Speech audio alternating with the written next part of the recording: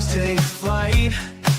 Marc D with the C's got the geeky delight. Retro toys and comics we adore. TV and movies, let's explore. Sunday Night Geekery, it's the place to be. With Marc D with the C, let your nerd run free. Old school vibes and stories untold. Tune in, tune out, let the magic unfold. I just love clobbering time.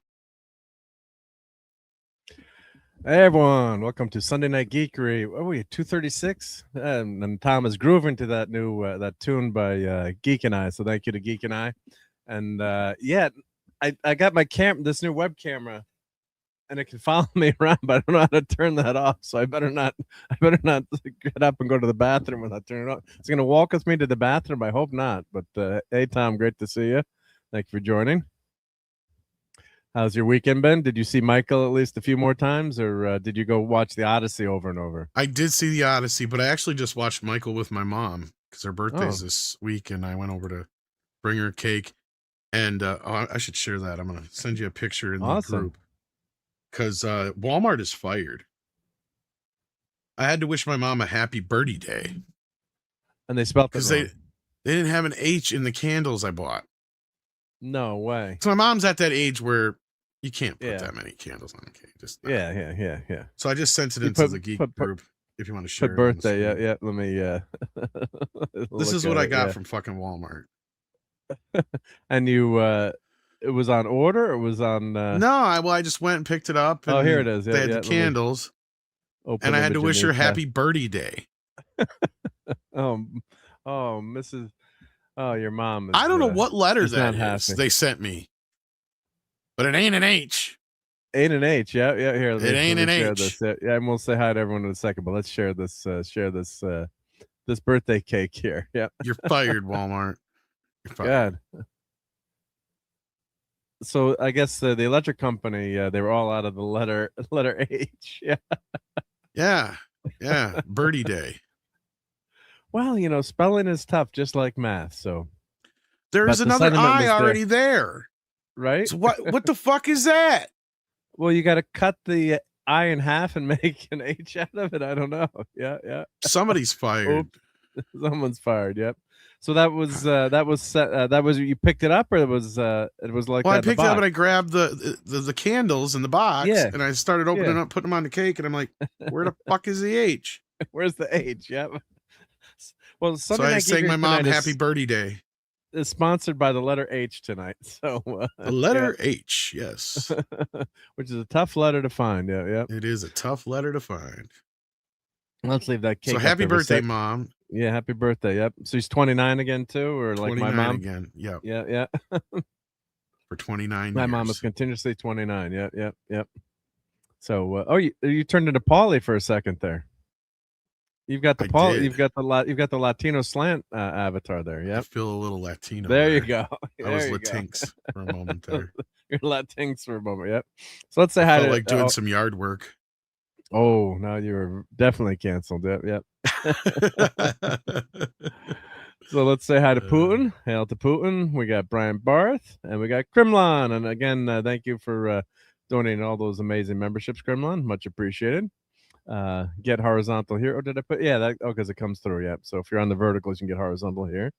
Putin, I did not sing that song, but the Geek and I put that together. So big shout out to the Geek and I, and hail to Darth Plato. And Six says I would watch that with the toilet there. Yep. Oops. Who are we watching on the toilet? Well, would that be the Odyssey, or would that be I guess I'm guessing Six means the Odyssey, maybe. Oh, fuck that movie.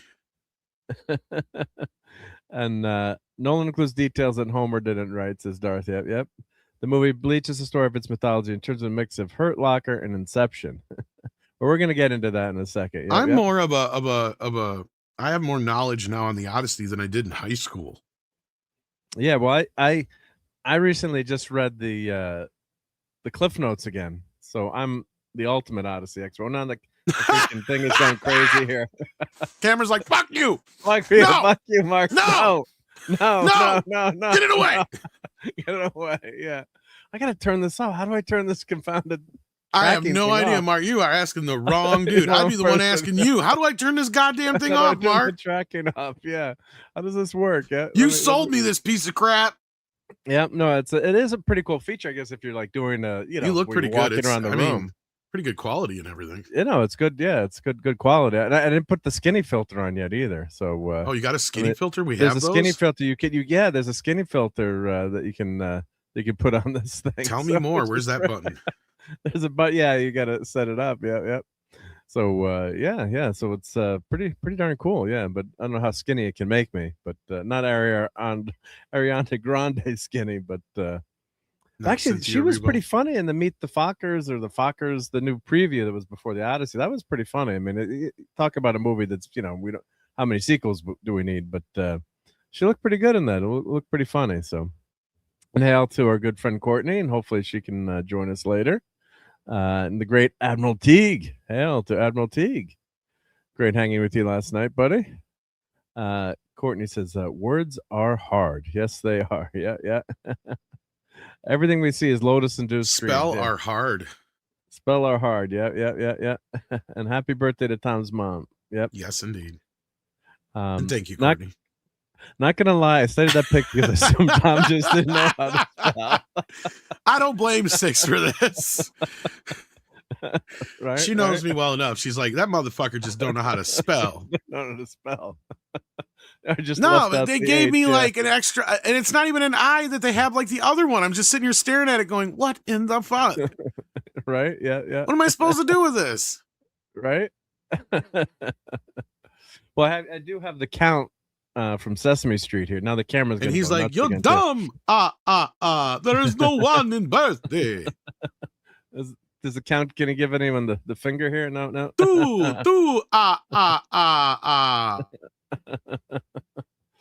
You gotta love the count. Yep. Let me see if I can get to this here. All right. Let me find. I'm gonna figure out how to turn this track. And actually, the tracking's not entirely bad, but I got to figure out how to turn that off. Let me put my new fancy. You OBS did not buy the fucking Supergirl cup, Mark. I did buy the super. Oh, I'm outed now. Oh my god! I did buy it. Yeah. Yep. And I got a replacement straw for it last night. Yeah. I don't know. I'm just I'm incorrigible. It's just you're encouraging bad behavior. It's horrendous. Yeah. Yep. So while I'm doing that, let me see if I can figure out how to turn off this. Well, speaking of like that kind of stuff, I thought like that IMAX popcorn bucket was literally a joke. I thought it was a joke too. It has become this is a meme now. Like, what the fuck? Right? Like that wasn't like just me. No, I know. Like Nolan has become so self-unaware at this point with this movie. Yep. And I don't know if you saw it or not, Mark, but when we get into it, yeah. I'll share the screen for this. And I was looking at it, and I don't know if I've one of the few people that's seen it twice, maybe.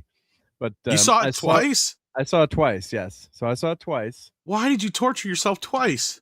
Because I wanted to stay married to my wife. Oh, for fuck's sake! Some things marriage just ain't worth for, man. You got me hitting the cough button there, laughing. But yeah, so I had gone, Thursday night. Of course, wanted to be out, do reviews and stuff. So us YouTubers, I consider myself a semi-professional YouTuber now. But yeah, and hail to Corey. And yeah, it's just I'm like, I really don't want to go more in, but we had planned like dinner and a movie with another couple. I'm like, can we go see another movie? Like everyone really wants to see it. Like, well, I'm bringing my earplugs. So the one thing I got through the movie was thankfully I had these on. So this is let's see if the camera doesn't go crazy. I'm still trying to get the see. I actually didn't have the sound issue everybody else did because my little shitbox theater clearly doesn't know how to turn the subwoofer up. But that's one thing I know everybody was complaining about was this like hum throughout the entire film that I didn't get. Now, why is my camera not working? There you go. So I recommend these eargasms. What the fuck? No, it's now the goddamn camera's gonna go all over the place now. Eargasm earplugs. They're So I had literally my called eargasms. Yeah, Okay. they're called eargasms. Now it's not gonna. Now it's gonna. I think there's like it's something you do. There we go. It's back. All right. Well, let me go back to the other camera as I'm looking My this up. Lord. So, and I'm telling everyone like how loud this movie is. It was unfreakingly believably loud. This movie. It was horrendous. I mean, it was really, really freaking bad. I mean, it was horrible. So, and you couldn't understand half of the freaking dialogue, and there's no soundtrack in this movie. Well, there is, nothing, but it's getting drowned out evidently at other places. But yeah, it was pretty. I mean, I got to tell you, really, all they got to do is turn their subwoofer down, because that was the one difference I had at my theater than everybody else's. I just didn't have a droning sub. Okay. And I could actually understand most of the dialogue for the most part. That I could, like I didn't have the same audio issue everybody else did. So I can say that much. So. Oh man! Now someone had sent me. Let me refresh my screen here. So that's the tip to anybody who works in a theater if they're having issues with that. Turn your subwoofer down. Yeah. Yeah. So yeah, just that's my guess. Is he's just got a low rumble throughout the entire. Didn't he do the same thing in like Inception and Tenet? I think had the same problem. Dunkirk was another one I remember having a hard time understanding everybody talking. Yeah. So, but this is the one movie where I've heard that before about Nolan. But this is the first time when it was really, really freaking bad. I mean, super bad. Where it was. Well, this is one of his most dialogue-heavy films, which is sad. Because as I've been joking, and it's true though, it's not even a joke. Like we literally, the whole entire movie is tell us what's going to happen. It happens, and then talk about what just happened, and then talk about what's going to happen, and then happens, and then. Yeah, I'm trying to find the pattern. Someone had sent me someone complained about the sound mix. I'm trying to figure out, well, maybe it was on Instagram. You know, when you get a I've message. Heard several, like, everybody I've talked to, this has been unanimous. Everybody I've talked to been complaining about it, right? Yep. Yeah. So that was the one thing when I walked out of it going, wow, I was surprised that the sound didn't, and that's the best thing I can understand, because like there's no rumble at that theater. Yeah, so I now that I found this, I can play this clip here. Let me share this screen here. So this was someone sent me this from TikTok. Oh, let's see here. How do I get this to play? Because that was my biggest complaint about getting to see Michael so many times, was the sound in the theater wasn't that great. Yeah. Apologize as I'm trying to get this to. No, you're fine. I'm trying to help fill in. That's why. Yeah. No, I'm trying to copy this. How do I copy this over to freaking Instagram? That's because it's no. Oh, right. She sent me this on Instagram. I don't use the Insta tickers. So so I'm trying to copy the link so I don't have to show all my Instagram chat here. Let's see. How do I do this? Let's see. This is freaking funny. All right, well, I'm not going to show the let's see. Can I do this? Let's see. Do and then we'll finish saying hi to everyone in the chat as well. Yeah, we got Darth Plato. We've got let's see here. We got Alucard or A-Lord Corey. Sorry, not Alucard. We got Putin in the house. Bryant's here. Six is here, of course. We mentioned already. And how you doing, Six? Hopefully you're not working too hard if you can hear us. And I think you got everybody pretty much then. I think we got everyone. I hope. Yeah. You got Courtney. You got Courtney. Kremlin. Yeah. Corey. Okay, good. We got everyone. All right. So let's play. Let's play this. Claude's here. Load. Cloud. Yeah. Sorry, Claude. Cloud. All right. So here, let's share this screen. Yeah. This was pretty. My friend. Suddenly I'm foreign. Yeah. My friends. We went to the movie with my. This is my buddy's wife. So she's like, I thought you might like this. Let me turn the audio on here. So this is your buddy's wife, or this is holding a gun? She sent me this video in the editing bay, just like more, turn it up, and absolute assault on my eardrums. Listen, everyone's gonna win an Oscar for that movie, except the sound editor. He deserves to go to jail. But what was the purpose of that? I need answers. Please respond in the comments. This message is for Christopher Nolan. Why was the Odyssey so loud? Were you holding a gun to the sound mixer's head in the editing bay, just like? So that was perfect. She's not. I guess she's not wrong though, because that's what she's not everybody's wrong. Yeah, about. My wife actually covered her ears at one point too. So she's like, I can't take. She's like, she covered her ears, So I'd gone to see the Dobley digital the first night, and the seats were like shaking. I mean, it was Dolby. I mean, you can. In Dublin, she means Dolby, all right? She means Dolby. I meant Well, a Dolby. They don't even have a Dolby Atmos version of this, as far as I know. Like, so it'd be just the standard Dolby digital, basically. Yeah. Yeah, but I went to the Dolby Atmos theater, so I guess they have it cranked to 11 there. Well, And yeah, some of because those Nolan scenes- only mixes it for IMAX, and IMAX doesn't cover Dolby Atmos. So Yeah, so it just it's just converted, I guess, right? But basically an up convert or whatever you want to call it, probably. whatever, somehow it gets converted. But maybe they did freaking- actually do an Atmos mix, but I doubt it. But I mean, for some of those scenes, like in the ocean, when they're a couple of times, it was like the seats were like rumbling like for 5 With all the to 10 waves minutes. and The waves, and like it was hurting my freaking ears. I was like, I gotta. Plus, I don't know if you can still hear. I still have a kind of a cold going, so I got one of those great summer colds. yeah. I had a splitting headache when I got home. I'm sounding like an old freaking man. Well, how are you guys dealing with the haze over there? How bad are you guys? It was pretty. That day was really bad. Actually. Oh, it's the haze bad was, here. Yeah. Yeah. So, and I heard the Midwest was getting was really Fucking was Canucks really got to too. send their shit down here. Yeah. So, yeah. Unfortunately, it was really bad. Really bad down here. Yeah. That one day, and then it got better, and then it got worse again. But You'll laugh, you'll cry, you'll kiss your hearing goodbye, I guess. Yeah. So, but let's catch up to the chat a little bit here. Yep. Just whenever needed a comedic Robert De Niro movie. I don't know. I kind of like De Niro. But Depends on what it is. Is he in this? I don't know. No, in the in the Meet the Fockers. The Fockers.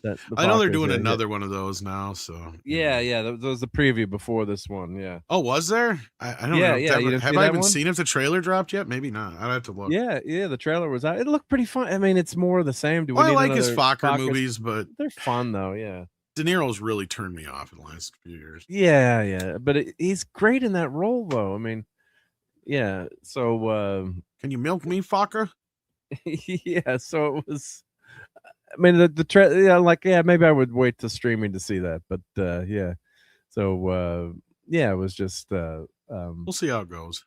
See how it goes. Yeah. I kind of actually almost like to analyze this better than I did.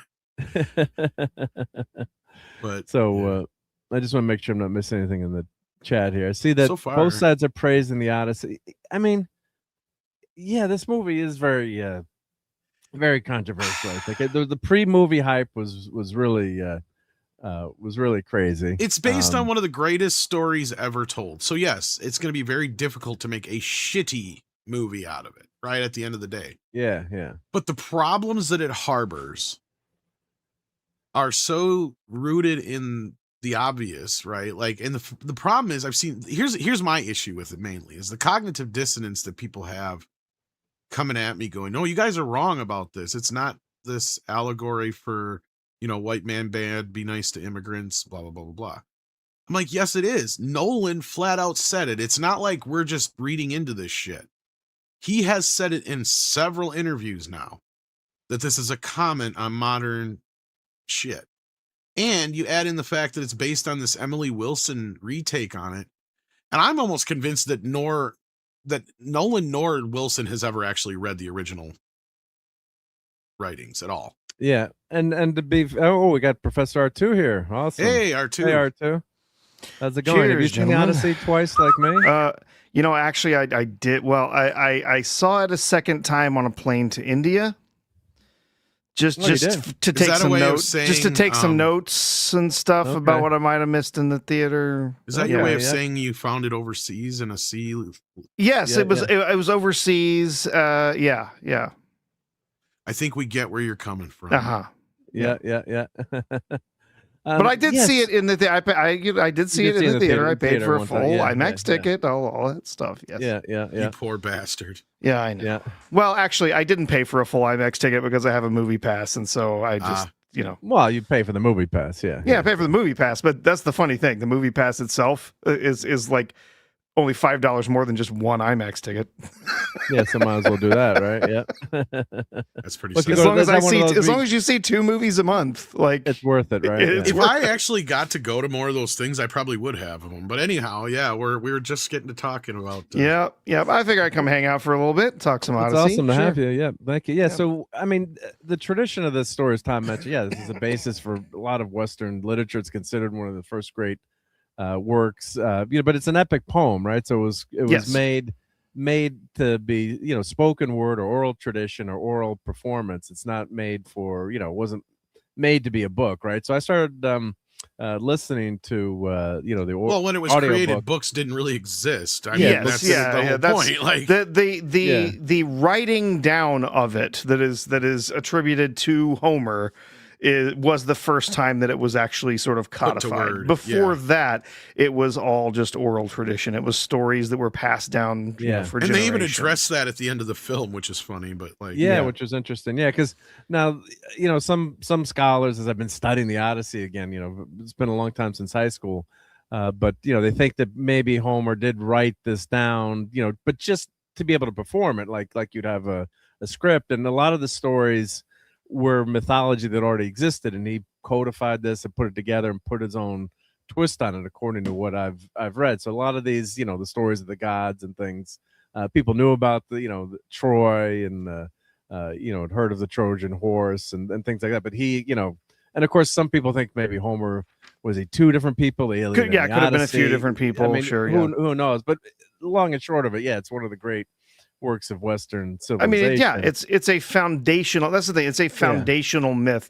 Yes, it is fiction, but it also happens in a very specific place and time. It involves real places and real peoples, such as Ithacans and Spartans, the Greeks, the Trojans. Trojan horse and all that for a long time, people actually didn't think Troy was a real place.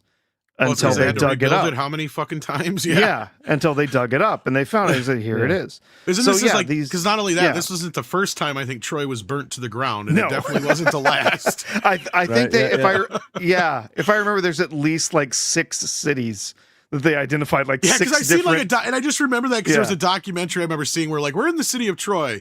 And this is where the Battle of Troy happened with, the Trojan horse and all this stuff. It could be here, or it could be, and then it cuts to this other thing. Could be right here. Or it could be, and then they cut to this other thing. It could have been here because they've rebuilt the city so many times. We don't know exactly.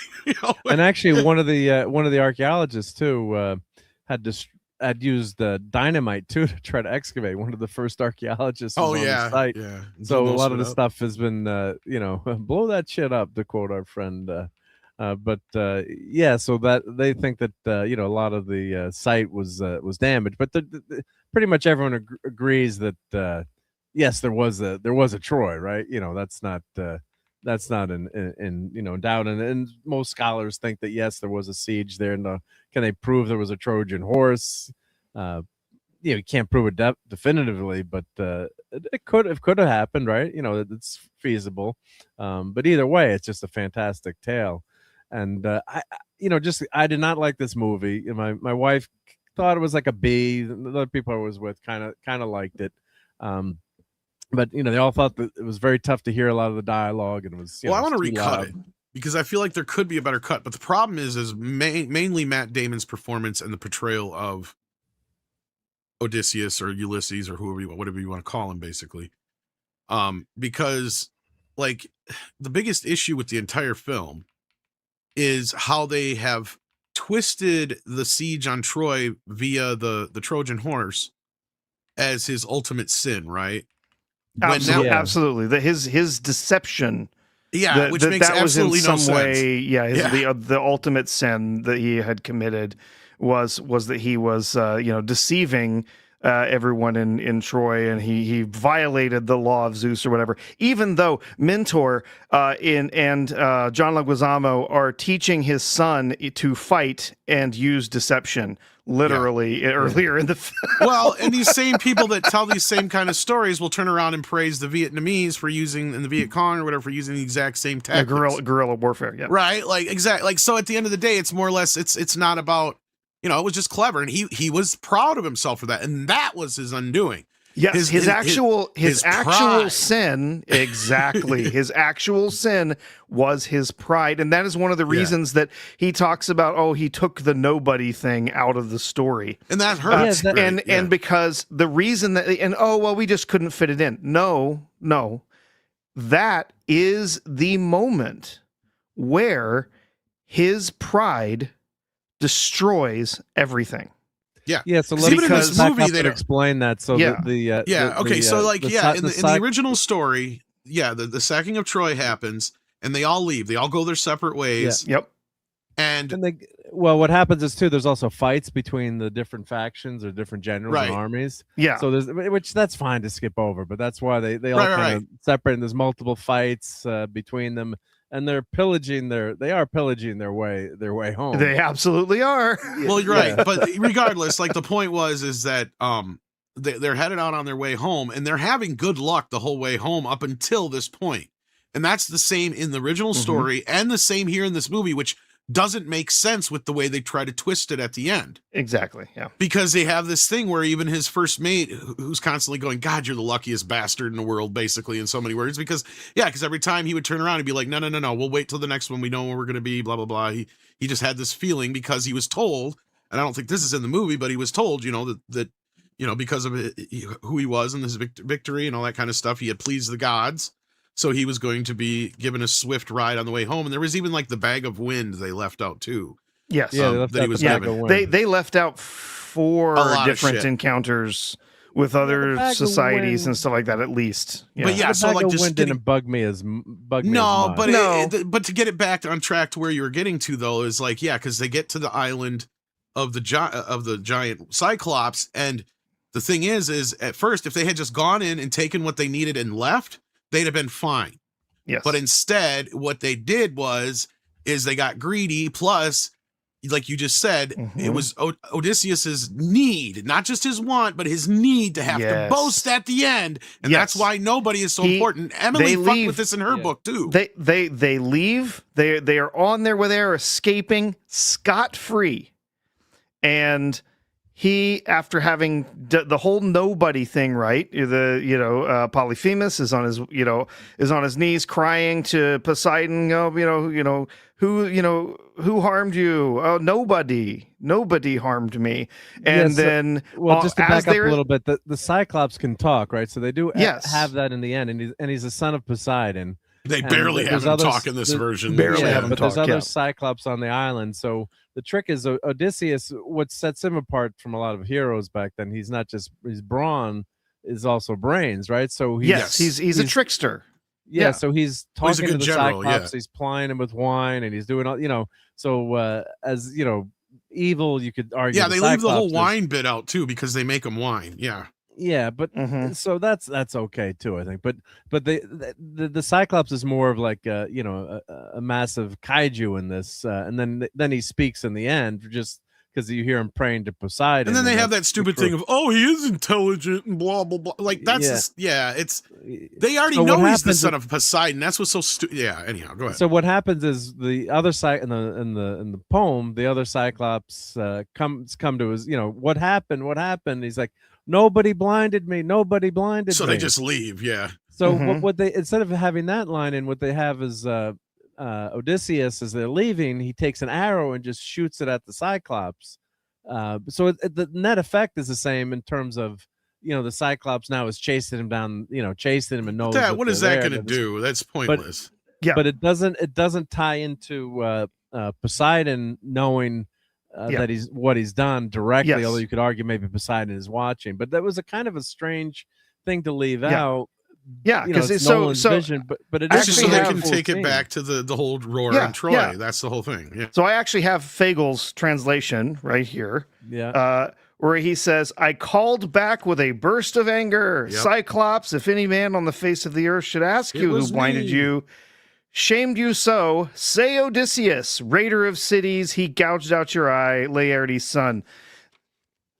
that leaves it so that then Poseidon knows exactly, and he did that out of pride. He could have escaped scot-free, but out of pride, he tells who he is to Polyphemus, and then he's able to tell Poseidon, and that is why they have the disaster of a journey back after they've, that's the way it plays out in the original poem. Yeah. No, and Nolan necessarily never claimed this, and I've even come out and said, I think a lot of it's expectation by the audience. But the problem is the adaptation that he has decided to use as his main adaptation, right? Yeah. And this is where I said that I don't think either one of them has read the original poem, and neither have I actually sat down and actually read the original poem from my knowledge. I mean, I remember reading about it in school. We had a large portion of it in school. Yep. All that kind of business. I mean, like I said, I've had a crash course in it in the last few days here with everything going on.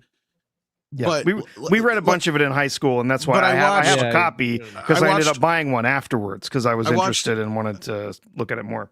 I watched the Kirk Douglas film, though, the other night, which was actually a Dino De Laurentiis production, which at that time he was Italian. Exactly. So, and in my reading, like outside of the 97 miniseries, that film is one of the closer ones to the original poem. But the big difference is, and this is why I think, and this is my reasoning for thinking that Emily has never actually read the poem, is a lot of the big differences she carries over into this version. See, and that's where I'm thinking she watched that 1950s version, but is like, oh, this is just a bunch of macho men being macho men, and decided to write her own version of it. Because all the shit that's in that version that she wrote is pretty much stuff from that telling of it, and in that kind of order in the way it's being told. The only big difference is that beginning. The version of that version starts where he lands on the shore near Ithaca, but he doesn't know who he is. They added the amnesia just so that we could have a flashback story, just like they do in this film, right? Like, so I'm like watching that going, God, this is like, I think that's what happened, is that Emily just watched this movie, never read the story, and then did her version based on that. Because the other problem with that version is if you watch the American cut, because they redubbed everybody's lines, well, everybody's just speaking like people spoke in the 1950s at that point. But now if you watch it with the original Italian with the subtitles, it actually feels like you're watching, I mean, they're speaking Italian, but if someone, they're like Latin, and they're speaking, kind of the original language, and it has a different kind of feel to it. And it actually kind of adds a little bit more epicness to it. And the way that story ends, that's the big difference too, is in that version, like he comes back, he wins the day, he fights with his son, and they go off, and he's, he takes over his kingdom again. And the way that this story ends is you have this stupid I Am Legend ending. Yes. That I hate. It's awful. It's a terrible ending. Yeah. And we'll get to that, but like overall, I just getting back to cinematography too. Like we had a question. Yeah, there's people put Nolan on a pedestal. Well, he's very successful, so I think. But anyone is open for criticism, and I love his second movie, The Dark Knight saga. The first one, I don't really like Batman Begins that much, but I guess it's also a personal preference, right? Do you like a director's vision or not? And as I rewatched this movie, the things that struck out to me, well, I couldn't hear a lot of the dialogue again, even though I was straining to understand it in both Dolby and IMAX. It's very dark, depressing, and I love the idea of the IMAX camera. And this technology, I just love, Nolan's vision for that. So let me share the popcorn bucket, which we were kind of laughing at. I do love that they've conned people into going and paying a ton of money to watch a film in theaters. It's in the same aspect ratio as the TVs our grandparents had. Basically, right? Yeah, I mean, yes, granted, he is shooting it on a very expensive, camera, very expensive film. Yeah, but it's still, it's 4x3. Yeah, if you go to but I mean, like I've seen, we used to have a real IMAX at the Maritime Center in Norwalk that I'd go to, and I'd seen a few Nolan movies there, and some Star Wars movies, and they do like special presentations, and there's only about 30 in the country, so this movie screen at this Maritime Center was like 6 stories tall. I mean, if you fell from the top of this movie screen, you're dead. I mean, so. It's just an unbelievable presentation. So yes, I mean, and originally movies were, that more of that TV, screen aspect ratio. It was in the 50s when they went widescreen to kind of fight against the, television. Yep. But and now that television has become widescreen, we're gone back to movies being 4x3. 4x3. Yeah, exactly. it is amazing though. I have to say the tech, and so what they did here. I'm trying to find a better picture of the.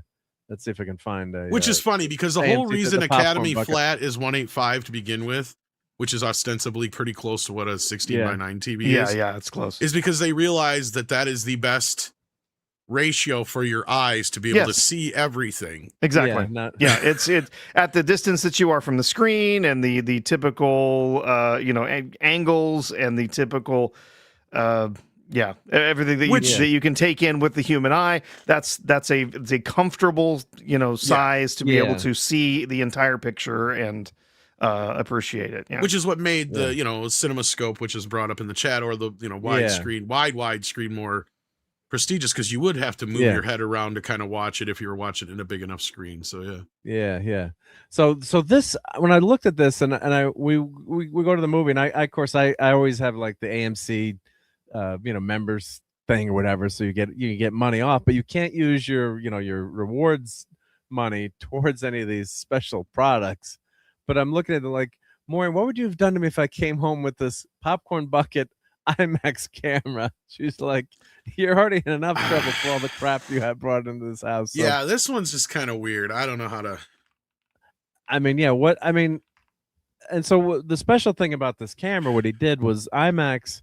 It's so loud, the camera, as it's working, that you can't film scenes with dialogue, right? So traditionally, they've like in The Dark Knight, you would have the IMAX format, and then it would go to another format. You could see it switch if you'd gone to see it in an IMAX theater, where all of a sudden the aspect ratio would change. For some of the famous scene, like Bruce Wayne jumping off the building with the glider, like that scene was all in IMAX. I think the bank rob in the beginning. Yeah.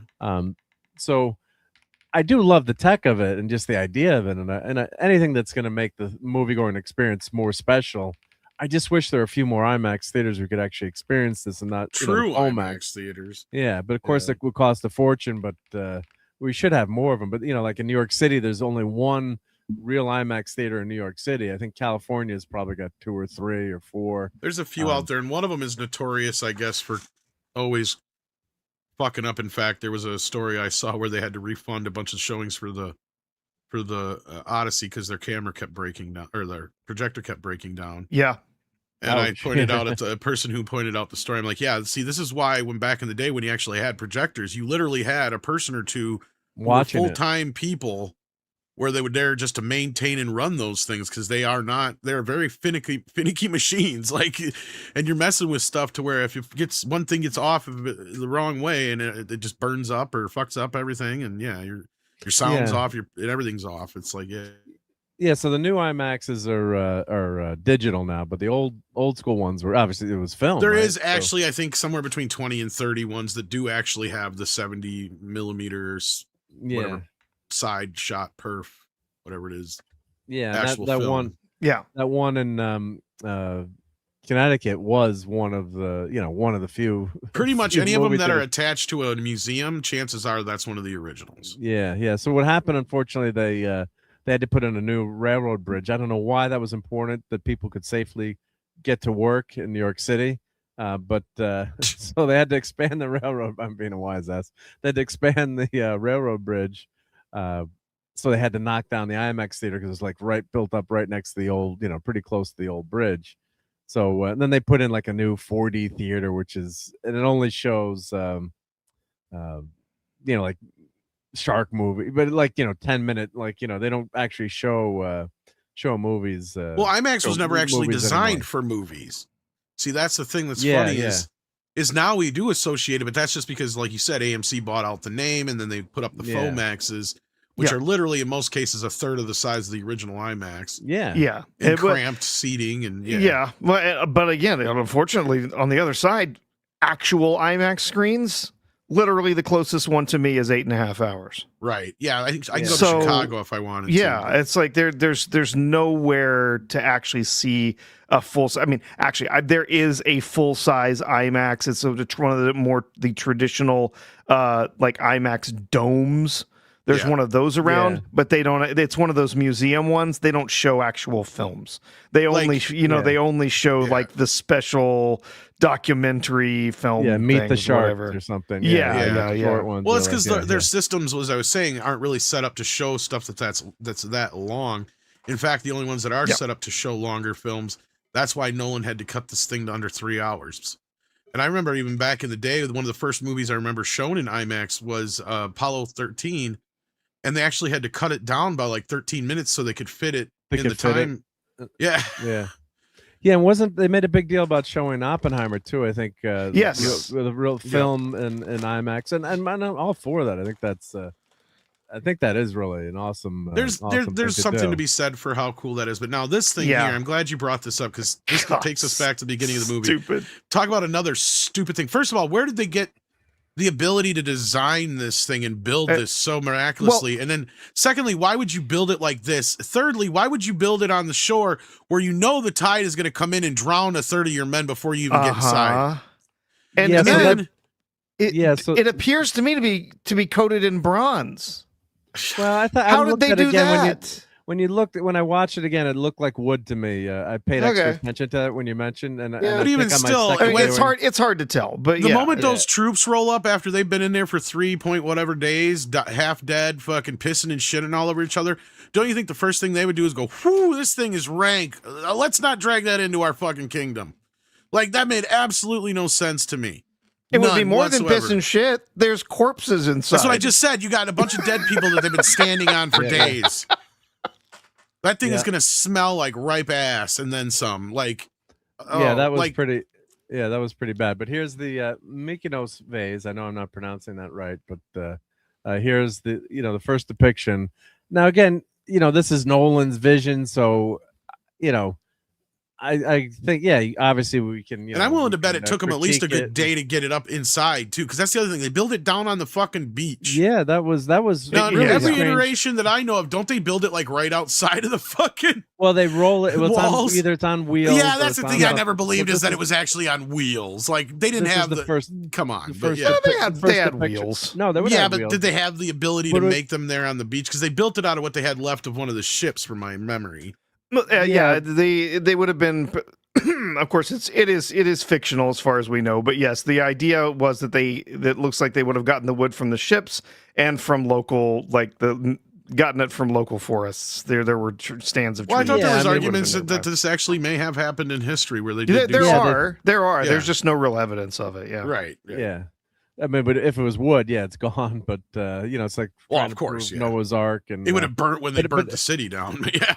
Yeah, I mean, this is Nolan's, interpretation. But as an engineer, I'm like, you're definitely not, like you said, you're not leaving on the beach so people could, end up mostly dead, and thankfully not all dead. But it's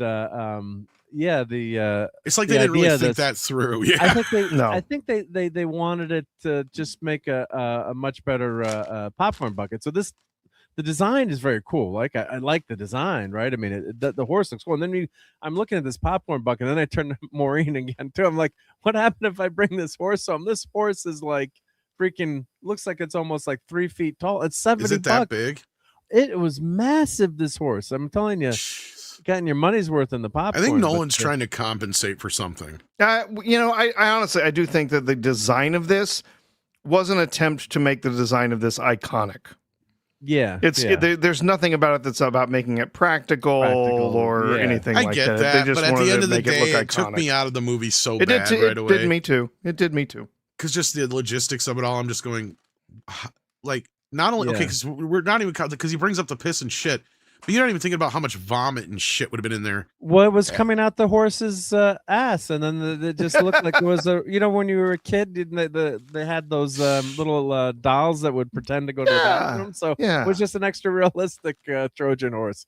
I mean, one hand, I do appreciate, like, there was, you were suffering inside this horse without any popcorn, but it is a ridiculous design where you have all these people in there. And there's not a good place to hang out, right? I mean, you're Trojan seahorse, right? And it's on the edge of the water. So I think this is one of those artistic decisions. Like let's make this horse look really cool. The other thing I noticed too, and I think if I hold my hand up like this, that'll turn the tracking off. They said, does that turn the tracking off? Let's see. A little bit. I think that turned. Oh, that turned off the tracking. Oh, no, now it turned off the tracking. That's it. You hold your hand up.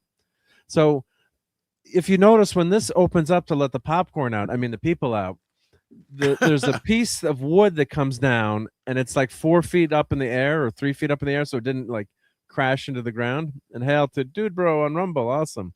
Yeah, that's true. But so what happens then the next scene, and I paid attention to it again, it caught my eye. The piece of wood's on the ground. I'm like, well, how did they lower that down? Because there's a rope that comes out, and then just a minor nitpicky. It's like a weird trap door thing, but but the trap door comes down. It doesn't hit the ground, kind of like Tom Cruise in Mission Impossible doesn't hit the ground. But then the next scene, Matt Damon and everyone's coming down the rope, but that piece of wood, the piece of wood is on the ground. I'm like, what? Just a minor thing, but. I'm like, what? I don't know if anyone else caught that, but yeah. Well, like I said, that whole scene took me out of it. The movie, like, first of all, you got Sinan or whatever the fuck their name is, aka Achilles. Yeah, be careful with our verbiage here. I'll be as careful as I can. Just call it Sinan. It's the character. And like I said, anybody who's going around saying that Sinan has very little to nothing to do with the movie, and so same thing with Helen, they're full of shit.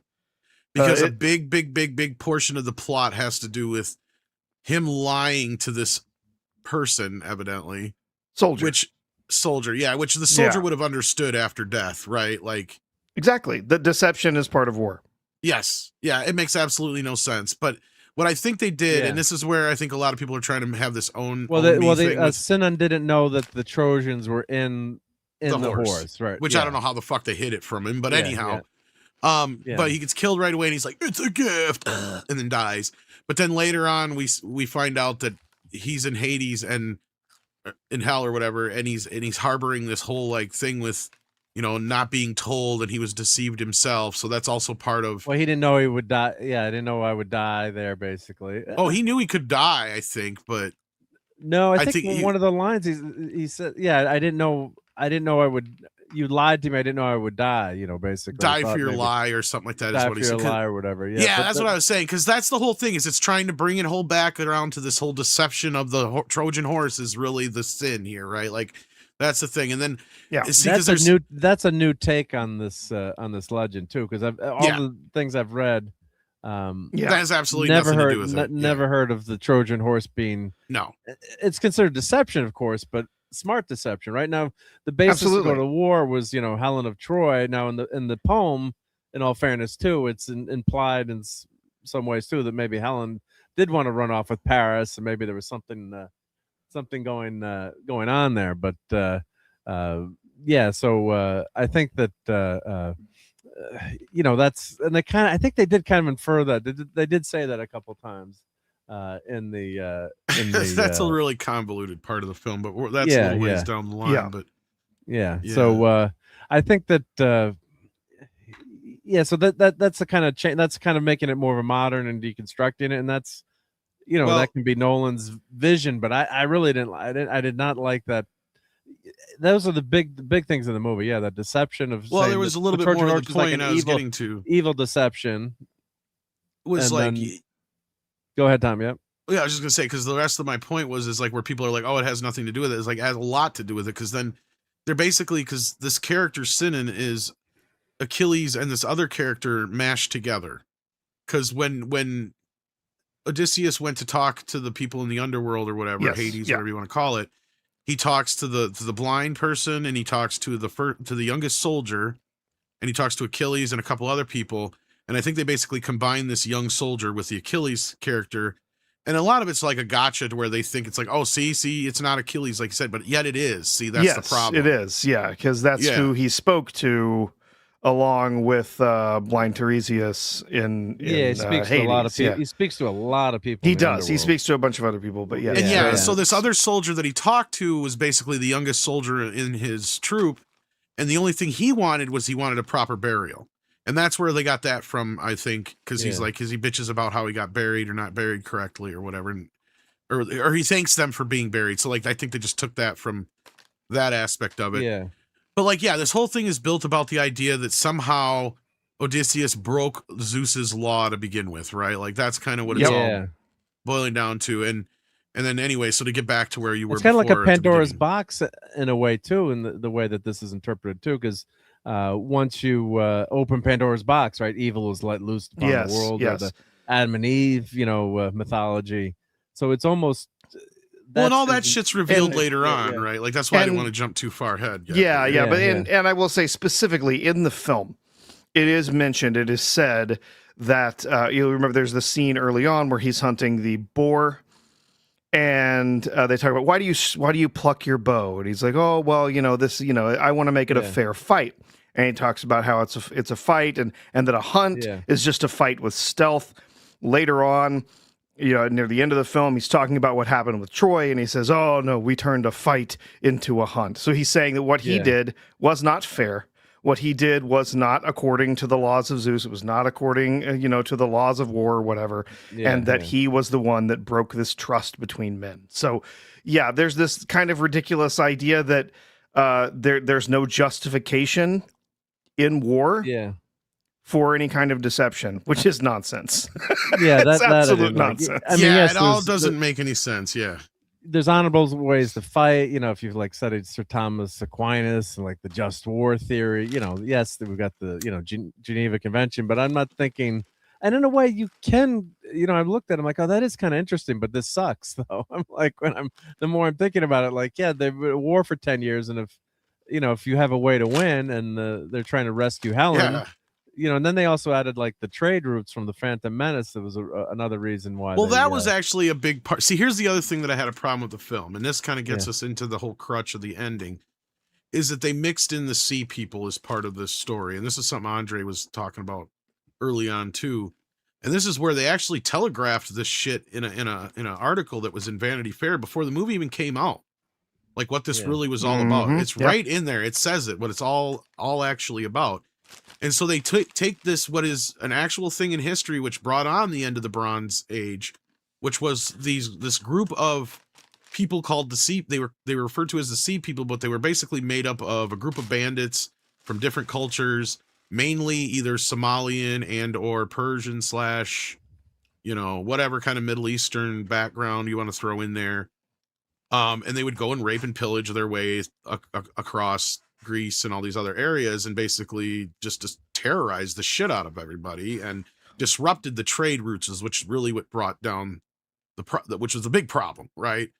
So this all happened though, like 100 or more years after the time of Odysseus, right? Like, so this is all stuff that's way post. So in this movie, what they try to set up, because everywhere they go, people are talking about the Sea People, or we thought you were the Sea People, that's why we were scared, or that's why we burnt our village and ran, and Circe's like, the Sea People came and raped and pillaged us, and that's how I got these powers, and they think it's the Sea People, and thus we get one of the most absurd scenes in the entire film, where a British Indian man and a black man tell a man whose city they just destroyed that we're Greeks from Ithaca. Not only that, I think it's the same individual, if not one of them, that basically jumps on Circe and is like, hey, we're just here for some provisions. She's like, take whatever you want, like she's ready to be raped. He's like, no, like acts like all of a sudden like that's the last thing he could ever want, which is another thing, because in the poem, Circe is on the island of the with the other nymphs and shit, right? If I'm not mistaken. So Circe has her island, but she is she's a goddess in the poem, and she's also incredibly gorgeous. And the men are deeply tempted by her presence, of course, but not just that, but also by the provisions that she has to offer. So so Odysseus does save the crew. So in the poem, there's one officer, just call him an officer, I'm forgetting the character's name, who doesn't go into the house and sees that she waves her wand and all the the crew is turned into pigs, and he goes. No, actually, it's Emmaus. It's Emmaus, okay. Emmaus is the one that actually comes to get Odysseus and be like, oh crap, your men are all turned into pigs. Into pigs, yeah. So then Odysseus goes and he meets Hermes on the way, Yes. And he's given a magical herb that can protect him, and Hermes gives him some tips. And it's been a long time since I read. Well, right, and then but in the way they present it in this film, though, is it kind of goes against the whole idea of, okay, so is it okay or not okay for Odysseus to be clever? Because the way they set it up in this movie is he figures it out all on his own. Yeah, and it's just because of his own cleverness to be able to detect something's off. And he figures it out. Not only does he figure out that the men were turned into pigs, he figures out that the bird is her fucking sister and all this other shit too. Yeah. In a matter of one conversation. Yeah. So, which I have no problem with, because the guy is supposed to be very intelligent. But again, that's what sets him apart. Yeah. So again, that's the problem I have with the movie, though. Is it okay for him to be intelligent or not? Like, what are you trying to say with this? Like, well, he does in the poem. He does end up with Circe for a year. They stay on the island for a year, and Circe, finally relents and turns the men back into men. And but he stays with her, and he's and then the men, they finally say we miss Ithaca, New York, as D-Bud says, and then they head off on their next quest. Now everyone seemed to think that that scene was pretty well done visually, and everyone in the transformation bit was fine. Yeah. I didn't even mind. I thought the dialogue between the two of them worked, but like you said, like, is him being clever okay or not okay? Right? Is that which? But then again, that takes it back to the whole reason why she's doing what she does, and she said it's because the sea people came and they did this, and this is why she hates men, and blah blah blah blah blah. And the other thing I will just say in this, they did not have to add a shot that proved how idiotic his crew was. Right. But they did.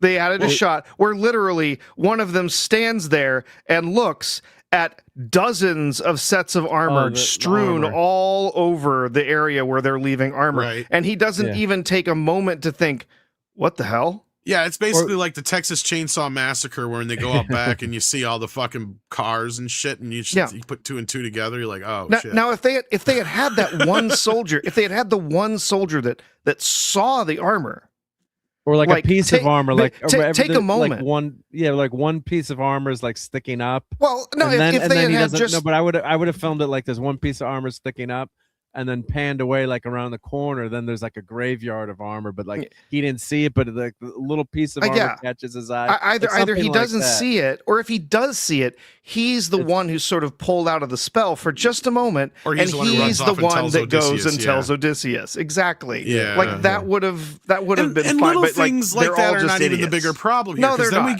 They're not. We get to the other thing, because you brought up the diversity crew, right? Like, that's the thing, is he's got the most diverse crew I've ever seen. It's absurd, and they're also not in a trireme, but we're not going to argue about the type of boats. Here's the issue where Nolan works against himself in this movie, and this is where I think some people are misunderstanding certain aspects of this, is because of doing this now, when we get to the big twist at the end, folks. So if you don't want any spoilers from here on out, plug your ears for a little bit. Yep, spoilers for the 3,000-year-old.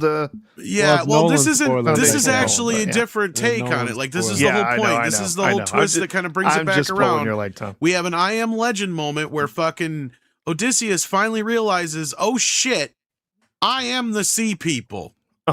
Yeah. Because we realize that all this time that they've been jockeying around for the last decade after they left, they've been terrorizing so many people that they have been the ones that have been undoing civilization. And so anybody who tries to say that that's not what this movie is, then they're full of shit, because this movie is basically white man bad, and it's a retelling of Oppenheimer, only just replace Oppenheimer with Odysseus and the bomb with the Trojan horse. And all the other men who weren't white, they were simply corrupted by white man. Exactly. And his original sin. Yeah. But that's where I said I think he kind of didn't think that one through. He should have thought that, because now you just basically gone against your whole point. Because basically what this movie is predicated on is be nice to strangers, because you never know if they could be gods in disguise. And he breaks Zeus's rule by supposedly going in and pillaging all these places and stuff. Yeah, and that's a major tenet of the movie. When I just made a bad Nolan pun, but right, and it is a nice message, and it's quasi Christian, I guess you could say. Turn the other cheek, or be treated as you. But I don't like how they twisted it. Yeah, well, they make it all about the end of the innocence, basically, in this movie. And if you lopped off that last few minutes of that last speech, that would have changed the outlook. Now, I didn't like this movie. That stuff, as much as I didn't like it, I just didn't like the way this was filmed. I got to address delivered real quick. Yeah. What did I can't see what he says, what the fuck? Oppenheimer was white and he made an effing bomb. That's history. Does that make you butthurt, Tom? No. The difference is Odysseus and Oppenheimer are not even remotely close to the same character. They're not. And he flat out said that he could not have made this movie had he not made Oppenheimer first, which basically his way, and they editorialized from there in that Vanity Fair piece, were basically how he replaced Odysseus in the place of Oppenheimer and the Trojan horse as a bomb. Like I said, they told you this whole movie before anybody went to see it. Mm-hmm. So this is why I've been arguing with people going like, we can judge a movie before we see it because the motherfucker flat out said that I poisoned the Kool-Aid. Go ahead and have a drink. I didn't like a lot. I just didn't like the whole. It just didn't come together for me. And then that twisting of the tale, or that interpretation, I should say. Yeah, I just did not like. It's one thing to have regret and say, yes, this Trojan horse. If we had just left, should we have just left Troy alone? I guess that's another moral quandary. But you could have regret about, yes, I did. We're able to bring down the gates, but to say that it's evil incarnate, basically, or the end of Western civilization, when there's fights going along all the Mediterranean back then, it was pillaging and fighting, and it wasn't a kumbaya moment there, right, in history when you study it. So it's the atomic bomb. Yes, that's unleashing a great, powerful, destructive force on the world, and I'm not going to get into the whole. No, the way he told that story was fine, right? Like, I have no issue with that. But you can't tell that same style of story and subplant that character into this tale because it doesn't work. Yeah, so you get so that's his interpretation, and it's like, no, Odysseus did not release a great evil upon the world, right? I mean, you could lament, say, oh yes, this is some of this fighting, yes, it resulted in a lot of people dying, and I didn't really see them pillaging all that much. All I see them doing is running away a lot. Yeah, well, they did in the poem. Yes, they did. Yeah, I was gonna joke, get to the chopper. Run away. I felt I was watching a Monty Python for a bit there, for like, it's like all it was run away. Because in the poem a few times too, as I'm reading my notes again. They don't they send like a small boat or a landing party of like 12 people, like the Cyclops scene. It's only 12 people that go into that island, right? They don't send they don't take everybody, people. And another nitpicky thing too, like when they talk to the dead, there's thousands and thousands of deadites there, right? But there should have been a more of a distance between Odysseus and his crew, and to get back to, I'm like, there's no way they're getting away, right? The dead people were only like that was where they kind of fucked with us a little bit, because I noticed that bothered me too, because at first I'm like, they would have caught him by now, and then that one shot you can see there's like quite a bit of distance between them. I'm like, oh, they pulled the movie bullshit on us. They pulled the movie, so but but that's just a minor nitpicky thing. And a couple of times with the Land of the Giants. Those and how the hell did they get away from those giants there, right? I mean, it's just and they are minor nitpicky things, right? Those are minor the stuff with the giants, right? The stuff with the giants, again, those were in the poem. They were in the original story. However, they were not running around in giant plate armor, right? They were just were like cannibals. They were just waiting for him to show up. They were cannibals, and they ended up killing a bunch of the men and destroying literally every last ship except for Odysseus's ship. They had an entire fleet with them.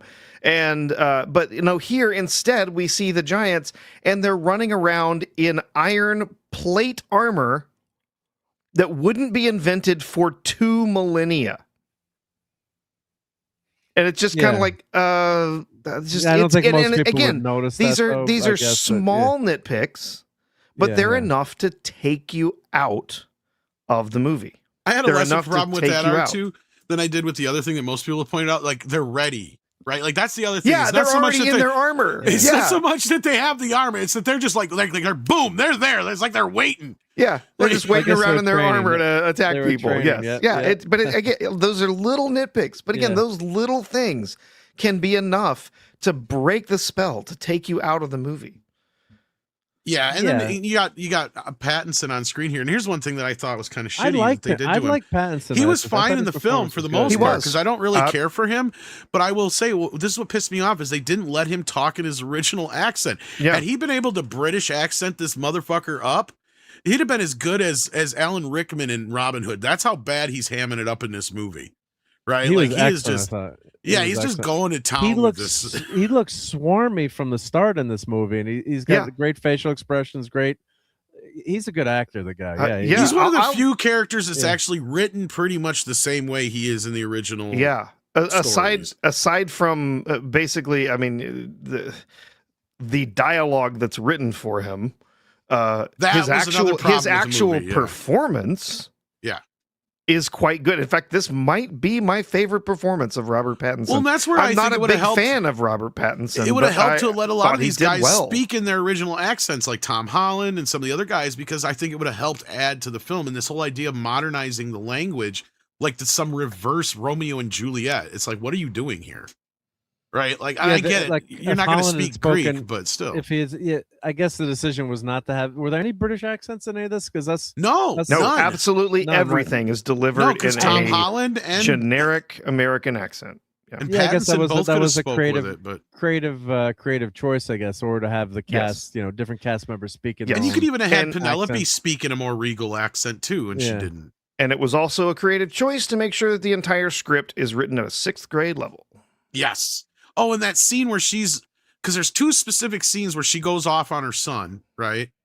Yep. And he's right both times. That's what pissed me off. Except there is one thing. There's a little line that is snuck in during that. See, the first time that they're talking, she's talking about, this castle and how they're here taking advantage of us and everything.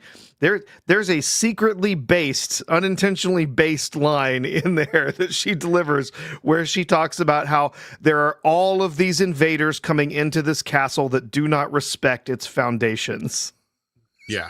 Yep. The one interesting thing that I found when doing some research for this was, and I'd mentioned this on some of the other streams, was, and let me just read some of this notes. I'll try to skim through it, but one of the interesting unsolved historical problems of Odysseus is, why doesn't Telemachus, the son, become the king of Ithaca?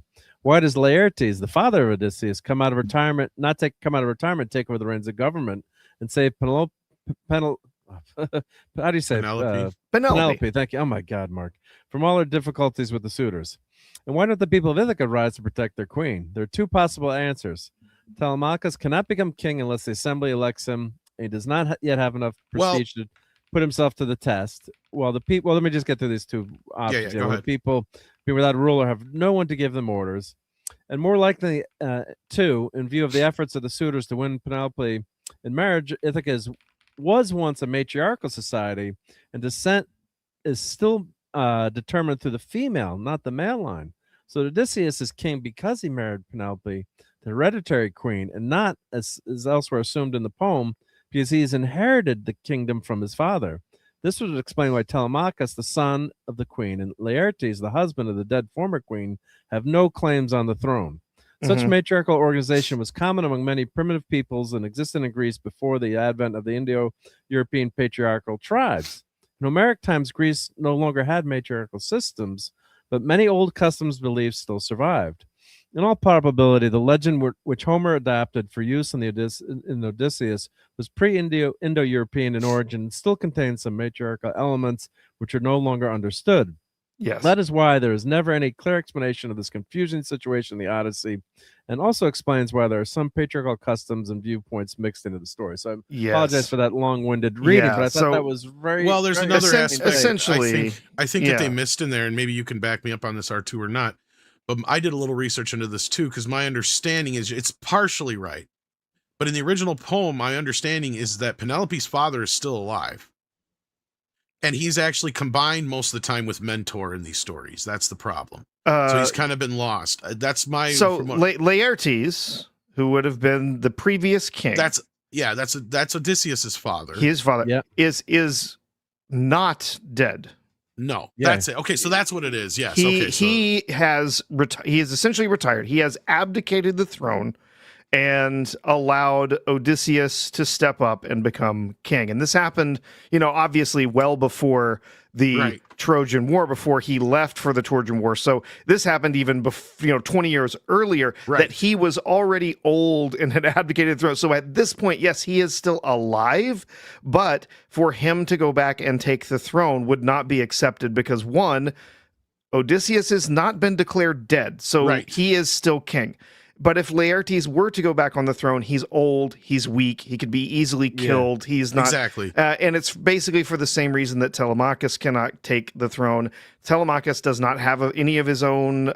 He is not a skilled warrior. He doesn't have any political. He doesn't clout. have the support of the people yet. He doesn't have any personal. This was another thing that kings needed to have in the Greek world was their own personal glory. He had to go out and essentially win glory to say, "Here is why I am. I am." And that's where meant to be Penelope your was king. holding him down, right? Yes, in a weird way. And this is So that's basically what I was going to get to. Is so the other part was that. Even though he's portrayed, I think, of the age of 20 in this movie, it's still in reality, I don't know if he was that old or whatever it was, but it was kind of, from what I found out, is that he wasn't technically old enough to take the throne yet, like R2 was just saying.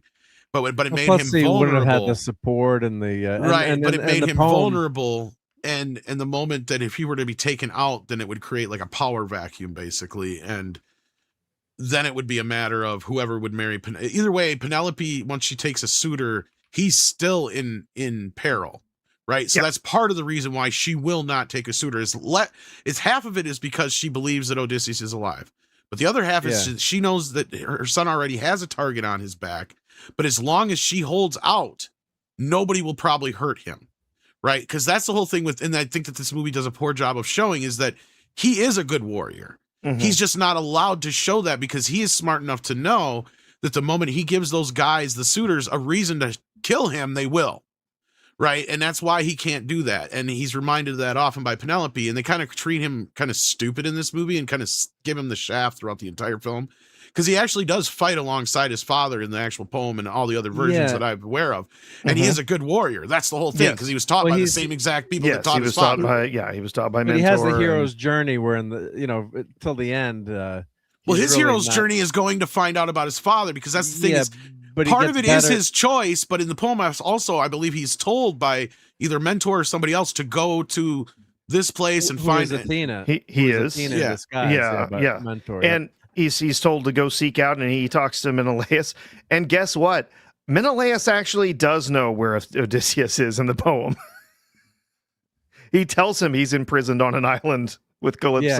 Calypso has him. He says he's gotten word that this is where he is. Yeah. But hasn't he already left there? Because that's the whole other thing, is he ends up living for a while nearby with that other kingdom with amnesia. He has amnesia in the movies and some of the stories, but in the original poem, he did not.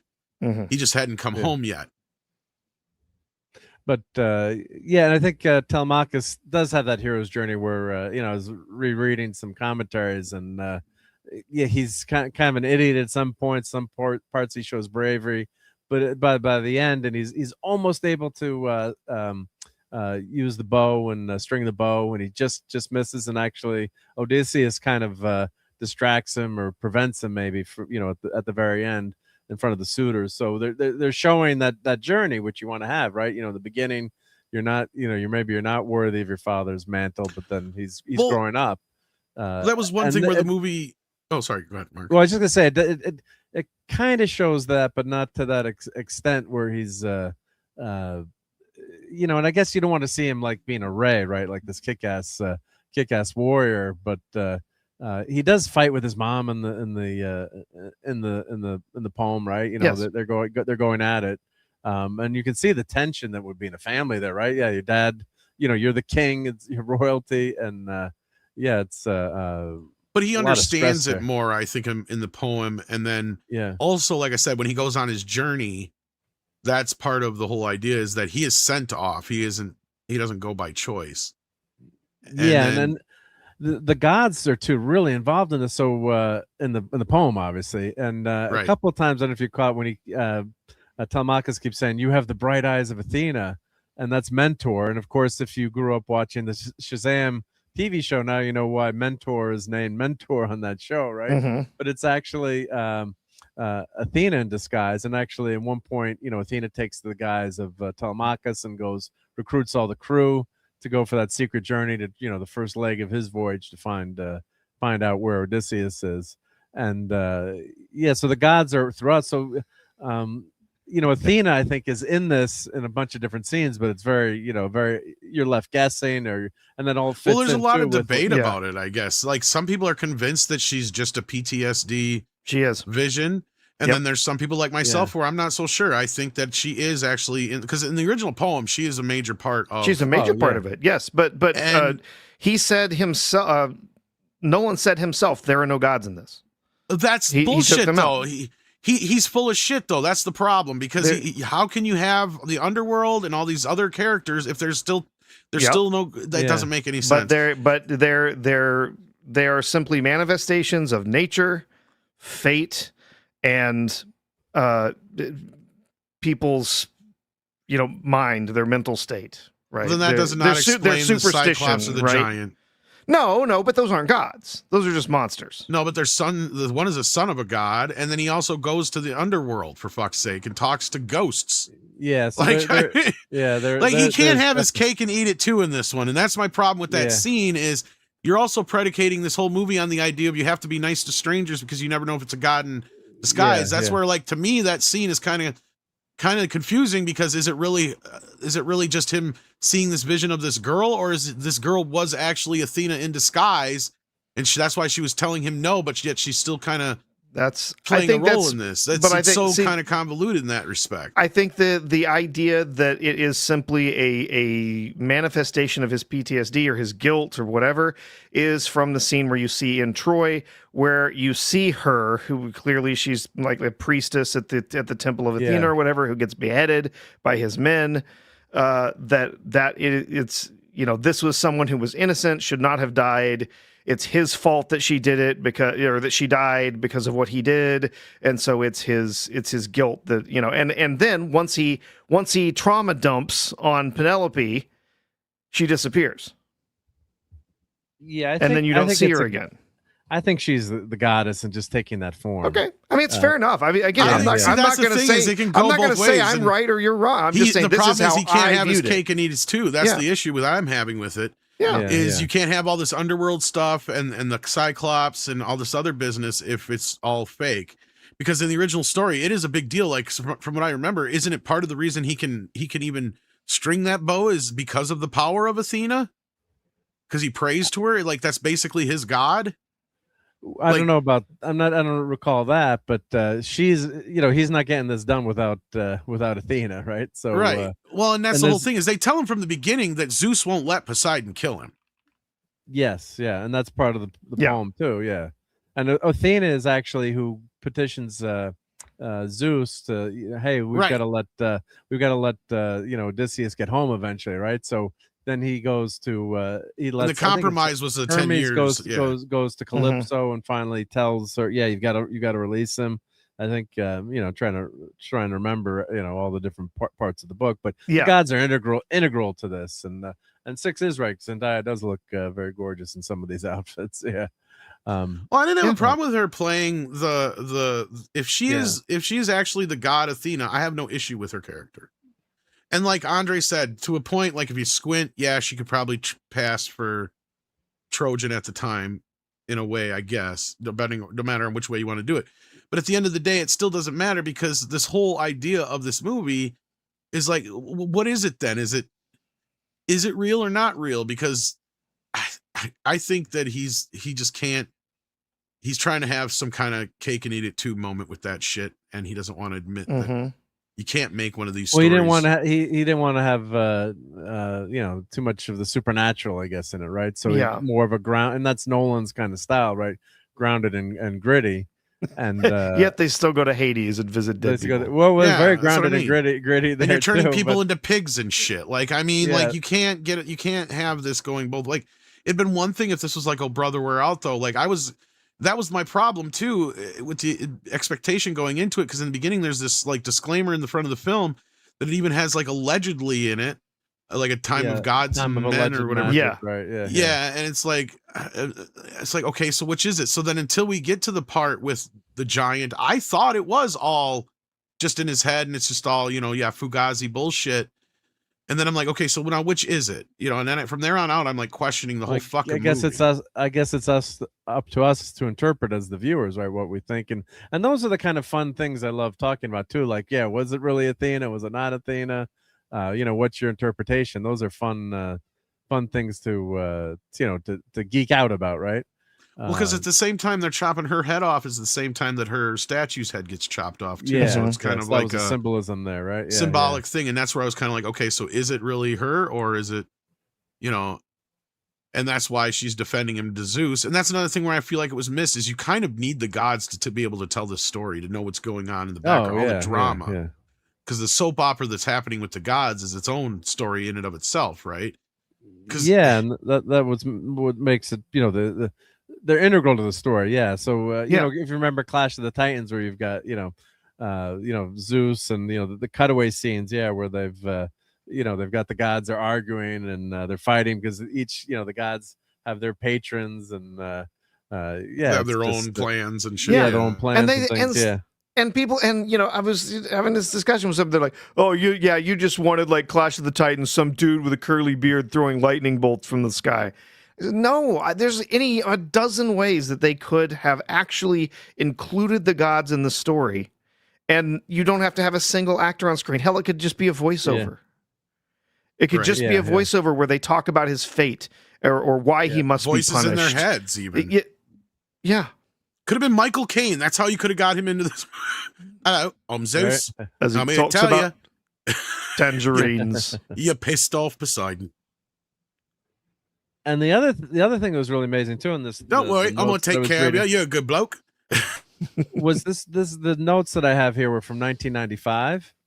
So the really interesting thing was the women of the Odyssey. So I'll this is too long to read the whole thing, but in this critique of the Odyssey, they actually talk about how integral women are to the Odyssey, which kind of goes back to Lapida's comments about Homer, kind of stuff this like women weren't part of the Odyssey, but I'll just read a couple paragraphs. The war fought over 3 different fucking women and Helen just one of them, right? So so there's the Odyssey is a product of society in which a dominant role was played by men. I'm reading from the cliff notes here. In ancient Greece, just as the whole of the ancient world, in America, Europe, women were in a subservient position. Society was organized and directed by men, and all the most important enterprises were arranged and implemented. Women were valued, and they participated in the affairs of the world only when they had their tacit approval, permission of the men who directed their lives. The literature of this sort of masculine society, of which the Iliad and Odyssey are examples, aptly illustrates these conventions. The themes of these works are subject which are in interest to men: warfare, huntings, problems of the warrior, ruler, and so forth. That which concerns women, as do domestic affairs, is not involved in this literature or dealt with casually. Keeping in mind this important attribute of epic poetry, which is the direct result of a society, social and intellectual environment, one cannot help but note the great difference between the Odyssey and all other epic poems. No other literary work of this period or similar cultural background gives such a prominent position to women. No reader of the Odyssey can help having vivid memories of the poem's outstanding female characters. There are many women in the Odyssey, and all of them contribute in meaningful ways to the development of the action. Furthermore, they are treated seriously and with all respect by the poet, as if there were no difference between his attitude toward them and his feeling towards the chieftains for whom this epic was composed. Among the memorable women are Nausicaa, Arete, Circe, Calypso, Helen, and they list other women. And finally, there's Athena, the goddess, who more than any of these women has the intelligence, sophistication, and independence that the modern world expects of women. I'll skip to the last paragraph because I can't read the whole thing here. But let's see here. What's a good spot to start this? Yep. Homer seems to comment that no human being, limited as she was by the environment which he portrays, could develop herself in this fashion. His admiration for Athena is made even more evident by the fact that she, not Penelope or one of the others, is the heroine of the poem, the sole companion and confidant of Odysseus. It is only in our modern world that women have been given the opportunity to fully utilize their talent and ability in order to become equal and contributing members of society like Athena. Understanding this makes a reading of the Odyssey even more pertinent to the modern student, which clearly shows a societal problem which has only recently and still only incompletely been solved by our world.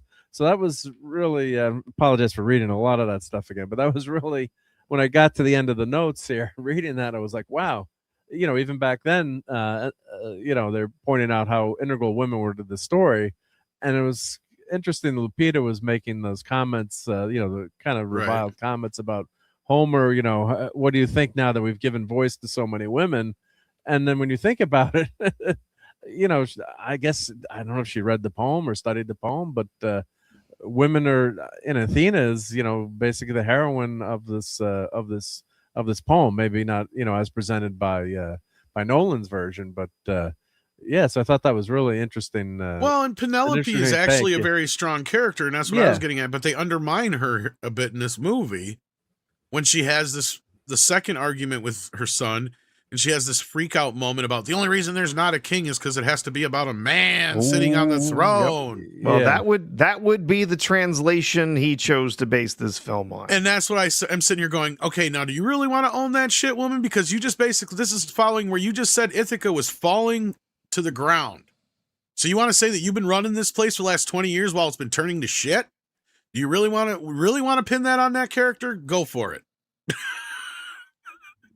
That's what I got from it. But yeah, it's this feminist moment in the film where Penelope just freaks out on her kid and has this feminist speech. And I'm sure you have a thing or two to say about it too, but like, it is just one of the most cringeworthy scenes in the film. And she just freaks out on him in a way that, to me, undermines the entire point of her point. I did not like that. Yeah, I did not like that. No, it was not. It was not a good scene. I mean, I don't have too much to say about it, but no, it was not a good scene, and it had a clear feminist agenda that was tied to it. That the whiskers line, right? Did they say whiskers? Because 2 times in the movie theater, wasn't sure if the word was whiskers. It was whiskers. It was whiskers. Okay, thank you. I was trying to find the script somewhere. Hey, Dadman. Hey, Mark, I can only make 35 minutes and had to walk out. Well, Dadman's here, so we've also, and big shout out to Dadman. Really? Who's Mom has not been under the weather lately, so he's been taking care of her. So shout out to the Mrs. Grandma Dadman, and let's play Dadman's intro. Yep. Over that way. God damn it, Mark! Jeez. Did you almost go deaf too, Dadman? Because I almost went deaf too, but you only made it through 35 minutes. Wow. Did you get a refund or? Yep. Talk later. Yep. Take care, Dadman. Yep. Yeah. Just wondering if did you get a or did he see it on a flight? No, I think he was in the movie theater. Yep, yeah. I wonder. Man, 35 minutes is still enough to get your fill of someone banging a metal trash Fuck this, can. I'm jumping into the Atlantic. Banging a metal trash can with a rake. That's what passes for a soundtrack. Oh my God! Did you see I posted that end credits song? Part of it anyway. Awful. Oh my God! I sat all the way through it. When I went to the theater, I sat all the way through, all the way to the end, and I was just like, "How is that music God, now? This is terrible."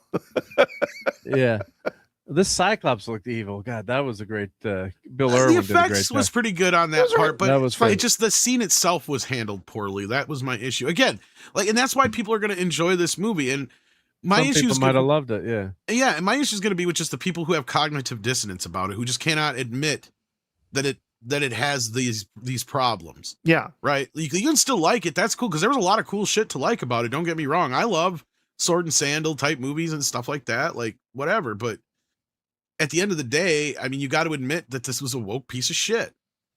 Especially when you got Vanity Fair putting out headlines saying that this movie proves that go woke, go broke is a myth. Thus admitting that the movie itself that it's woke. That is rather amusing. That's what I'm saying. The cognitive dissonance among folk, just because it's a Nolan film and they want to pretend that no, I'm going to ignore what he has said, what all these other people have said that are involved with the film, all this other stuff. You guys at Midnight's Edge and everywhere else, and Professor R2 and Mark and everybody else we're talking about, you're making this shit up. I have literally been told this by I don't know how many people in the last 3 days. And I'm like, do you guys not know how to watch an interview or read an article? Yeah. Yep.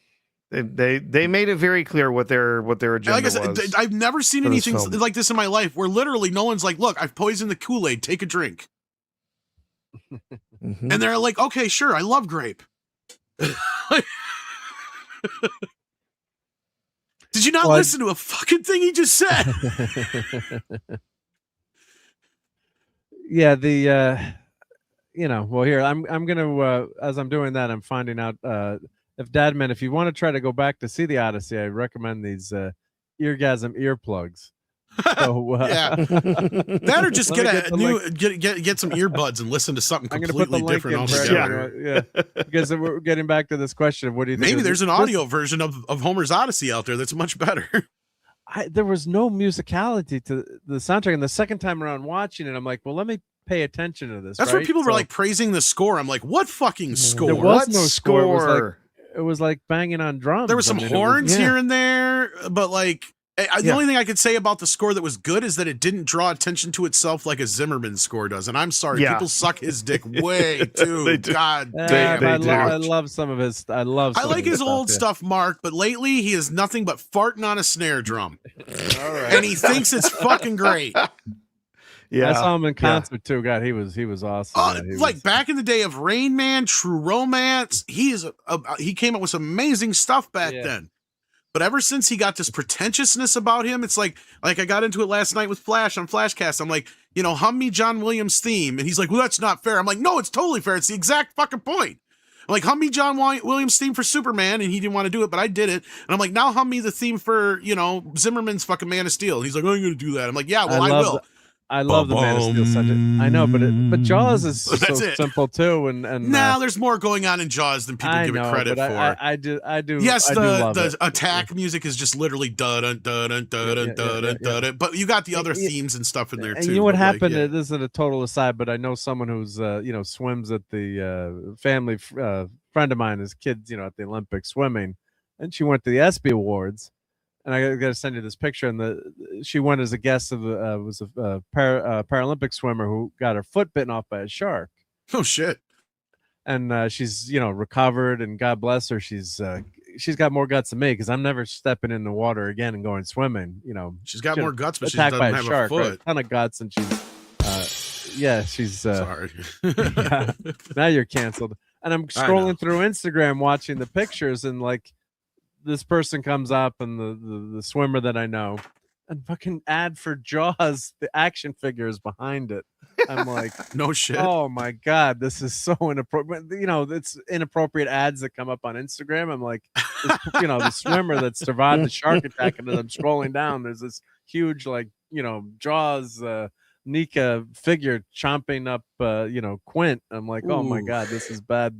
Because we mentioned soundtracks and sharks. AI doesn't have tact. Okay, that's all we know. It has no tact. Very true. He's talking about sharks and stuff. Let's figure out. Oh, Jaws. That's a shark. Yeah, let's show the ads all around the person that survived the shark attack, and but they do a lot of charity work now, and the great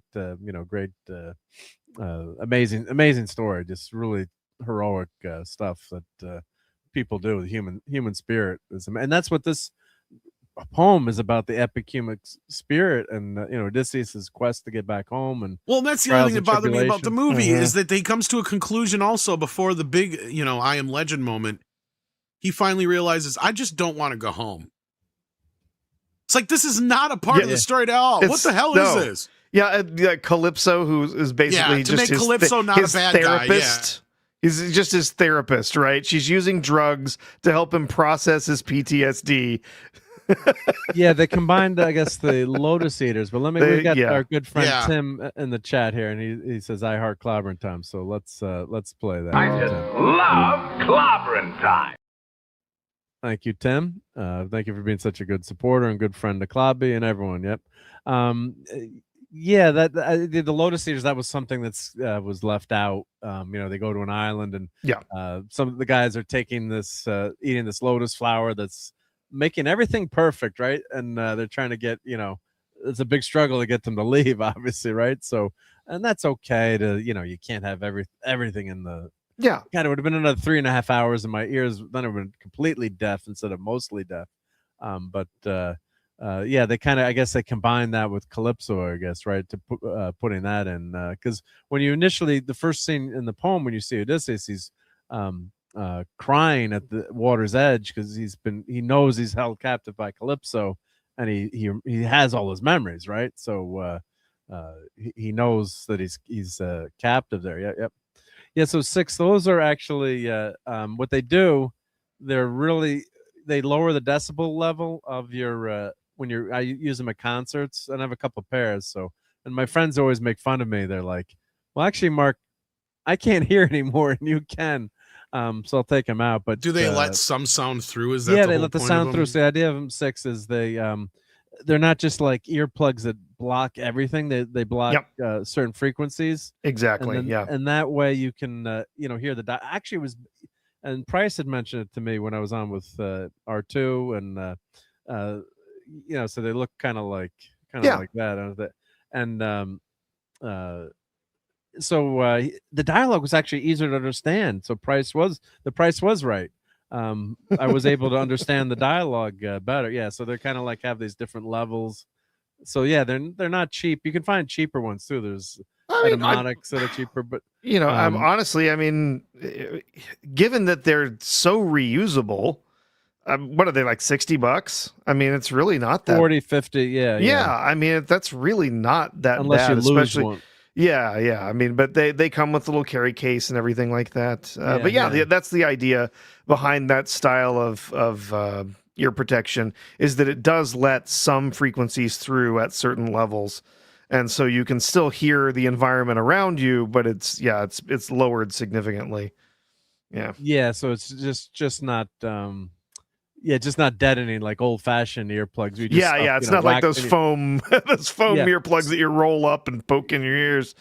It's not just blocking out as much as possible. It's kind of picking and choosing some of the frequencies to let through. Yeah, so like if you're working, when I'd work on the shop or something, you can put in, earplugs that are just they kill everything, right? Yeah, it's if you're working, you don't want you just buy cheap ones to do that.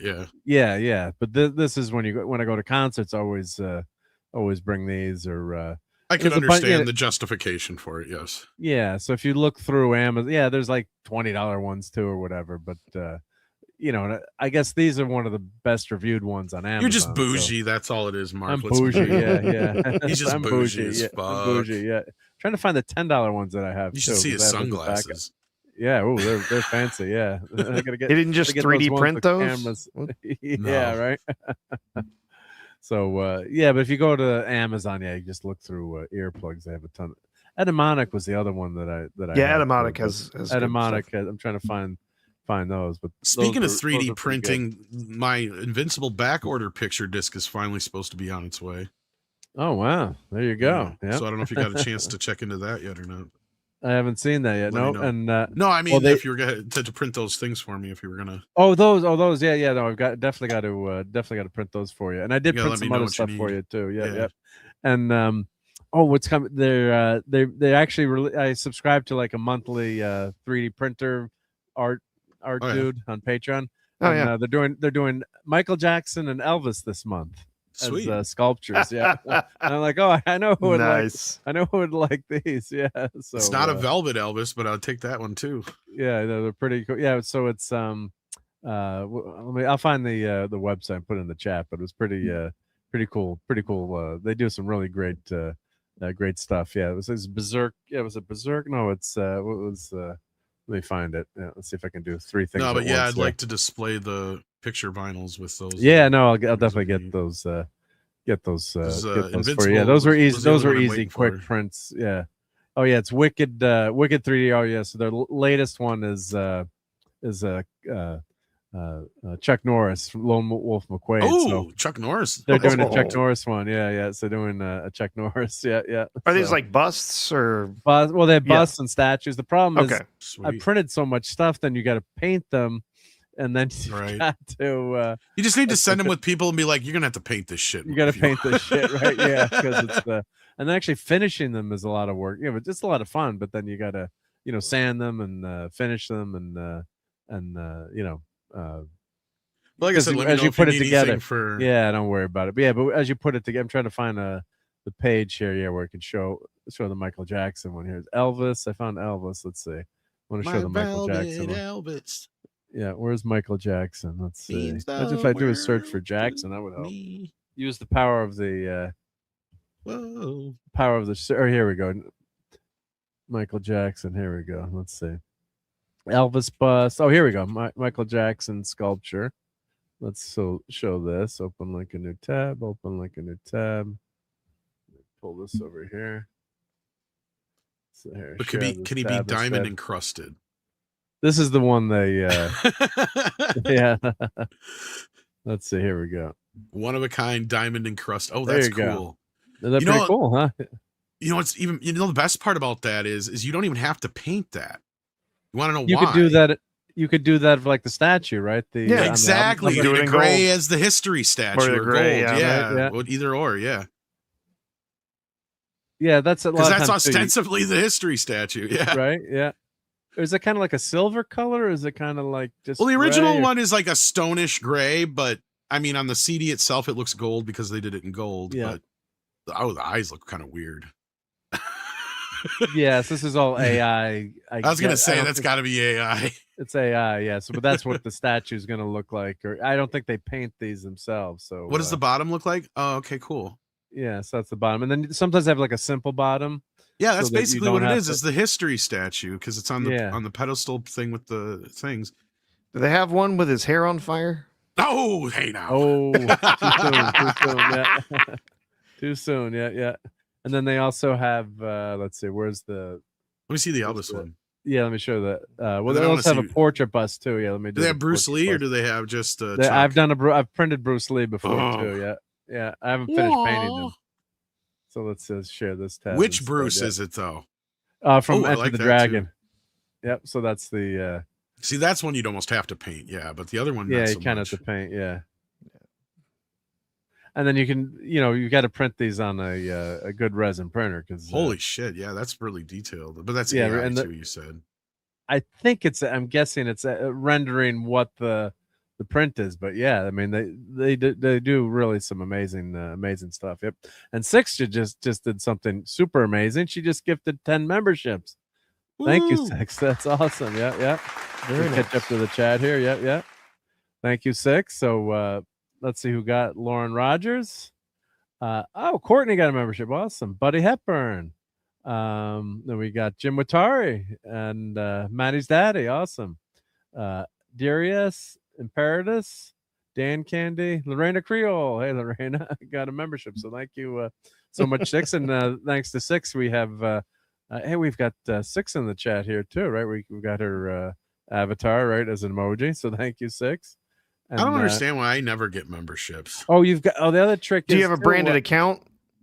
I think so. Yeah, then you can't get memberships. Can't get memberships. Yeah, I'm the same. I'm the same. I have a branded account that I use, and so it will not. It can't accept gift memberships. Unfortunately, yeah. It's fine with me. I don't expect other people do not need to be giving me free memberships. It's fine. And I think the other thing you have to do too, you have to click. I was just on one of those YouTube. Yeah, there is tutorials. You have to click be able to accept gift memberships. Maybe you didn't know, but we have white privilege. So thank you, Six. Let's play a couple of clips for Six. Let's let me find some good ones here. Yeah, let's see. Groovy. I like you a lot. That's a bad outfit. Woo! Hey, Jim. Woo! Excuse me. That's a bad outfit.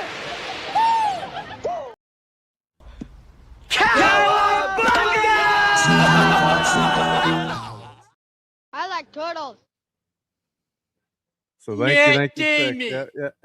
Matt Damon. Matt Damon, yeah. Sadly, he was one of the worst parts of the film. Like, I love Matt Damon as an actor. He's just not a great action actor.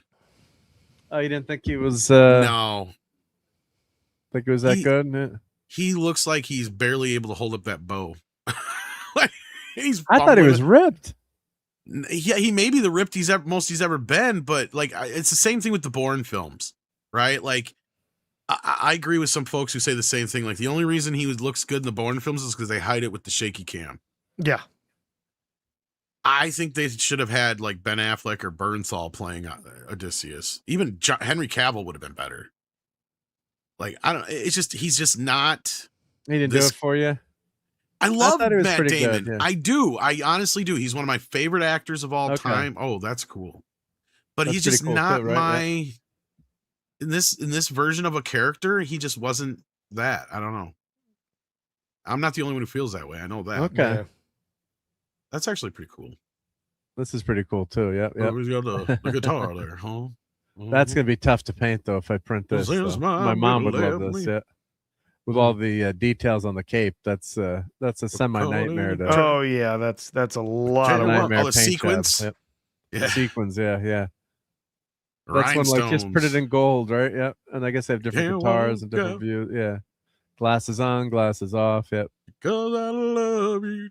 I mean, there's some. I'm semi decent painter, not nowhere near. Yeah, but that's pretty meticulous there. Yeah. These. That's a ton of work. I mean, you can do it, but it's that's a ton. You'd probably have to do it in white, and then you'd have to just touch it with the smallest of brushes if you got. I don't know how big it is. It's 1/6 scale. So it's not tiny. Yeah, it's just a lot of. There's a lot of details going on there. To quote Elvis. Right. Exactly. And 6 is saying. But I want to do a karate chop. Yeah. Did you know you can purchase a membership for yourself? Yeah, good tip there. That's 6. true. I like that one. Yeah. Elvis with a kung fu grip. That's what I want. Right. I was like, one for the money, two for the shoe. 3 to get ready, and I'll go. Okay, go. Well, here, let me. Oh, now here's all the wicked stuff here. Let me show this, and we'll get back. Share this tab instead. So here's they've got. Sam Neill. They've got Sam Neill. They've got. Jurassic Park. Like this was that. out. This was out. Nice. This was old. I mean, this was out. Wait, is that the Derposaurus? Is that the Derposaurus? I couldn't tell. No, it's tiny picture. It's the real star. It's the real star R2. Okay, there we go. All right. That's the one thing I gotta give him. That's the one thing I gotta give him for what was it, Jurassic World, where they did bring the big bitch back. Yeah. But I think they killed her in the next one because I think she's one of the ones that dies on the island. I could be wrong, but I don't remember now. I lost count. I'll just go through kind of fast here. They got the Hulk. That's cool. They got everyone. Yep.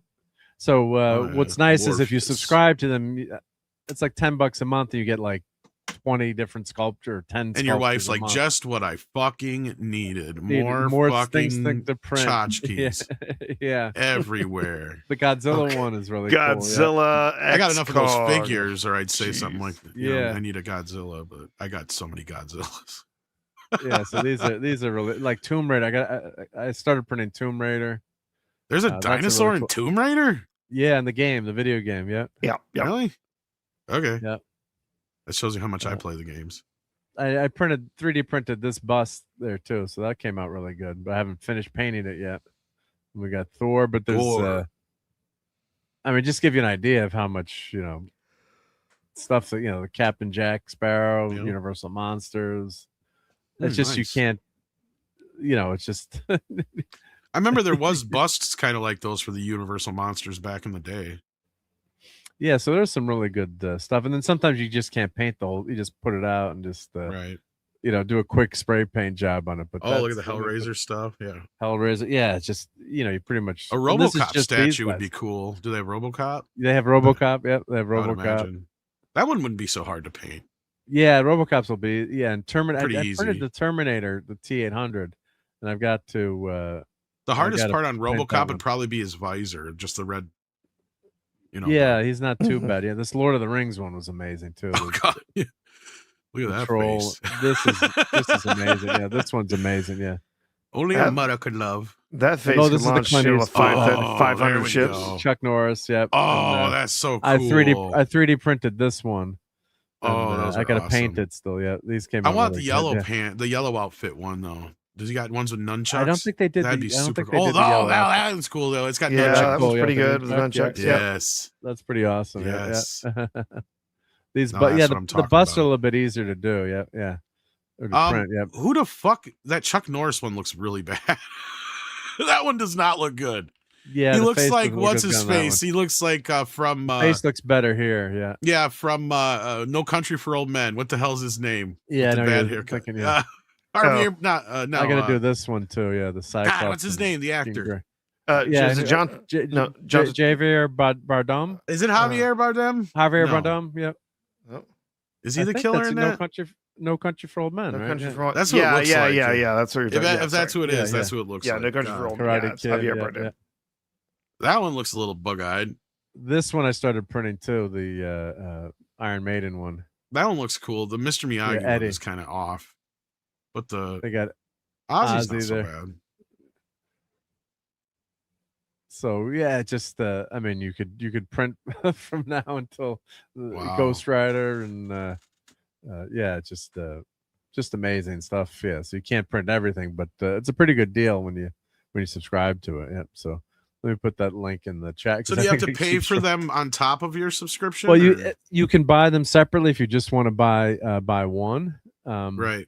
Or if you subscribe to them, you get for the month May, for the month of May, you'll get all these sculptures. Like I got all these sculptures for May for like $10.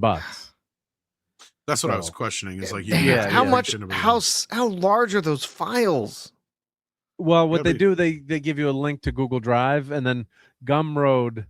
What I'll do if like this Michael Jackson one, since I really like it, I'll say I want it, and it'll email me the links because the files are. In the beginning when I first subscribed, I was trying to download them all. And I'm like, you can't download. There's no way you can download. Yeah, those have got to be enormous. But if you go to print it, you have to. If you go to print it, you have to download it though. Yeah, so only the ones you print. So you got to decide which ones you want to print.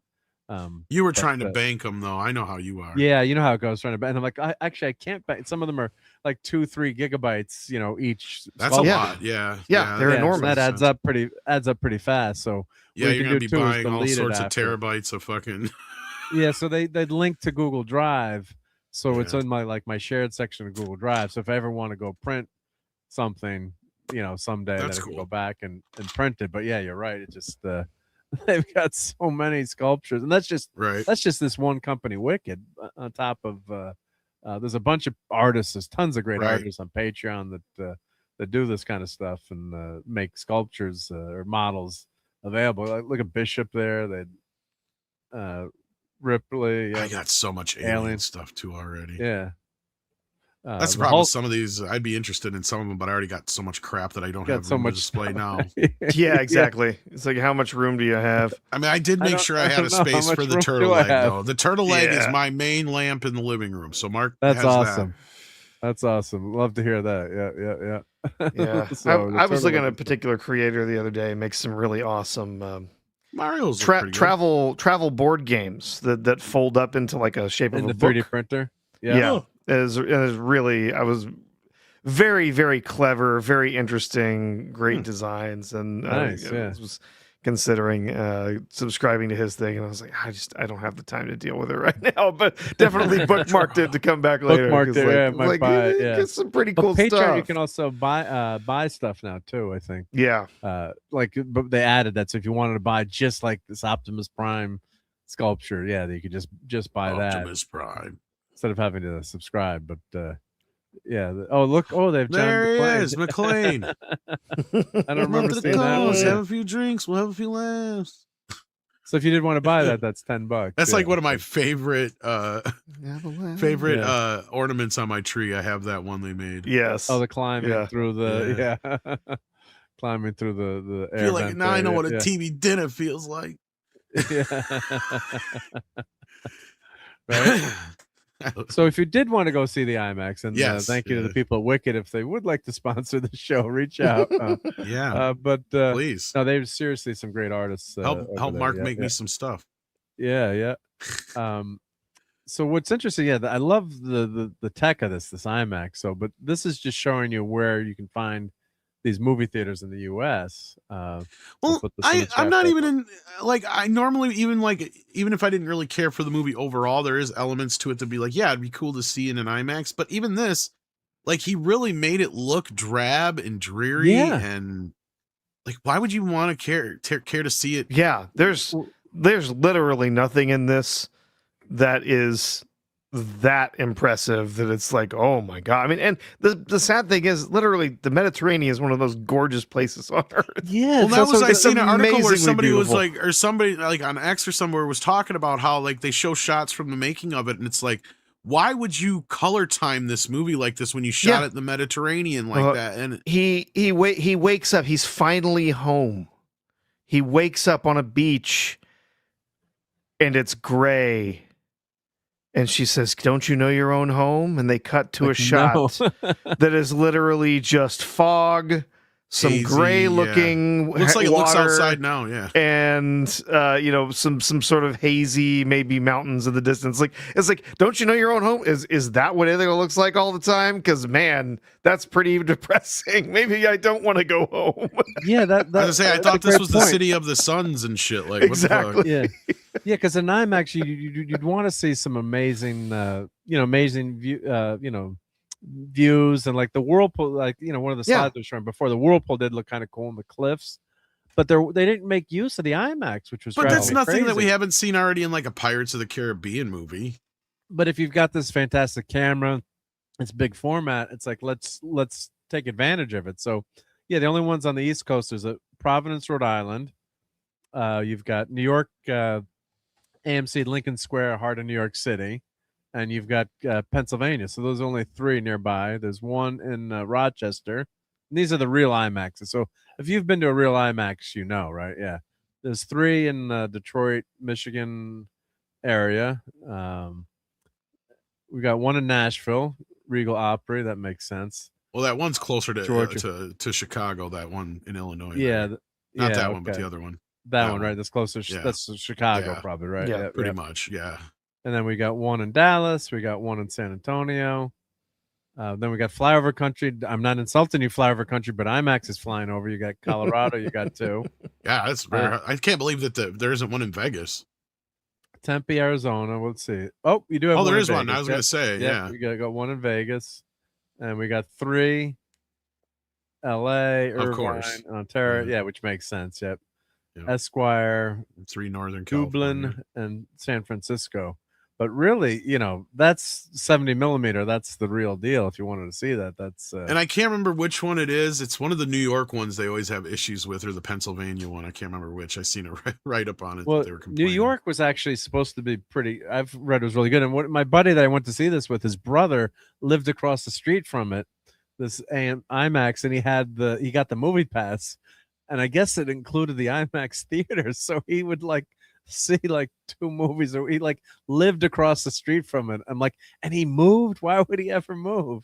He just moved somewhere else in the city. So it's teasing him. But yeah, so that text, the tech is very cool, but they don't make use of it. Like, that was one of the things. Like, this movie did not look good. I thought, let's share this. Like, here's Ithaca here, right? It's very Look drab, how cloudy and drab, and this could have been a gorgeous scene here. Yeah, and another thing that they did, not just with the movie, like they're like, oh well, we built all these structures and we did all this stuff, except that if you look at the structures, you look at the statues and look at the stuff, it all looks like it is 3,000 years old.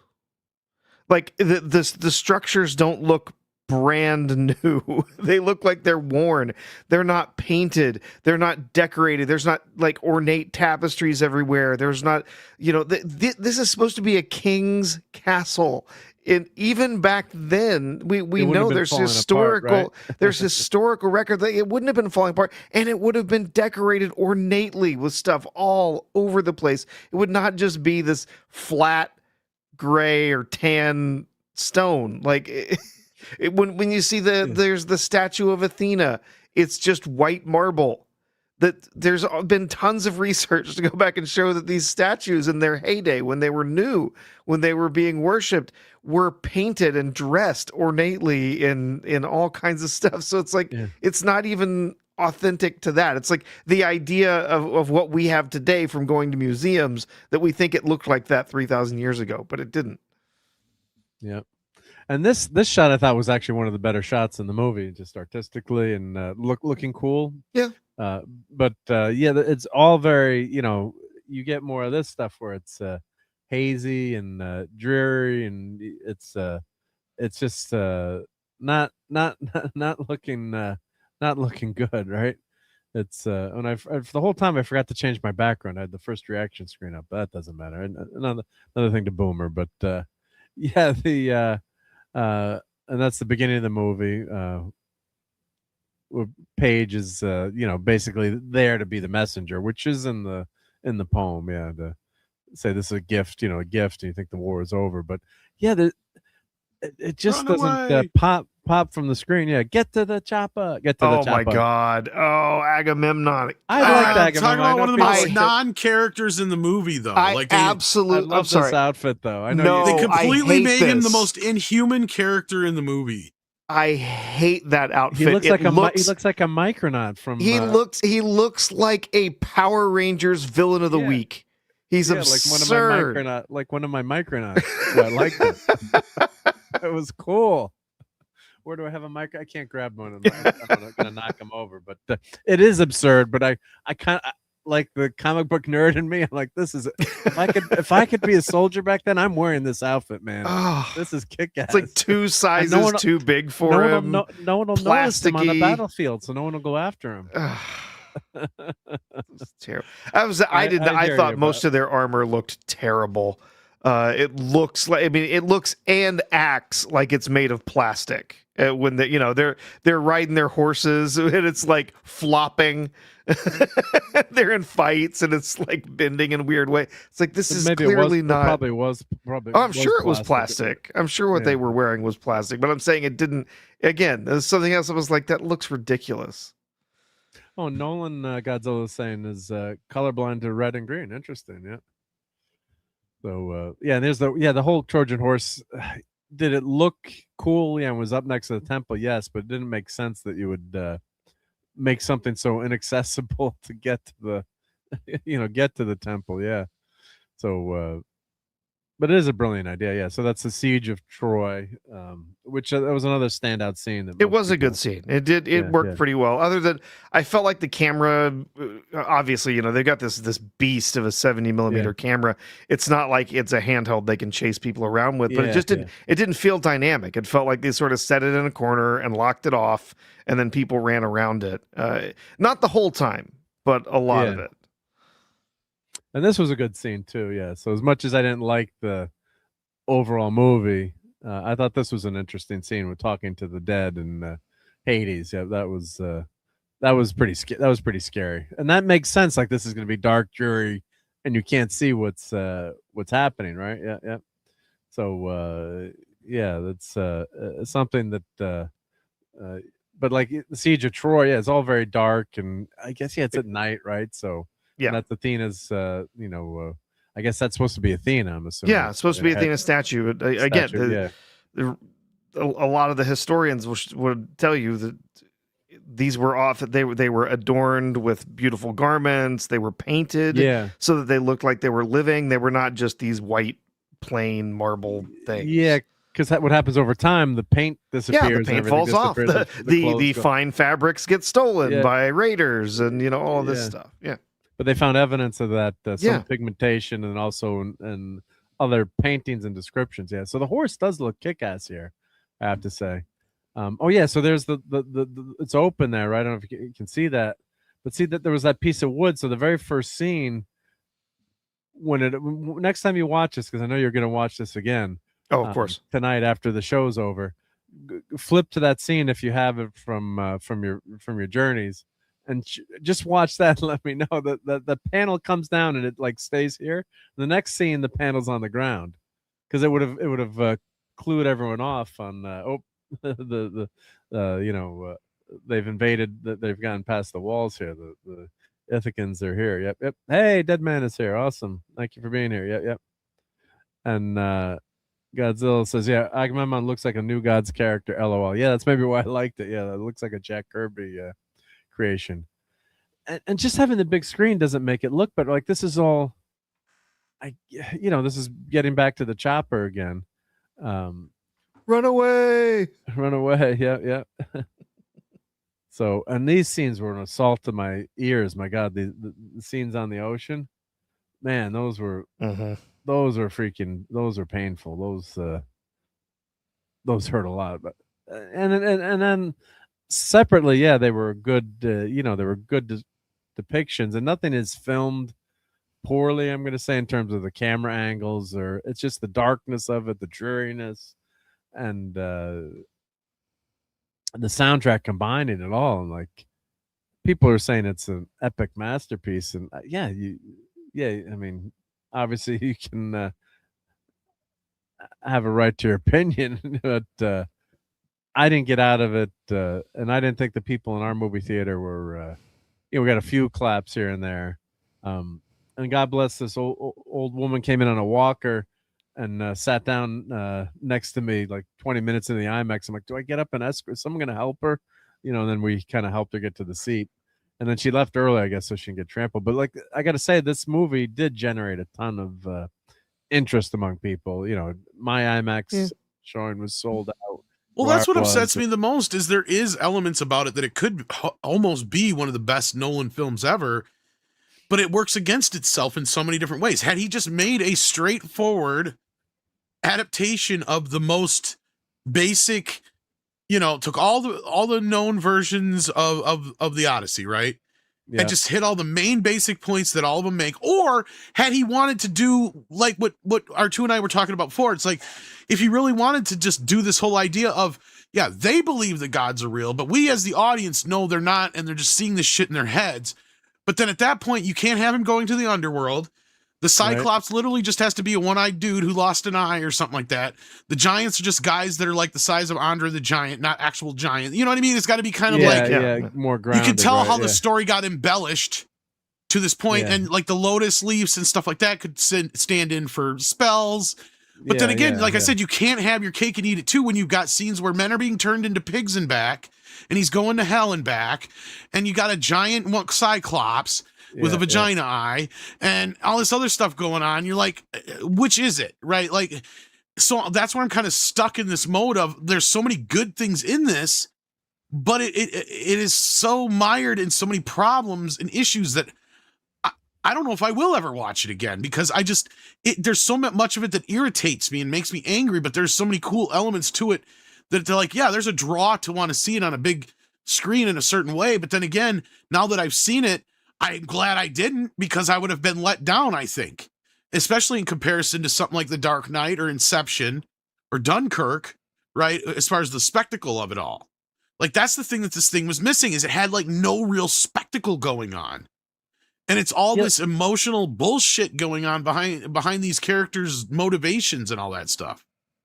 Like this actually clip or still image actually, I think looks better than it does in the movie. I don't know, looks much brighter. I'm trying to remember, like, did they have anything? Well, yeah, because it's probably a shot on the set on the day. Yeah. I'm wondering, like, it looks too bright for the scene. So it just didn't do it for me. But there's a ton of interest, and I think what I was gonna say too is it shows people are out there not just want to see not just a superhero movie anymore. Like, you're making fun of me for my Supergirl. But that's the problem, is that Odysseus is kind of one of the original superheroes in a sense that isn't the only one of the few that isn't a son of a god or half god or whatever, demigod or whatever. But not the pure, as we've got Spider-Man and MJ in this. He's basically Batman. He's the smartest man alive at that point, right? Like, that's kind of the whole thing. He is. And I did think that was a really touching scene, because this is when he realizes his dog Argus is his father's dog, and I guess the death of Argus, that was a nice touch. I did really like that scene and that tie back. That was very well done. And but yeah, I think let's check out the box office, right? Yeah, but Mark, a dog like that kind of thing is low hanging fruit for men. You can get any guy misty eyed with that shit. With a dog, with the dog. Yeah, but that was a nice scene. Yeah, give him I mean, and that's scene. Straight from the poem, right? The dog is on death's door. He is literally holding on to see his master one more time. And when he sees him, he's recognized by one of the slaves, and he's recognized by the dog. And he greets him, and he smells his hand, and he passes away. Yeah, that's from the original, and it goes back. It's the loyalty of the animal and everything like that. Yeah. Deadman says, I know you want to talk about that, but I was hoping your thoughts on HOTD episode 5. Oh, I did not get to watch that tonight. Yeah, I had too much stuff going on. That's why I was late tonight. Yep. He wants some I thought hot it was D. fine. Hot D. Hot Yeah. House of the Dragon. I was like trying to translate the big D went to see the. I'm like, wait, what's AJ? Yeah. That was a good acting in there. Yeah. Baby. I thought it was fine. Not great, but not good. But not good. Matt Smith continues the care show. Yeah, Matt Smith is amazing in the show. Yeah, I forgot that House of the Dragon was on tonight. Too much stuff going on. That Dutton show is already over too, and I haven't even had a chance to watch it. Yeah, I haven't watched that yet. Yeah, and they well, were because just I avoided advertising. it. You avoided it? Well, because everybody was telling me that the Casey show sucked. And that just got renewed for season 2. And I just saw the promo for season 2 of that show. And then I'm like, oh, so that means the Dutton Ranch show is probably going to suck too. And then after it's all get going, everybody's like, oh, you should see it. It's great. It's great. It's better. It's best it's been since. Like, well, now I got to watch it, I guess. Yeah. I'll watch the Marshall show too, but I'll check it out. Yeah. I'll check it out. But yeah, you gotta watch everything. Yeah. So I guess it did do, let's say we got 264 worldwide, so 124 domestic. It's gonna make bank. I mean, it's definitely. I mean, the first weekend we always knew was going to be huge. There's no question about it. Given that there were ticket sales that happened a year ago, there were people that were selling out some of these 70mm theaters, and obviously it was going to be a big. It's gotten a lot of news. Some good, some bad, but as they say, there's no such thing as bad publicity, right? It's gotten a lot of attention, and so yes, it was always going to have a huge first weekend. So and Nolan's a well-known modern director. Yes, so, exactly. Yeah. Well, and that's why you got the pre-sales, right? That's why you got people buying tickets a year in advance, was because of Nolan's name. So yes, there absolutely are Nolan fans, that are out there that are going to gobble up whatever he's putting out, whatever it is. That's why they're willing to buy a ticket a year in advance. So yeah, this was a really solid, really impressive first weekend. Well, yeah. And I just want to say, not to insult anyone. But this is supposed to be more of an adult movie, adult audience. As you pan around my room, I'm supporting an adult movie with all my toys here, but not that kind of adult movie. Crap, I got to watch my language here, phrasing. Now I'm in even more trouble. Damn it! But you know what I mean. God. Oh no! Yeah. You're making it worse, Mark. Just stop. Shut up. Just stop. But I was trying to say the audience skewed a lot, older in the movie. Obviously, yeah. Well, and that people are hungry for that kind of, there is a genre out there. It doesn't have to just be, superhero. Well, this kind of epic genre hasn't really been like. I mean, the last time we kind of had one of these would have been the remake of Clash of the Titans. Yeah, which was terrible. Yeah, could be. There was, there's been a few others, but yeah, I mean, I'm trying to think.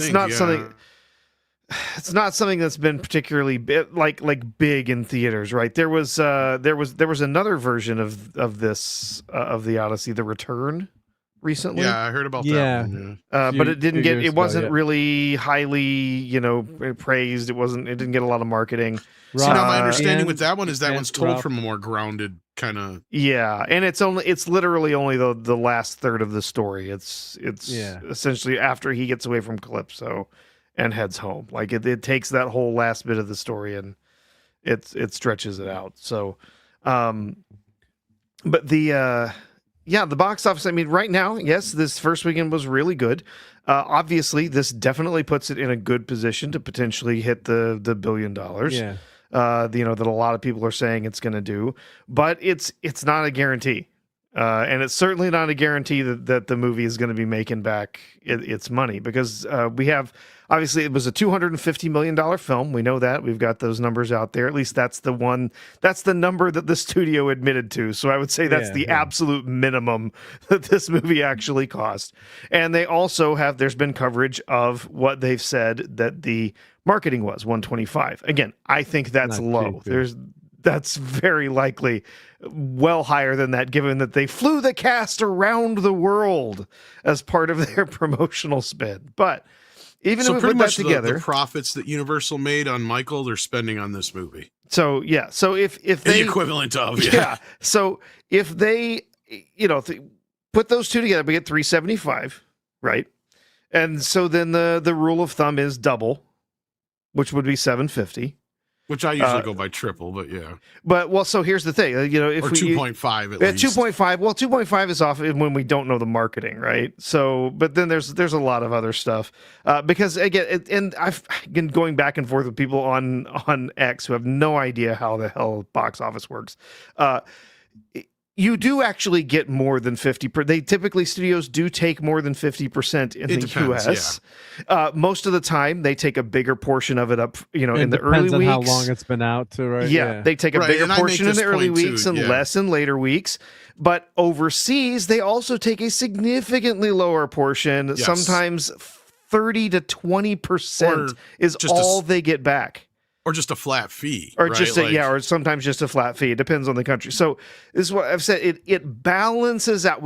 Historically, we know it balances out to about 50-50 in a split, from the worldwide, the total run. Well, but we never really know exactly what it is, right? This opening is enough for it to tell me that it doesn't matter. The reaction to it is enough to tell me that no matter what happens, the home video sales or VOD sales are going to be fine for it. Do you think? I think so.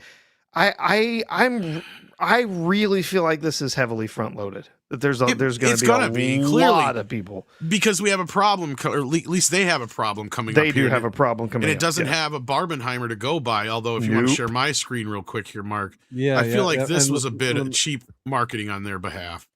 Well, let me get to this. I gotta remove this. Yep. We don't have Barbenheimer. I don't know why they had to do this, but I think they're trying to make Spidacy happen. That's funny because it's also a joke, of course, Athena. See, the thing is, they say Athena and Telemachus will return in Spider-Man: Brand New Day, but Menelaus is also going to return. He is. I know. That's where they fucked up the joke. It's like a third of the cast is the same cast. Was that at the end of this? Was that something on the screen? They did a no. It's just a joke somebody made. It's a joke. Have you seen the version where they have Michael Caine and Odysseus sitting across the table from each other? The AI. I didn't see that one yet. Yeah. It's perfect. But we have a super chat here I want to get to from the Dead Man. Thank you, the Dead Man. He said Kubrick only had one miss. Yeah, Eyes Wide Shut, I guess we would say. Box office wise, I guess. Box office wise. But I mean, you look at how that movie is still talked about more than some of his other films to this day. Right. Yeah, and people are coming around on that movie too. I've read some retro reviews. I mean, I'm not a big fan of it, but it has its place in movie history, right? Yeah. But let's play a couple of things for the Dead Man here. Let's see. Get to the chopper! You have to set an example even in the face of stupidity. Now, everybody that reads comic books knows that Kirby Silver Surfer is the only true Silver Surfer. Thank you, the Dead Man, for that super chat. Much appreciated. Yeah. But the other thing I wanted to show too was we're getting is that echo here, or is that me, or is that you, Tom? Might have turned Tom's. Let me mute Tom for a second here. Testing. Yeah. Oh yeah, because I think would have probably played the clip, but unmuted Tom, so let me mute him. But one thing I want to show with this here is, I mean, there's definite interest in this movie. There absolutely is. Yeah. So all I was saying was for something more highfalutin. Yes. All I was saying was, when it comes to people saying, it made $260 in its first weekend. This is a shoe-in for $1 billion. It's not. It's not. First of all, it's an R-rated film. Why was it an R-rated film? God knows. There's no reason this needed to be R-rated. Why was it? Yeah, why the heck if they had taken out a couple of the F-bombs, if they had removed a couple of the F-bombs and taken a couple of the more brutal kills out of it, it would have been fine. Some of the maybe the Cyclops, some of the Cyclops stuff, maybe. Possibly, I don't know. I'm just trying to guess, but I feel like they wanted it to be R for some reason. They thought that R was going to be the way to go, because obviously they could have made very minor changes. The rating system is so fucked up right now. I don't understand it. I've been trying to put my finger on it because, when I was watching Michael with my mom earlier, again, I'm going, why the fuck is this movie rated PG-13? There's absolutely no reason for it to be. Because they don't want anything PG anymore, right? No, you know why I think it is because there's smoking in the movie. Okay. Yes. And that their actually rating has, system is so fucked up right now that go ahead. Sorry. Yeah, no. You're right. Yeah. Substance use is now something that they're considering for the 13 rating. Yeah. And you're right. It's like weird. under normal circumstances, this movie should be a PG-13, even with the 3 uses of the F word, because under the normal original circumstances, it would be a PG-13. Because even though it's got people's heads getting bitten off and stuff like that, there's hardly any bloodshed in the film. There's almost no real brutal violence in this. Where honestly there should have been. There should have been arms getting chopped off and all sorts of stuff. Right, because you have like the big scene where, like, I pointed this out too in my initial review, was this is where it kind of started really like sticking out to me big time in the when they go do the flashback of Troy, and after they initially take on those first troops, all of a sudden you see all the all of the Greek guys. They're all slaughtering nothing but mainly women and children. And as they're going through this scene, it's all mostly done off screen. So again, I'm sitting here going, why is this rated R? Yeah. Like, what in this movie is making, because even them saying fuck off is not enough for me. Yeah. It doesn't make sense why this would be rated R, but I was just going to say, like, for the billion, well, it's rated R. Right. It's also a 3-hour movie. It's going to have fewer showings. That's the thing that's going to hurt it most. Yeah. There's a lot. Well, the other thing that's going to hurt too is that the number of people who are basically saying, and you can see this just in some of the online conversations, if they can't see it in IMAX, they're not going to go. Well, you saw the list of IMAX theaters in the real IMAX theaters in the US. And they're saying, well, if I can't get an IMAX ticket, I'm not going to bother. And so they're taking themselves out. That's a much smaller number of people, but still. And the other problem is, and I think you were getting to it, Tom, 2 weeks from now, Spider-Man. And actually, it's going to start the preview screenings in like a week and a half, right? Yeah, that's what I'm saying. So it's got 10 days, really. The 2 leads of that movie are going to be fighting the 2 leads of this movie. Maybe they should duke it out to see who can win. Well, that's why I said they should have hoped for a Spider-See, but it's not going to happen. Yeah. Right? So what this is showing, I think, when you look at the total number, yes, there's interest in the debate. It just shows you that people are interested, but what's the word of mouth going to be? If I'm telling people it's going to make me go deaf, that's what that second week is. The second week is Mandalorian did pretty well that first weekend, and then it dropped off, and then of course, it's still looking pretty successful next to Supergirl. Well, and again, you say, like, well, you look at, you're like, hey, man, worldwide, 260, they're a quarter of their way to $1 billion. Everything's very front loaded. Yeah. So you have to go back just a little bit and remember Doctor Strange and the Multiverse of Madness. It made 450 in its opening weekend worldwide. And did it end up at like 600 or something? And it topped out a little over 900. I was going to say it didn't make $1 billion. It was the first Marvel movie since they started making $1 billion not to make the million. Yeah, but it made an enormous opening weekend. And Thor came close as well. Stunning opening weekend, and then didn't make it. So yeah, I mean, and the other thing is too, like they said, well, the people going back that really liked it. Like, if I really love this movie. Well, of course, I'm a bad example because I did see it you twice. did see it twice.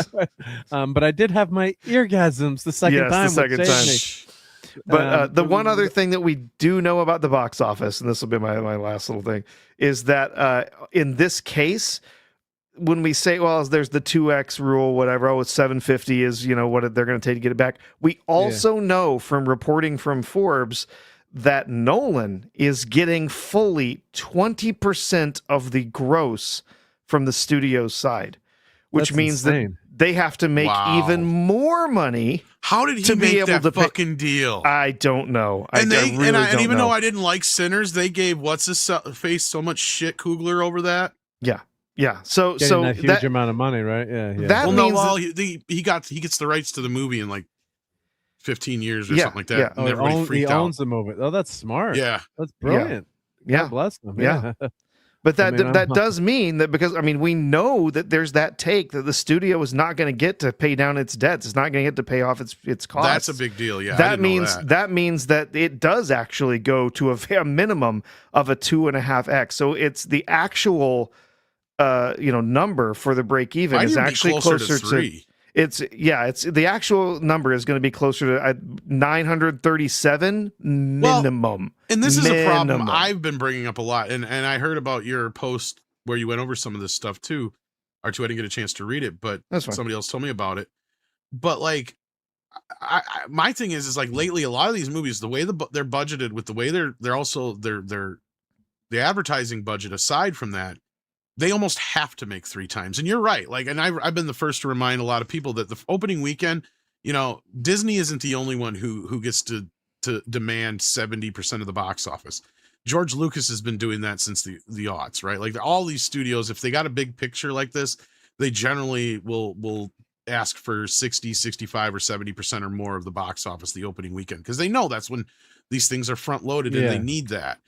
But that's where I can't believe the theaters aren't getting more pissed, because like what Mark was bringing in there too is a point, and this is where I said that there's no incentive for these studios to keep these movies in theaters anymore for more than 30 days, because after the certain amount of days and weeks, then the theaters are keeping the lion's share of the ticket sales, so they're not making piddly, cents off of most of these sales. They're better off just throwing it on video on demand. But to me, that's like undermining the theaters. So I don't know how much longer this shit's gonna last. Yeah. Right. Yeah. So because we can't depend on domestic, or foreign sales to make up for this shit. Because let's be real, like not every movie is going to be able to do what like Michael and certain other ones have done this year, where they're able to rely on such a heavy, audience outside the U.S.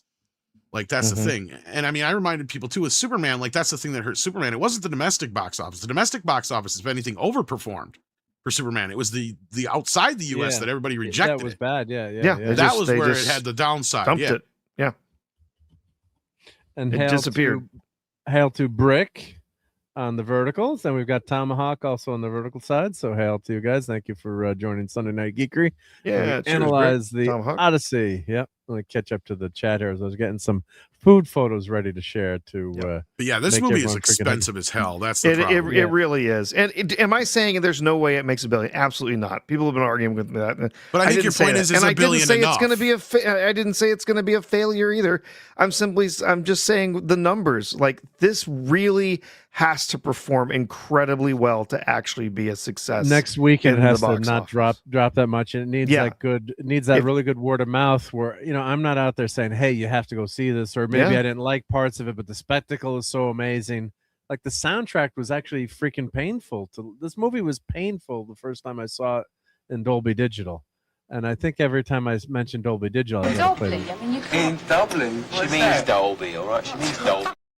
I mean, I came home with a splitting headache, and granted I was sick, but I had a massive freaking headache. It was bad. I was actually glad that I chose a seat at the very back of the theater, so I wasn't like in the blast zone.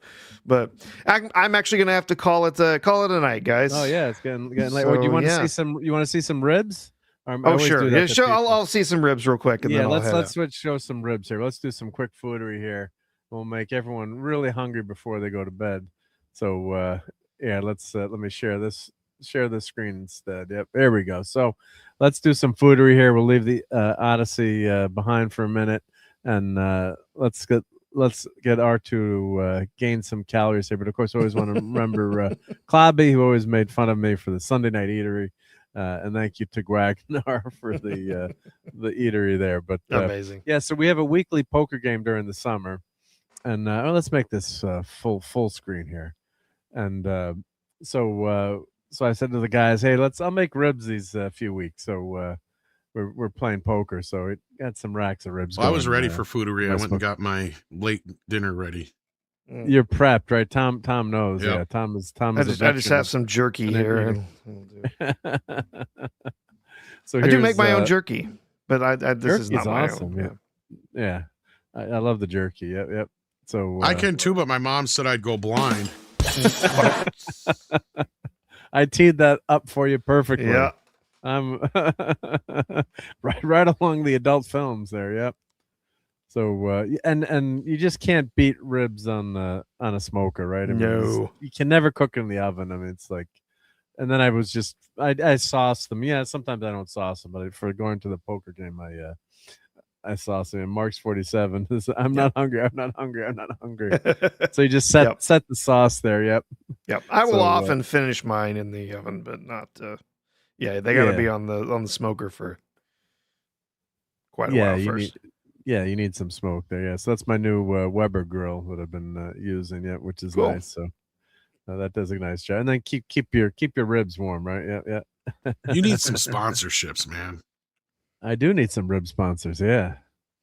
Well, between your earplugs and your Weber grill, and yeah, who's listening out there? Yep. So yeah, I was very popular when we announced that for poker. Like, oh, Mark's making ribs this week.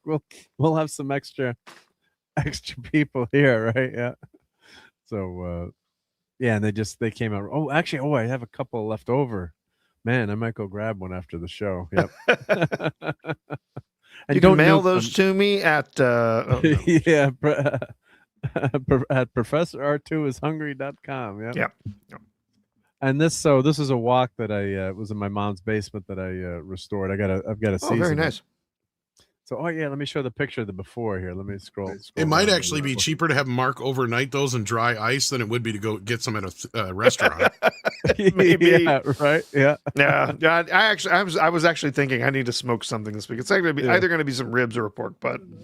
I think that every day. Smoke weed every day. So this is the before, and my mom's like, "I'm going to throw this out." I'm like, "No, you can't throw it out. It just needs to be." I mean, it's not burnt. It's just the seasoning was just. That's burnt stuff on there. But then I took I'm like, I have an angle grinder for a reason. So I went on it, and now I've got to season it back again. But it came. So did everybody's grandma have one of those with a pan that had it seasoned and you didn't touch it, or you get yelled at? Yeah. Oh, We had that. Yes. Yeah. You don't cook in it. You don't clean it. You don't mess with it. No, that cast iron skillet. You do not touch that. And we went to dinner before the movie, and we're like, "Do we get the antipasto with lettuce?" Or we're like, "Well, it's not from Taco Bell, so hopefully we're safe." Doesn't matter. It's all poop lettuce. It's all poop lettuce now. It's all lettuce. So the lettuce industry is not doing Veggies so are good. bad. So eat more meat, right? Damn right. There we go. That's one of my favorite T-shirts. Yep. So that was our dinner before the movie. We just went and got some pasta right nice. before the movie. But now we better let Professor R2 out of here. But before he goes, I want to show I'm very hungry. Yes. Bacon. And then this motherfucker is such an Italian fucking stereotype. I know, isn't it? Yeah. Right? I mean, come on. And we go over his house, he's going to make us fat. Yeah, you're going to gain. And I'm going to let him. The house. I'm going to let him. That's true. He's going to be like, you can't leave until you have a rib. Wait. There's pasta. Wait. Yeah, come on. More. Manja, right? Yeah. You're looking thin there, boy. Come on. Well, in college, one of my good buddies. Want to take some with you? One of my good buddies, his parents were off the boat at the time, which I can say because my grandparents were, but didn't speak in English that well. And then everyone went to dinner at the house, and for years, my friend who was like very skinny and didn't eat that much, like, I don't know if I like that boy Bobby so much. He eats so much, but the big guys that ate a ton, he had 3 helpings. I really like that guy, so yeah. But thank you, Professor R2, for being here, and I hope you have a great week and enjoy watching the Odyssey. I'll see it 3 more times because absolutely, it's it's the greatest film ever made. It's better than Cats. Paid promotion. Watch that scene with the hatch opening on the horse, and let me know if you catch that. Let me know. Yeah. All right. Well, thank you, R2. And you can catch R2 on Price of Reason Live Tuesday and Thursday nights. And I 11:45 Eastern. I occasionally make an appearance there and having fun doing that. So thank you for having me on there. And indeed, let me put prices because you just have your Twitter. Yeah, you don't have just X. I don't really do anything with my YouTube, not yet anyway. So, yeah. You're just you're smart. You just go on channels and have fun that way. So far too many other things going on to try and launch my own channel. But it's. Well, what would it take to launch 1,000 R2 channels, right? Yeah. 1,000. Right. So, but thank you for being here. And all right. Take care, everybody. Great seeing all you out there in the chat, and I hope to see you again soon. Take care, everybody. Yep. Always appreciate the great Professor R2, and let's play an outro for him. Yep. I was just trying to find the link to Price's channel, but I've got my Star Wars. It's because a droid don't pull people's arms out of their sockets when they lose. And the Dead Man here with a super chat. Thank you again, Dead Man, for that super chat. Says Tenet was not good either. You know, I've never seen Tenet. Have you seen Tenet, Tom? That was a tongue twister. I tried watching it. I literally got 30 minutes into it or so, and I'm like, I don't care about any of these characters. I don't care about anything that's happening. This is one of the most boring movies I've ever seen about time travel in my life. And I shut it off, and I have not watched it since. And that was one that was notorious for the sound mix too, if I'm not mistaken. And I didn't have issues with that stuff. It's just it was boring. Like they're at the scene where they're talking about getting a divorce and I'm like, I don't care about these characters. He has given me absolutely nothing to go on. Like at that point, I was like, you know what it would be like if Spock made a movie? Tenet. I can't understand. I've done everything by the book. But you have no emotion in this thing, man. Logically. Your agonizer, please. Let's play a few other Star Trek clips for the Dead Man for this super chat. Thank you, Dead Man. No bloody A, B, C, or D.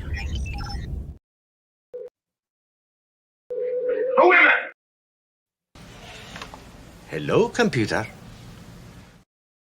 Thank you again, the Dead Man. It's just crazy how things go sometimes. Yeah. And Mark's is saying here, I really need to eat a hot dog at midnight. Thanks for that. Sorry about that, guys. Yep. And R2 is saying, have a great week, all. Yep. And Cats was a more entertaining movie than the Odyssey. Now, looking at now, Young Washington's done pretty well, right? Let me get this screen back up. Yeah, it's supposedly doing pretty good. $41 million, right? Obsession, of course, we know how well that did. Toy Story 5, you would assume that was going to hit $1 billion, right? But let's see, it's got starting to slow down a little bit. It's got Minions and Monsters has been keeping with it neck and look at it, like splitting the audience right there. Yeah. Yep. And then you got Moana on top of it. Yeah. Mona, as Mark says, Moana. Sorry. So that's your Utes here, right? Those are all the Utes going to see these movies, and then this is the adult film audience going to see the Odyssey, right? So not to be confused with the adult film audience. adult film audience, right? So that's the that split there. Yeah. So you've got 20 plus 30, right? So you've got about $50 million and 125 for the Odyssey. Yeah, so the Odyssey, that's a really good showing that first week, which is to be expected, right? That's not a surprise. But look at Supergirl, really. 1.5 million. How Supergirl's been out a month now, right? That movie's going to have a hard time even hitting 100 million if it does. It's not going to, but yeah. And I remember, as being such a massive comic book fan, I remember rooting for Daredevil, the Ben Affleck Daredevil, and I'm a massive Daredevil fan. I'm like, it's got to make 100 million. It's got to make 100 million. It just crossed over $100 million. And that was back, that movie's pretty old now. Well, that's right? the sad part is that $1 billion has become the new 100 million. And that's kind of what I was saying with R2 earlier is like, these movies are almost set up to fail now. Like it's almost an insurmountable thing to be able to make a profit on them. Like you have, when you have to make $1 billion, like how is that even possible? Yeah. Not everything is going to make that much money. Yeah, so Supergirl it's $120 million now, but what an epic disaster that movie is. So I mean, you're not gonna, I wonder if you're even gonna see her in the Man of Tomorrow. They're gonna send her off to another red planet or red planet. She died on her way to her home planet. I mean, it's sad. I mean, as a comic book fan and fan of superhero movies, this is no, they almost have to have her in here. No, they almost have to have her in it just to justify this movie now. I guess, right? Yeah, they're gonna keep her in it, but she's never. There ain't gonna be another Supergirl movie, right? You're not gonna get Supergirl Part 2. That ain't happening. If anything, this will be the last Supergirl we get in our lifetime, most likely. Probably, yeah. And the Helen Slater one is a disaster too. And that's why I say that we've had. Right, she's had 2 shots at the box office. That movie was terrible. I just rewatched. I watched it within the last 6 months. It's barely watchable. Oh, if it wasn't for Helen Slater, it's like pretty much unwatchable. Yes. Oh, what a crazy! And that is one thing I did maintain throughout the whole thing. As bad as Supergirl this version is, it's still a more cohesive and better film than the other one. I don't give a shit what anybody says. Yes, hands down, Helen Slater's 10 times better than Millie Alcock. That's not the argument here. That movie makes absolutely no fucking sense.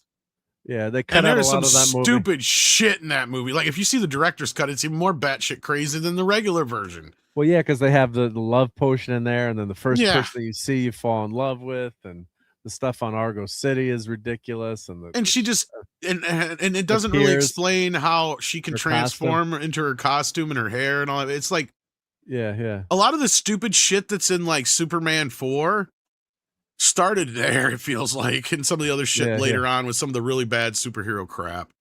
I mean, some of it started in Superman 2, don't get me wrong, in Superman 3, but Superman 3 actually doesn't have as much goofy shit in it as people think. Yes, the humor's all in the Richard Pryor stuff. You don't have Superman with weird powers all of a sudden outside of, when he gets that weird kryptonite. But that's something like almost directly out of the comics, so it works. And that's why I argue Superman 3 is actually more comic booky movie than the rest of them, but yeah. Well, let's play our friend Clobbering Times on. No, it's going to messed up our screen sharing, but we love Clobby, of course. So I think I have a clip of him. I don't know if it's worse than Superman 4. That's a debatable. Yeah, I don't know. Yeah, do I have the clip of? Let's see. Do the right thing. Let's see. I'm trying to find the. I mean, at least the Superman 4, Christopher Reeve was trying to make a good movie out of it. Yeah.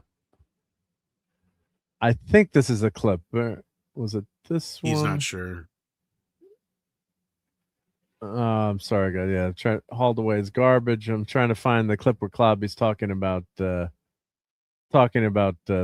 Superman movies. Yep. So I thought I had that saved in here. Let's see. Was it this one? Sorry about that. Yeah. RJ, if that's the only question you have about the 1984 Supergirl movie, then Jesus Christ, man. Like, that's one of the movie's least of its problems.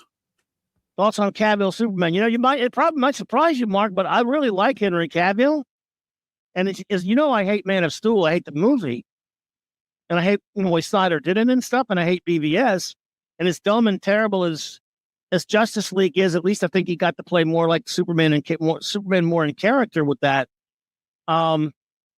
So I like it. To me, man, Cavill in a good Superman movie, I would be all for it if he plays him right. And I think Cavill, good. He's the actor. You can't blame them for anything happened in the film, story-wise. So I don't never blamed him. I always thought he was good.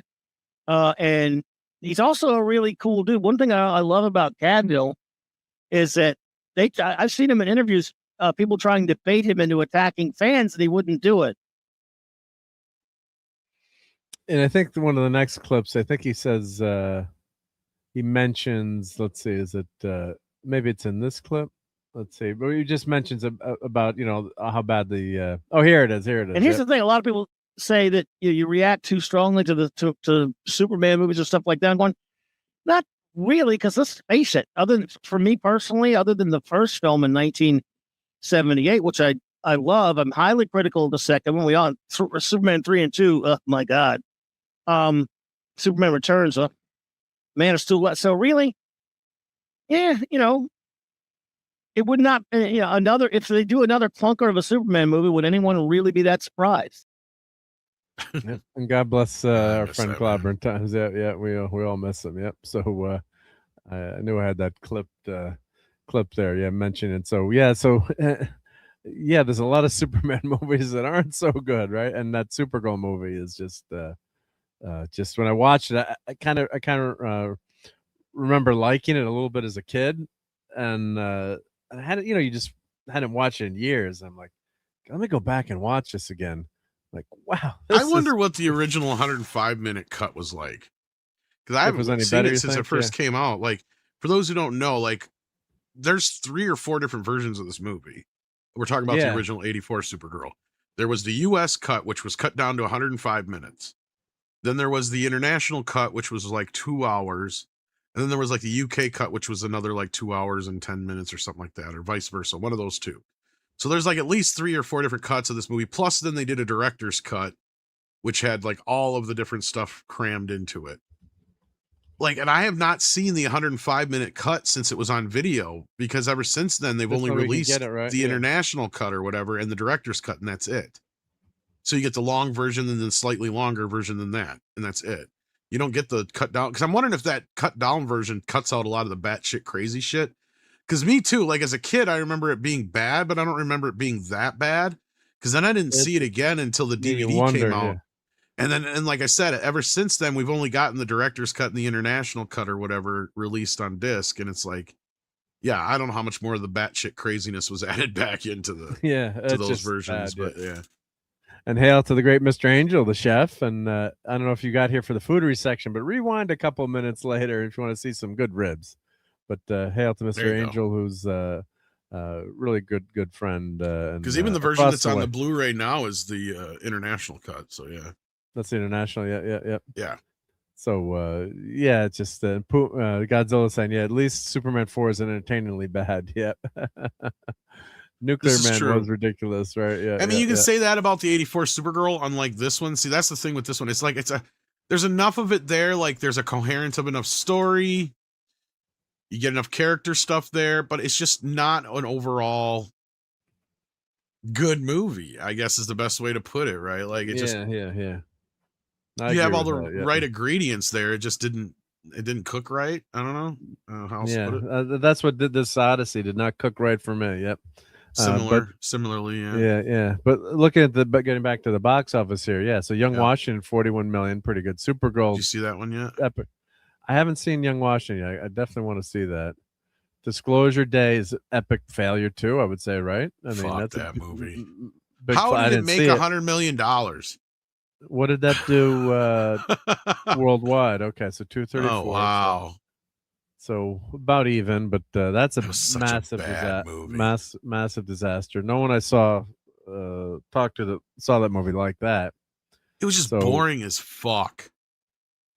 I mean, at least the Odyssey, I could see where people could argue that they would like the movie, right? You could see that, but it's based on that classic story, so they don't, I don't think I met anybody who liked Disclosure Day, though. No one, right? No one disclosed that they liked Disclosure Day. I don't think anybody. I don't know if I ever talked to him that liked it. Yeah, so that's another big flop. But the other article I did want to show was Variety here. Let's share this tab. Hollywood bounces back. Gen Z surprise hits and more of Hollywood banking on a $10 billion year. So, of course, Michael is there. We've got Devil Wears Prada, Obsession, Toy Story. I don't think Toy Story should be there. Nor, I'm not so sure about Devil Wears Prada either. But, because I get the point of the gist of what they're saying here, but I think that the reason that the things that the new generation are leaning into is their own things, right? Yeah, Toy Story is a sequel, I guess is what you're saying. It's your grandfather's franchise, for fuck's sake. Yeah, and hail to Oliver Belmonte. Thanks for joining us. So so let's see what this says here. So people are calling on his phone and cozying up to him like he could have gotten them inside Taylor Swift's wedding at the Madison Square Garden. But no, what they really want is a golden ticket to a preview of the Odyssey, Nolan's epic that was shot entirely on IMAX cameras. Yep.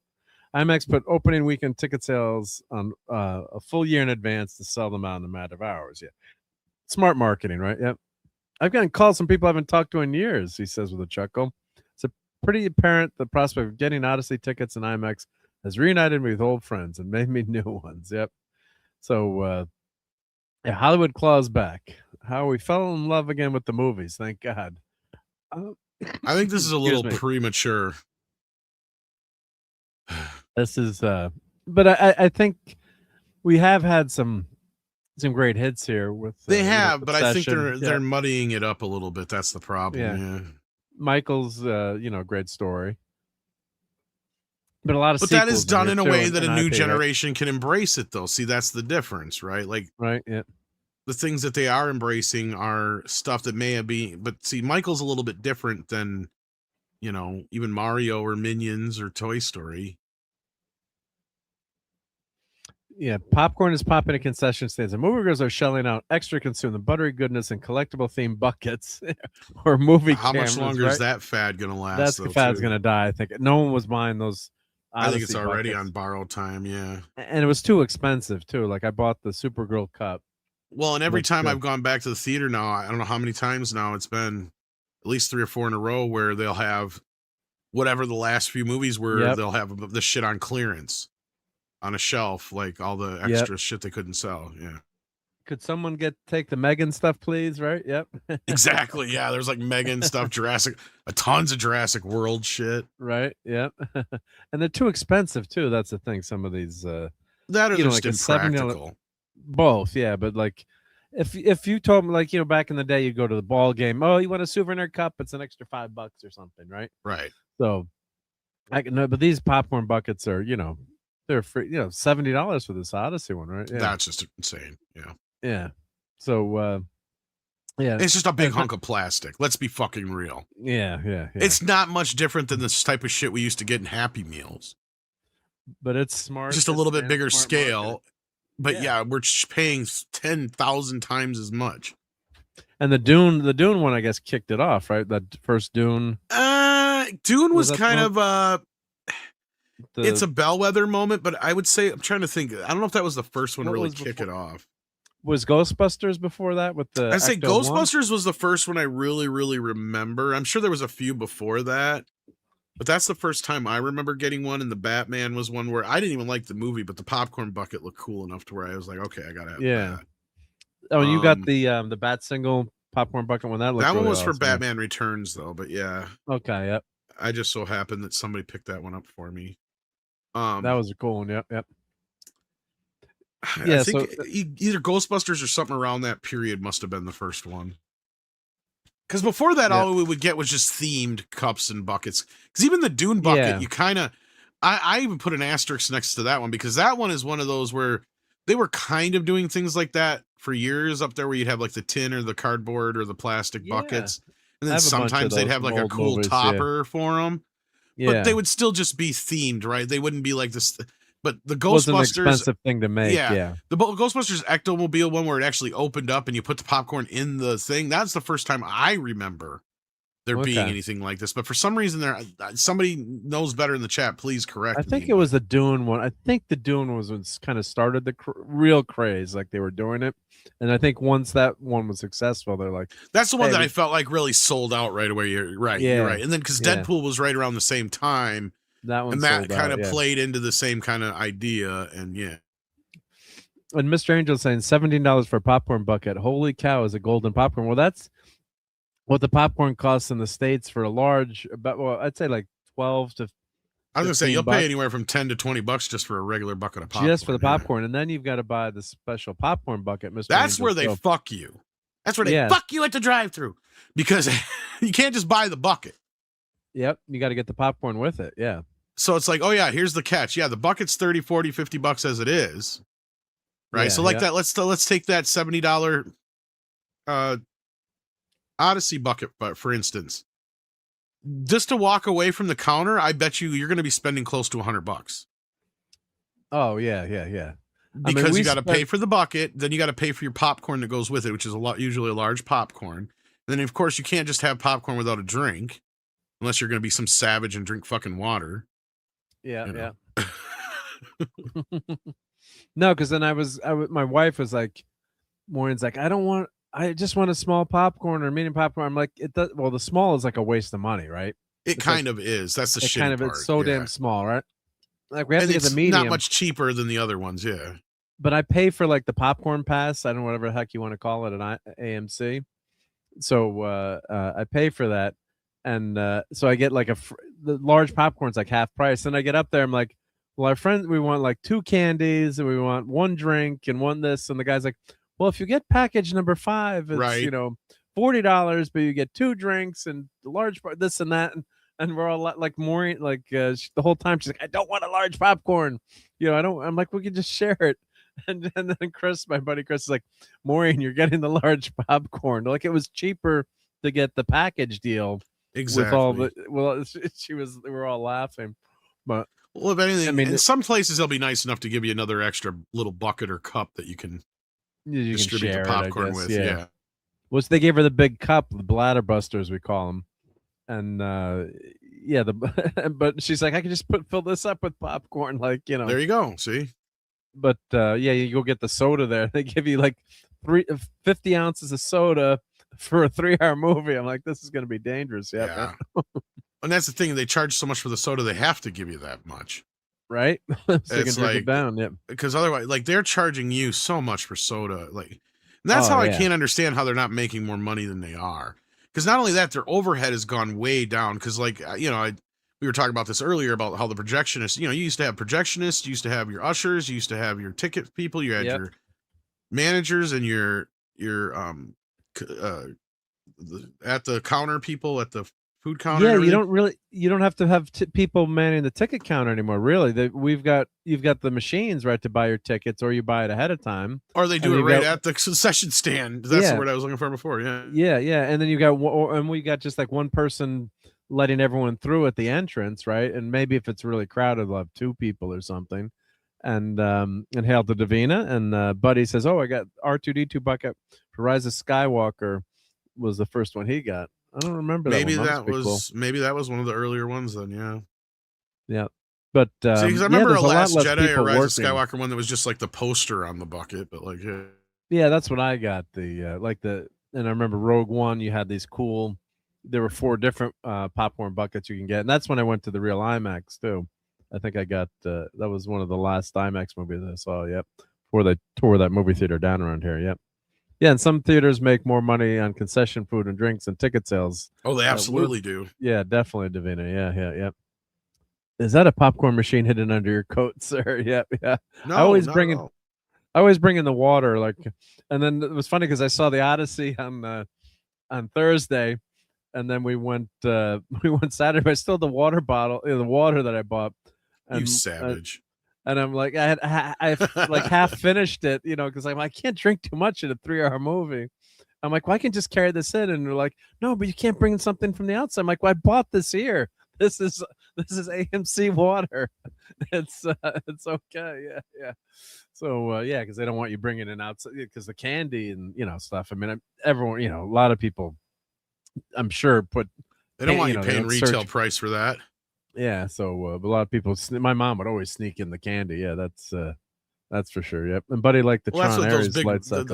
Did your mom have a big theater purse too, like most moms did back then? Yeah, the big theater purse. Yep. And And Oliver's mentioning birthday celebrities. Let's see, Tom Cruise is 64. Oh, that digger preview trailer looked pretty good. Mike Tyson 60, Jimmy Smith 71, Kevin Bacon 68. My God. Anthony Edwards, 64. The Hoff, 74. Feldman, 55. Harrison Ford, 84. I've been enjoying him in Shrinking, a really good Apple TV show. And Patrick Stewart is 86. My God, wow. But at least he got a new body, Patrick Stewart. Oh, no, that was just in the TV show. Yep. But, in your country, the theater cannot forbid me to bring my own drinks and candy by law. Wow, I should move there. Yeah, that's awesome. Yep. Yeah, people go to smuggle liquor and outside food like teenagers care about searching people. Yeah, no one, I've never been stopped or, anything like, what's that big thing in your pocket, sir? Yeah, they don't want to deal with confrontation. Most cases when I've complained about anything, they just give you a free pass. It's like, so you're not going to do anything. Well, yeah, Six, you missed it all. We talked about it for like 3 hours. Yeah. We are soccered the fuck out. Yeah. Damn it. I did watch that game, and I got to say, I'm like, I'm a huge soccer fan now, but it was kind of fun to, everyone going nuts about America, and there was something to it. And the Swiss almost beat the Argentinians. And, of course, I get up, I'm like, I got to go to the little boys' room, right? So it's like, boom, goal. I'm like, I've been watching this mother effer game for like 2 hours plus. I go to take a break, and then they score the goal. It's like, come on. God damn it. Yep. But we can talk about soccer for another few more hours too. Yep. But let's get back to this article. We'll finish up this article here. Yep. So Some of the year's most unconventional stories are among the biggest successes. Project Hail Mary, Michael, of course, Obsession. Let's see. The film broke records after an unprecedented box office run, with second, third, and fourth weekends were larger than its debut. Talking about Obsession, yep. So, low-budget horror sensation that hails from 20-year-old YouTube creator Kane Parsons. Well, I've heard a lot of debate about the YouTube stuff, but well, not only that, I hate it when they bring up horror films as like, oh, it's doing its back. No. It's never. Do you realize how many? Yeah, exactly. Do you realize how many shitty horror films come out and nobody talks about? Right. But like, yeah. So when one hits big, guess what? It makes $1,000 or 1,000% profit because it cost absolute fuck all to make. Like, of course it's going to be a big deal. It's like the Blair Witch effect, right? Like, it ebbs and flows. Yes, certain things come and go as far as horror go, but horror has always been there. It's been the mainstay forever. Yeah. And it has an audience that always goes to see them, or they'll give them a chance, or they'll at least give something a chance that most audiences won't. And then when you do have a success like this, that's why it's such a big deal. But it's kind of weird how they always kind of use that as an example when honestly, there's very few times where I'll bring up horror as an example, because it is one of the worst examples to bring up for these kind of things. Because it's always going to have its own place. Oh, horror has always had, it's always done well. Yep. And what we need to happen has finally happened, says Michael Custerman, CEO of popular dine-in chain Alamo Draft House, who's been in the news for bad reasons lately. There's not just a good pipeline of content, but a diverse balance within the slate. That's what we've been missing. So, of course, going back to COVID or whatever, the revenue, obviously tanked after that. Yep. 2 weekends after Odyssey comes Spider-Man Brand New Day, sequel to one of the biggest pandemic-era films. Exhibitors are preparing for a champagne problem, making sure there are enough auditoriums to accommodate the crowds for 2 major tentpoles. But Spider-Man is going to, I don't think you're going to have a problem. No, I'm going to say, if you want to see Odyssey and IMAX, go see it next, now, because Spider-Man. Well, even still, I think Spider-Man's going to be fine without really any IMAXs. It's not really calling for it. It's not saying go see it in IMAX or anything like that. But I'm saying at the end of the day, yeah. But what I was, if where I go to theaters, like whenever I go see it, it's in the IMAX or it's in the Dolby. Like the premium theaters are going to take over for the Odyssey. Spider-Man is just going to knock it out. That's what I'm saying. But this is a thing that was kind of funny. You don't have to, though. We didn't get to it earlier, but I was going to bring it up. Like Chris over at Bleeding Fool has been kind of working on this on the side, where he's noticed that the only screenings for the Odyssey that are selling out are those IMAX screenings. Like a lot of the other showings are very few people to none. Right? Yeah. Like there was only 3 people in my screening, and it was a 7 o'clock on Thursday night showing. Yeah. Oh, wow. That was the opening. Yeah. I mean, sure, I'm in a little podunk town with, a population of like 5,000. Don't get me wrong, but it's like the only theater within 45-mile distance of most areas, to where it's like, if you're going to want to see it somewhere without having to drive to a big city, this is your shot. So, there's literally only 3 other people, a group of people of 3 that were interested in seeing it. So outside of the IMAX screenings, and then this is kind of where, R2 was saying earlier too, is like, there's some people who are like, yeah, if I can't see it in IMAX, I'm not going to go see it. Yeah, that's interesting. Yeah. But Davina finally saw The Thing, 1982 movie, and loved it. Wow. So, that's one of the all-time great horror. I guess you consider horror films or sci-fi horror. I guess how would you classify The Thing? I guess sci-fi horror, maybe. Yeah, it's a horror film. Maybe would work for that. Yeah, but it's that is an all-time great movie, and that's something that would be awesome to see.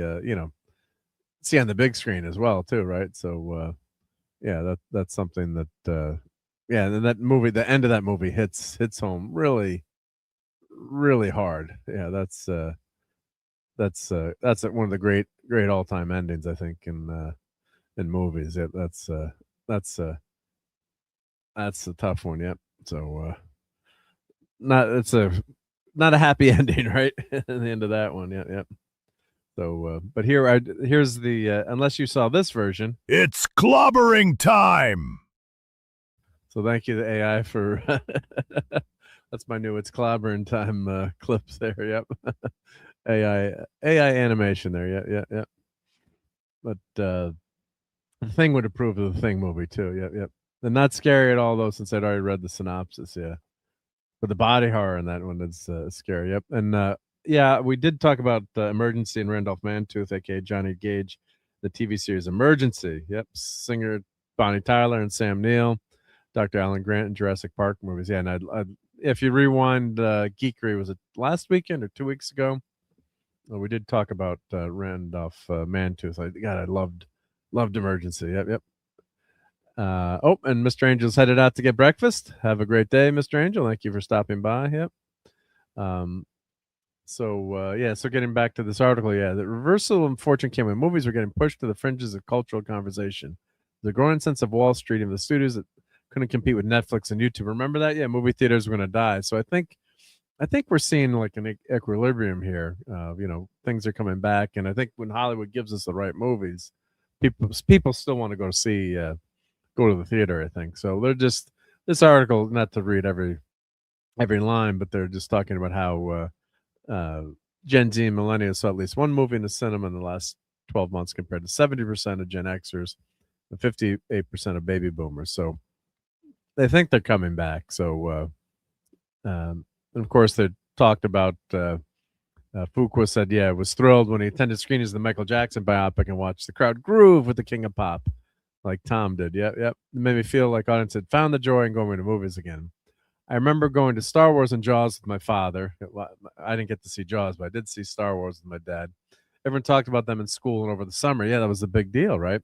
If nothing else, the summer is showing us that people still yearn for that connective experience, and that was a big deal. Seeing Star Wars in the movie theater. Like I'm one of the cool kids now. I saw Star Wars. Yep. Yeah, Davina is saying, they pushed for a happy ending, but Carpenter stuck with his decision, which was the right decision. Yep. And the original is really good too, worth watching. Yep. Of The Thing. Yep. What's the name of the original? The Thing. I'm forgetting the name of the original 50s movie. Someone in the chat will help us out here, I'm sure. Yep. That The Thing was a remake of. Yep.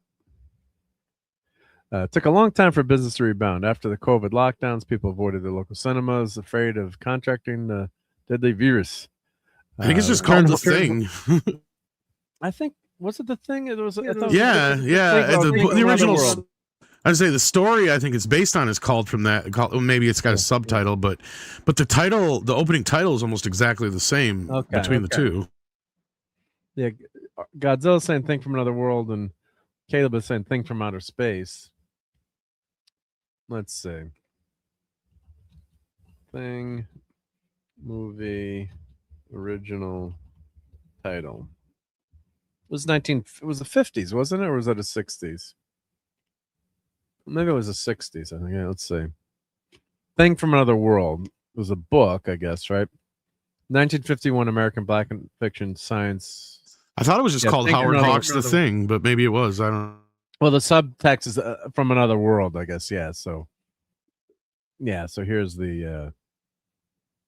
Yep. Yeah. So the Thing from Another World. Yep. Howard Hawks. Yep. Astounding movie. Yep. So, but thank you for that. Yep. But so basically, you're right. Yeah. Probably the it comes up. Yeah. On the screen there. Yep. So so this article mentions Spidey No Way Home, Maverick were huge hits, and then they're talking about Barbenheimer. Memorials of simultaneous 2023 releases of Oppenheimer. See, and those are bad examples because those movies were big hits not just because of the Zoomers going, it was because of everybody going. Kind of like this one. Yeah, everyone wanted to see Oppenheimer, right? We lost momentum. We shut down production. We actually shut down marketing, promotion. Actors couldn't talk about it. I think they're blaming the vid for a little bit too much in this article, but I think movies like Project Hail Mary and that's a good example. Yeah, something brand new, right? Yeah. The recent failure of Supergirl, which startlingly earthbound with 115 million worldwide against 170 million budget, signals the superheroes movies are no longer the most popular game in town. Yes, Spidey, Brand New Day, and Avengers Doomsday will be juggernauts, but they have future heroes who are household names. Films that center on lesser-known comic book protagonists like last year's Thunderbolts and Fantastic Four's Bad Steps are Oh, failing. they're giving the F4 a pass like a motherfucker there. Yeah, draw crowds. Yeah, right. Yeah. You want to pretend the Fantastic Four isn't one of the most well-known comic book bullshit? Bullshit variety. Fuck you. I can understand the Thunderbolts. I'll give you the Thunderbolts. But you're glazing hardcore for Mr. Fantastic Four there. Nuh-uh. It's clobbering time. You know what I'm talking about. Yes, I know exactly. Yeah. Fantastic Four is the birth of the Marvel Universe. So give me a fucking break, variety. And they've had movies, and they've had two big, huge Fox movies before too. So yeah, they had Thunderbolts. Yeah, T-Bolts are. They're not very well known. My ass. Yeah. The T-Bolts, yes, are not well known, but not. No, but I mean Fantastic Four. My ass. Yeah. Oh no, nobody knows who they are. Yeah.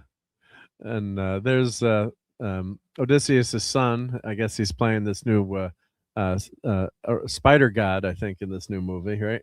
I hope they don't tie in the freaking that whole storyline with Spider-Man, which I hated, where there's a Spidey totem, and that's what everybody says.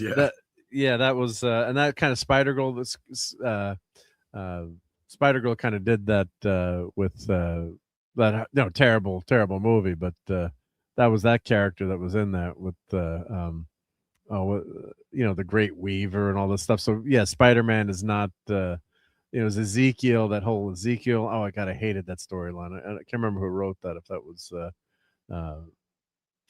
that we can hope that it's mainly just they want the name, maybe, because it just happens to kind of go with their scheme. But yeah, I don't know. Yeah, or when he's growing extra arms or whatever. Like they did have that in the comics where Spider-Man grew extra arms. Yeah. I like, and Godzilla liked the spider totem stuff. JMS wrote it. Yeah, I just didn't like. I just like him being an accident there, not being tied to the spiders. But RJ, you are literally the first person I've seen say that or heard say that. Yeah. Every time this movie comes up, what Mark just said, I hear everybody say who's aware of that. They hate that story. The Ezekiel storyline. Yeah, the art is really good by John Romita Jr. Yeah, but in fact, I think Flash said the exact same shit, almost word for word. What did I just say? Nick has said almost the exact same shit you've said word for word. Like I've heard it so many times now. I'm aware of it. I've never read it. You never read it, yeah. And I don't know much about it other than just the stuff that you kind of mentioned a little bit. But so I just know it's notoriously bad or whatever. Yeah. So. Yeah, Caleb said, "Yeah, how is Marvel's family not well known yet?" Yeah, right. But one thing that I really like the Superior Spider-Man storyline, and most people hated that one. So that's I'll throw that one out there. Yeah. And he's being clear. Yeah, sorry. Yeah, I don't like what Slott did with the whole totem set. What Slott did with yeah. Damn Slott who banned me. Yep. From Twitter. Yeah, or blocked me. Was he one of your arch enemies?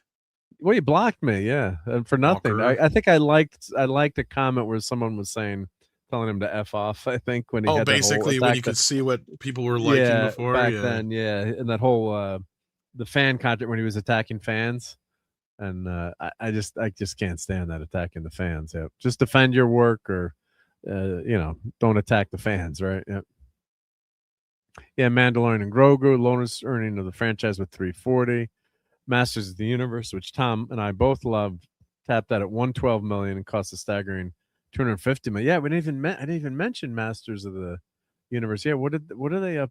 That's how low that movie ended up. Oh wow, is that even out of? It's still out of the movie theaters now. Oh, I guess it's totally out. They're not even listing it as the weekend. Masters is totally out. Yeah, it's been out of the game for a while. Wow. So, but even Supergirl is in there, but. Holy shit. So what did it last in theaters? 3 weeks? Yeah. Well, I hate giving Motu the excuse, but really, and this is why there's a plausibility of sequels happening, is that the theatrical release of this was more or less an advertisement for Amazon Prime or MGM streaming or what have you. So, yeah. Wow. So that made it. How many weeks was it out? Look at 3 or 4. $113 million. They pulled it after a couple of weeks, yeah. So it was pulled then, yeah. Pretty much. I mean, yeah, no, because I'm making looking any money. Yeah, no, but I'm looking at the other box office for the weekend, and yeah, it was out for 42 days. So I mean, it might still be at some theaters, but basically what that means is pulled. it's either making not making enough money where it even registers to get reported, and or Amazon just has quit reporting whatever the box office is for the weekend because it's that embarrassing. But either way, it's not great. Yeah. Yeah, so it was really basically pulled after a month. It looks like, then Supergirl's gonna have a similar fate. So yeah, they're just gonna because the exhibitors don't want to have it in the movie theater too, right? Yeah, and I'm sure by the next 2 weeks you'll see Motu and Supergirl drop on VOD and yeah. So, but yeah, it's just in fact, I think I heard that that Masters of the Universe was supposed to be out either this last week or coming up this week or whatever. I haven't looked to see if it is or not, but on VOD, pay, right? Yeah. So let's just always skip to the end of Supergirl is supposed to be coming soon too. So yeah, they got to salvage whatever money they can make on it, but they don't make much on VOD these days anyway. Actually, they do kind of, and that's what I was getting at earlier. Is like they do, but they don't. It's like they're. It's basically the equivalent of a drug addict overlooking a better deal just to get a quick fix. Does that make sense? Like, because they used to have this prolonged, like, you had your original theatrical window, you had your discounted theatrical window, your home video and pay-per-view window, and then you had your cable, HBO Showtime window, then you had your network premiere window, and all those things were another revenue stop for a film. And they bypassed all those other revenues to just get to video on demand now. So to them, it's worth more to pull a movie after 3-4 weeks because, like we were saying before, the theaters are already making the lion's share of the box office anyway, if it's even making that much. So to them, it's more incentive to pull it from the box office. And yes, they make more money up front than they do off of like video sales, like if it was Blu-rays and 4Ks and whatnot and DVDs, because it costs more to make those. But those will be on a shelf a lot longer and have a lot more of a life if they were actually selling them in stores. Unlike they don't, like that's the problem is like, you can't find them anymore. So most people, it's just out of necessity, go with the streaming version, but they make so much money off of those in comparison because there's no overhead there. All that's there is the storage fees and whatever fee they have to pay, either it doesn't cost Amazon, much, right? Yeah, exactly. And they keep like probably a small percentage of each sale.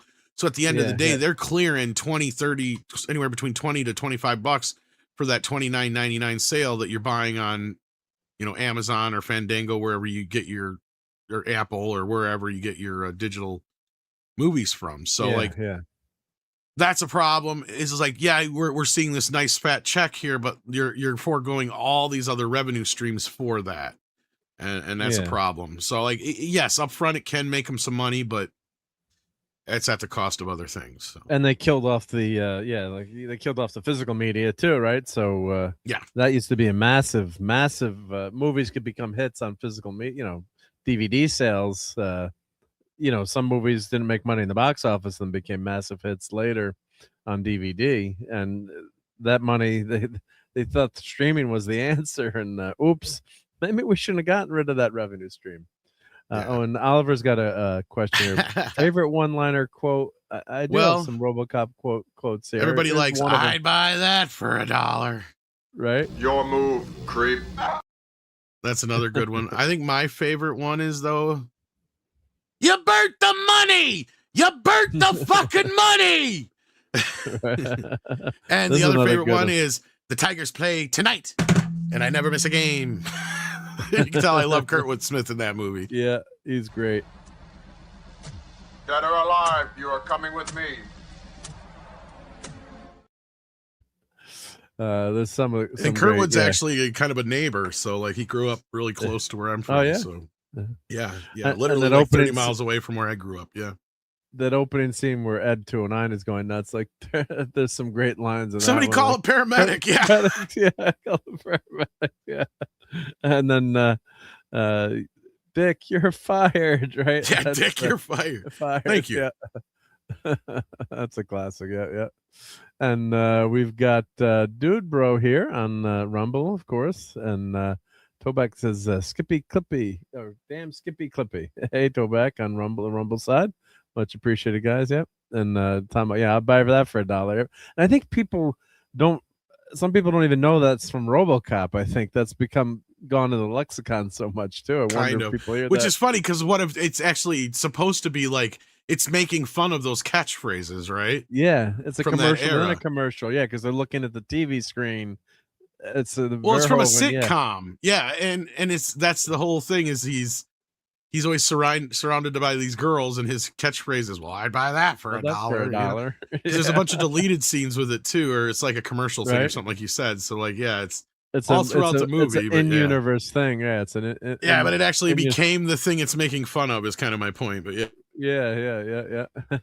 So let's hit the last two paragraphs of this article here. So the popular these films has set up a mad hunt to unearth the next Parsons or Barker. That's the obsession independent movies, or small movies. Yep. In recent weeks, studios and producers have announced a wave of projects rooted in the internet, including a movie based on the creepy digital phenomenon Siren Head and a big screen version of the YouTube series Mandela Catalog that will be produced by Steven Spielberg. But Blum isn't sure the scramble is wise.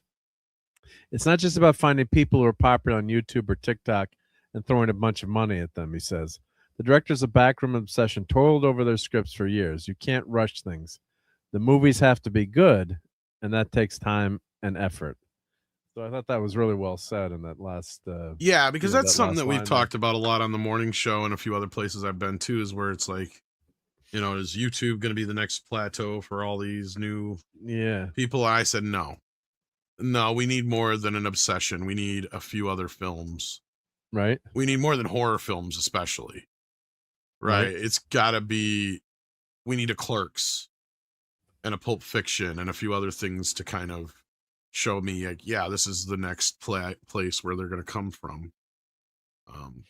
But otherwise, just because and YouTube is just the, as much as I love being on YouTube, it's just the latest medium. And, you have, that Super 8 movie, with, the Steven Spielbergs, you all had friends there were a couple, like one or two kids who like were into movies and had like their own little projector, and their dad had like a dark room in their house, and or they were into it on their own, but it was a really niche thing where you were really into it. And like my brother-in-law was really into making little like mini movies, and his friend, and he put some of them on YouTube. They're really fun, and they like made their own version of Jaws. I think I've shown you some of those, Tom. My buddy's friend Rob. Yeah, I don't know if you remember exactly, but like home fun movies. But now, like anyone with an iPhone, you kind of can make your own movie, but that doesn't mean everyone's gonna be a Spielberg. It's just those guys that love films like Spielberg, or were really into it. It just you have to have some talent first of all, right? Like you have to be good at it. There's just so much more than just, because otherwise everybody be doing it already, right? Because you're right, it's so easy to. Because I mean, the tech is easy now, but not the creativity. I wish I was younger and I had access to the shit I have access to now, because I may have been able to do something, but like, I mean, I'm so old now, nobody gives a shit. So like, that's the problem. But I mean, maybe someday I will write something or do something that goes somewhere. Who fucking knows? I don't want to count it out, but it feels like the older I get, the less of a chance I have of finding that. But it's just, look, if you're good enough, you'll find a way, right? Like, but it's the talent that goes. The biggest hurdle for anybody right now is just being able to be plugged into the type of system that Hollywood has for advertising. Because even a lot of the most famous independent quotation films that we think about when we think of independent films, they aren't as independent as you'd think. I mean, there's really only some that are truly indie films at the end of the day that you could actually say they qualify, right? That were actually produced without a studio behind them, made with their own money, or invested, with standard investors, not like studio backed investors. And maybe the movie got picked up by a studio after the fact. There's only a handful of those, but otherwise, like, a lot of people consider certain movies that aren't really as indie as you'd think they are. But look, I'm happy. I love seeing things like Backrooms and Obsessions happen. I love seeing that, but we need a Clerks. We need a Pulp Fiction. We need something more than this. We need something that's going to capture people on a level much higher in a different place than horror films. And, you know, Markiplier, the thing he did, that might be a start of a new thing, but, you know, did that really reach beyond his audience? I guess is the real question. Because, I mean, unless you have a big enough following, like a Critical Drinker or something like that, to where maybe he could put out a movie or whatever, which I think he is. You know what I mean? Like, yeah, maybe that'll go somewhere because he's got a big enough audience and a big enough. He doesn't need the system. You got that built-in audience. Yeah. He doesn't need the advertising machine. Exactly. But it's not always. It's not a guarantee, right? So that's what I was trying to say. Yeah, we're both saying the same thing in a way where it's a lot easier to make a movie now, but you need that skill. Yes. To be able to make a movie and that vision and how to tell a story and. Yeah, it's just not something that's. Well, I almost feel like that making film with digital now, and again, I'm not trying to dump on digital or anything like that, but I feel like it has fundamentally changed filmmaking so much that a lot of the craft has gone out the window because you can afford to do it so cheaply now. To where, you know, when it used to be about shooting something on actual film and having to get your hands on the camera and the equipment and all that business, is like, so when you finally rolled cameras, you made sure that what you were shooting was what you were shooting, right? Like, I almost feel like a lot of films nowadays almost feel like they're just kind of lackadaisically put together in the cutting room more than they're actually put together before they go before the camera. And that might be a part of the problem, because a lot of times, even when they yell, you know, action and cut, they don't really have to, because there's nothing to cut or say action to other than the scene going on itself, because they're not actually stopping the shooting. Like, from the moment they start, from the end of the day, they're just shooting digital footage on all the cameras that are constantly running. Like, that's why on that Rust set thing, even though it was a rehearsal, that's why there's like 3 or 4 different camera angles, because they had, like I said, they have that shit running all the time now, because there's no reason not to. Right. But to me, it almost makes it feel like you're not planning enough in ahead, to where that's why I feel like there isn't a good vision anymore. Like, it's really tough to find a movie that says, okay, this guy's got a good vision and he knew what he was doing going into this. Like Godzilla, right? Is one of the last ones that I can remember more recently where you could clearly tell this guy knew what he wanted to do going into it, and there was nobody who was going to compromise his vision. And Tarantino's one of the few other guys out there right now. Nolan is one of the few other guys out there who can kind of do that. And that's kind of why I'm holding him to a standard I wouldn't normally hold any. Like, to be honest with you, with the whole Odyssey thing, I would probably be a lot more lenient with it had I known it was a made by committee movie or something like that, because that's the problem. A lot of this falls on Nolan's shoulders. He's got the carte blanche. He's got the power. He can say, no, I don't want to do this, or yes, I want to do that, and you're not going to stop me. See, he's not like a lot of these other people. Like, I remember with Denis Villeneuve, who now has more carte blanche, but before, when he was making the first Dune, I mean, we had heard that a lot of the race swap casting came down because they said, if you don't gender and race swap certain characters, we're going to do it for you. So he, from what we heard, chose to do it to characters that had the least amount of effect on the story. And this was actually confirmed later on in so many ways by things that were said by him and others. So yeah, so like, at the end of the day, somebody like Nolan has the kind of power. Steven Spielberg used to have that kind of power. Yeah, I think he still does to a point, but trouble in River City. Yeah, he does. Yeah, he's still Spielberg. Yeah, but he doesn't. They might be. But even Scorsese doesn't have the power like he used to, right? Like, I mean, he's got to settle for making movies for like Netflix and shit if he wants to make the kind of movies he wants to make. Yeah, what was that big? What was the last the gangster epic called? Scorsese's the Irishman. The Irishman, and then he did I think that's the last. That was terrible. That was terrible. I couldn't stand it. It wasn't very good, no. And neither was his Flower Moon movie either. I'm trying to think if he's done another one since then or not. I don't think he has. But the Irishman, there was all that hype, and there wasn't like a 4-hour movie. I'm like, it was all right. It kind of reminds me of this, right? Like, it was good for a movie, but you have higher expectations for somebody like Scorsese. Yeah, and he's too overindulgent in it. Yeah, and the de-agent De Niro, and then like De Niro's fighting someone, and I mean, you just can't move the same way. So like he was de-aged, but fighting like an 80-year-old man. You know, Right. it's like that was something like, that stuck out like a sore thumb. You're right. Yeah. Yeah. So like you got to put have just an older kid and then put his body, put his face on him. I guess if you're gonna do something like that, right? That you just can't walk around, the same way. And 6 says, I just went to lunch, so you and Tom have to talk for another 30 minutes. And I kind of blast De Niro for this, and I don't know if because it was probably not his idea, but at the same time, I'm sure he had some play in it. Because to me, this is normally a situation where you just have another actor play a young version of them, right? Yeah. And then you play yourself as an older person, yeah. Yeah, because De Niro, that's how he got started. And Godfather, right? Yeah, he played the young Don Corleone. Like, people forget that. It's like, why in the world do we have, because there's like 3 or 4 actors I could probably think of that could have played him at different stages of this movie that would have been like, yeah, okay, that's good enough, right? Yeah. Like, to me, like, why are we doing this? Like, you're right, 100%, because that's the one thing I didn't really care for the movie outside of it's just overindulgent running time. Because I'm sitting here going, Scorsese should have done like a theatrical cut and then this just be the extended cut. Yeah, if you want to watch it, you can. Yeah, because this is a little overindulgent. Wasn't it just on Netflix, that one? Or, yes. But it's almost 4 hours long or whatever, yeah. Yeah. And that's why, because they refused, no studio would release the movie at the length he wanted to release it or whatever it was. So yeah. And they were right about that too. Yeah. In this case, I got to agree, because I mean, it's not, again, I don't want to blast it as his worst film, because honestly, I hate a couple of his other movies more. But it's like one of those kind of like your own worst enemy in this case kind of thing. Yeah.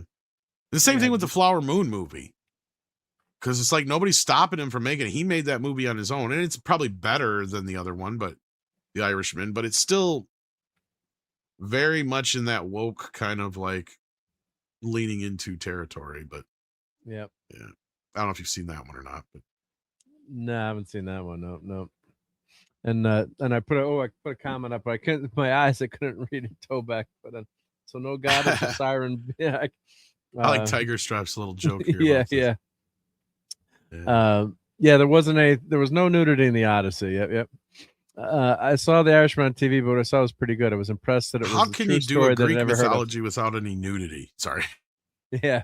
Well, this is the joke. Clash of the Titans. We went in '81. I think I told this earlier in the tonight when it was my birthday party in 1981. Of course, back then when you take everyone to see the movie theater, right? And all my buddies are there, and then the priestess walks out. This girl comes out as topless there, but it wasn't a sexual scene, so I guess that's allowed in a PG movie. So my mom, her arms like shot out, like trying to cover all the boys' eyes up, and we're all ducking. You're like, remember when your mom went nuts, and she had to apologize to other moms. I'm like, I'm very sorry, I didn't know there was any nudity. It was a PG movie. Don't know what happened, and all my friends they're all very happy, right? No one was upset except some of the moms, laughing about it. Yeah. That was some boys' first time with full frontal nudity. Well, it was just the boobs. It was just boobs. I thought it showed bush too. No, it was just boobs. When they were walking on the beach, I thought it did. No, it was just boobs. Maybe I'm wrong. Maybe I'm boobs, misremembering it. Okay. I wouldn't have rewound the scene 100 times to check. You probably have seen it more than I have. That's true. But the joke was. I mean, I love Clash of Titans. Don't get me wrong. It was a PG movie, so we're all To be fair, most of the time I've seen it though was off of TV, so they didn't even have the nudity. So when I did see the nudity, it was like the first time in school. Was when they showed it for a class, for one of our mythology classes or whatever. I can't remember if it was English or history, but yeah. Yeah, it was it was really funny. And I remember the teacher going, "No, I don't want everybody, all the hoots and hollering and blah blah blah," because we had to sign. Had the teacher. You had to sign a waiver. The parents had to sign, and yeah. Well, Europe is much more libertarian there. Yeah, Caleb, I did watch a different Titans movie. There was a lot of greased up men. Yeah. Just boobs. Mark admits to being an ass man. That's true. Well, it was the other funny story I was telling last night, because we had to keep going for 6 here. Yeah. Was I don't know how I got on this subject with we're out at dinner, but something came up with like, because of something with nudity in movies, and I'm like, Maureen, remember the time that all the girls went to the video store and it was a bachelor party for like my friend and the girl. They did both the bachelor and bachelorette party the same night. So the girls went to the video store back then when you had video stores, and they're like, well, let's get a couple of adult films like the Odyssey, and we'll buy the adult films that have all cute guys on the cover, right? So shit, I can see where this is going. You know where this is going. So then we get cover your ears. So then we get the guys get back, and the girls are all like, we want to watch an adult film with you guys. Well, they used another word, but like the Odyssey. And come on, sit down. We're gonna put this movie in. So we're like, oh my, we're like, what's going on here? How's this happening, right? So I'll get around, and they put the movie on. I'll never forget. And there's a guy in the classroom like, oh, this hot girl's gonna come out, hot for teacher. And it's another guy, and then stuff starts happening, and I'm like, I didn't think you could do it that way. That was the giveaway. As soon as you said cute men. Where's it going? Where's it going? Yeah. Well, it's just I didn't appreciate where it went. I was laughing at where it went, and the girls were all hysterical, laughing, and because they rented like 4 or 5 like gay porn movies and had no idea. Of course, they had never rented an adult film before, like the Odyssey. Here's a tip, ladies: if the guy looks like Mario, then it's a real straight porn. If the guy looks too cute, then it's gay. Yeah, so that was just one of those fun. We were talking about that last night. Yeah, so that was pretty funny, and the girls they always got a laugh, a good laugh at that one. They're like, because we're all like, no, this can't be happening, right? The girls actually want to watch one of these movies. I think they set your asses up. They knew exactly what they set us up. Yeah, they got us good. Yeah, they knew exactly what they did. Yeah.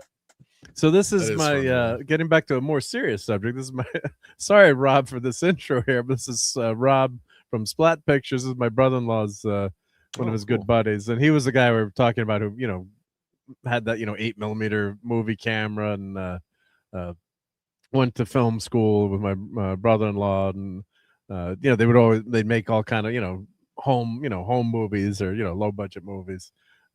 So he works out in Hollywood, and he's got like a big horror niche. So these are some of the people that he's interviewed. So makeup, Mike Marino. So if you're a horror person, you would know all these people. Of course, Greg Nicotero, really cool, amazing makeup artist. Walking Dead, love of A Creature from the Black Lagoon. And that was Paul had sent me some pictures that I can't show because it was like behind the scenes stuff that Rob had sent, and like I noticed the console, the Jupiter 2, and I was showing Maureen, and Paul, I'm like, my God, he's got the console for the Jupiter 2, and they're like, what?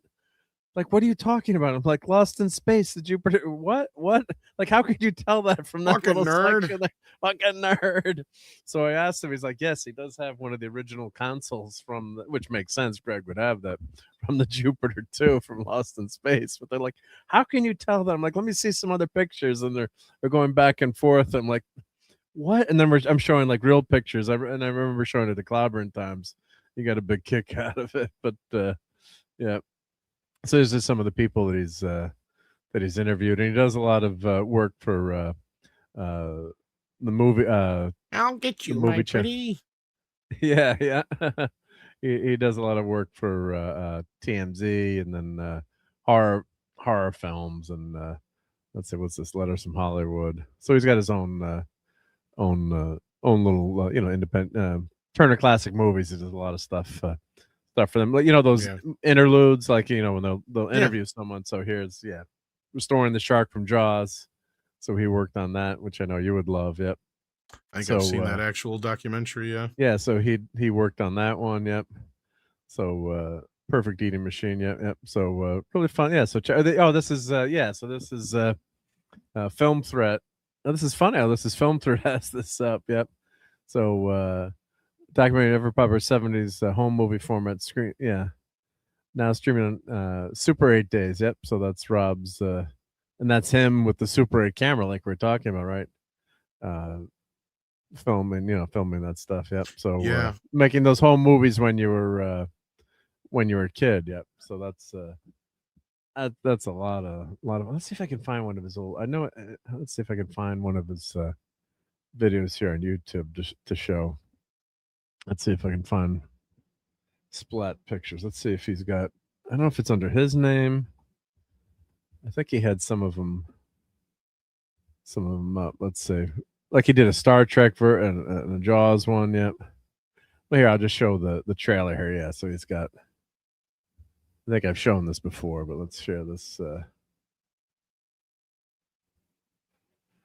And the funny thing, this is one of my brother-in-law's good friends, and we both grew up in the same town. Oh, I got to share the audio here. Let's see.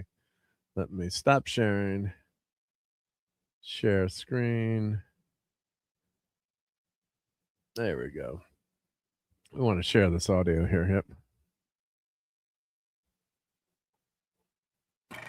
We're going to make a movie. So they made Jaws here. Yep. We're going to do Jaws. Yep. That actually looked pretty good. 70s, I got a Super 8 movie camera. And with a little growing up in when I was a kid growing up in the 70s, I got a Super 8 movie kid growing up in the 70s. Why are we on loop? Oh, no, I was just going to try back. So that's Rob there. I think it was my brother-in-law in this one. I'm trying to catch it because I think my brother-in-law's it, but this is them as kids. I was trying to stop it at the right spot, but I don't think that's not him there. I thought that was my brother-in-law. I got a Super 8 movie camera, and with a little imagination and some help from my friends, we made a movie every month.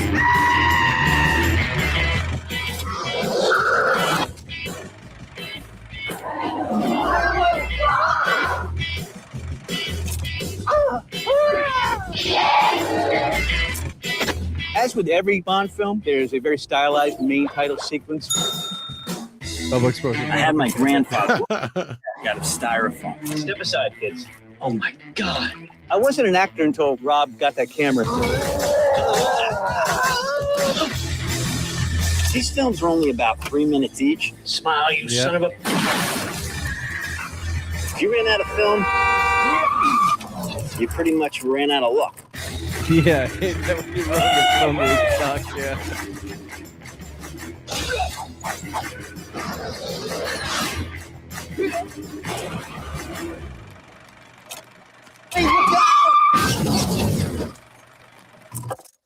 I'm gonna check that out. That's pretty. Let me catch the credit.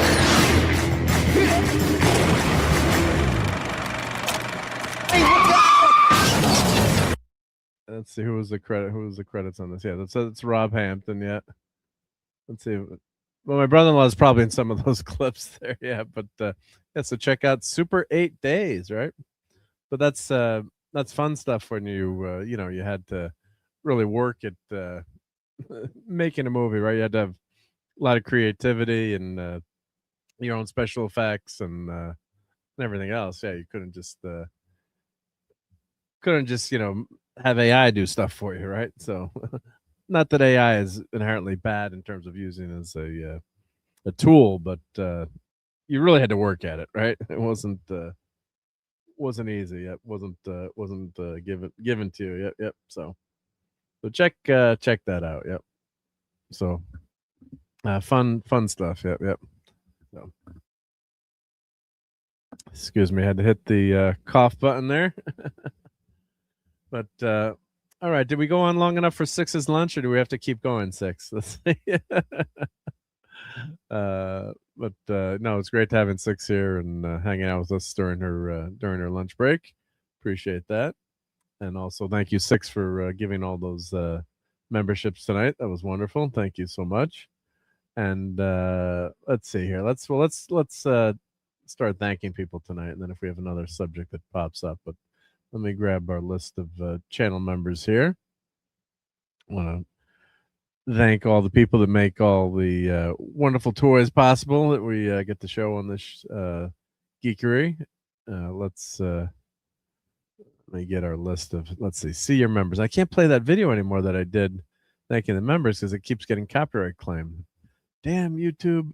So I got to redo that clip, but let's do see your members here. And let's download. Well, we've got 100 members right now, so I can't read them all. But let's thank thank everyone in the chat that was here tonight. Let me download this file first quickly, so I have all the members saved there. So all right here, let me save that. Okay, so let's check on the vertical side tonight. Our top fans: we had Corey, Tomahawk, Handled, Brick, Back to the Future fan Hoskins, Midnight's Edge After Dark, Stream Element Spot, Mr. Angel, and Louis Diaz. So thank you for being there on the vertical skinny side. And on the top fans on our regular horizontal side, we had The Real Headcase, Claude, Tomahawk, Real Dragon, D Bud, Marks 47, Sashi, Dadman Walking, and shout out to the Dadman clan right now. Prayers for your mom, Dadman. Gen X guy, Tim, Crimlon, Corey, Davina, Milk Toast, Eclay, Oliver, Jamie, Keely Chow, that Midnight's Edge After Dark guy, Phantom Outsider, Professor R2, Tiger Stripes, Brian Parth, Power Ranger Donnie, Buddy Hepburn, Courtney, Darth Plato, Admiral Teague, Six, RJ Godzilla, Cabe Levine, the Streamer Element Spot, Deadman, and Putin, the #1 fan. Thank you. And of course, we had some wonderful super chats as well tonight. So thank you to the Deadman who donated $4 tonight.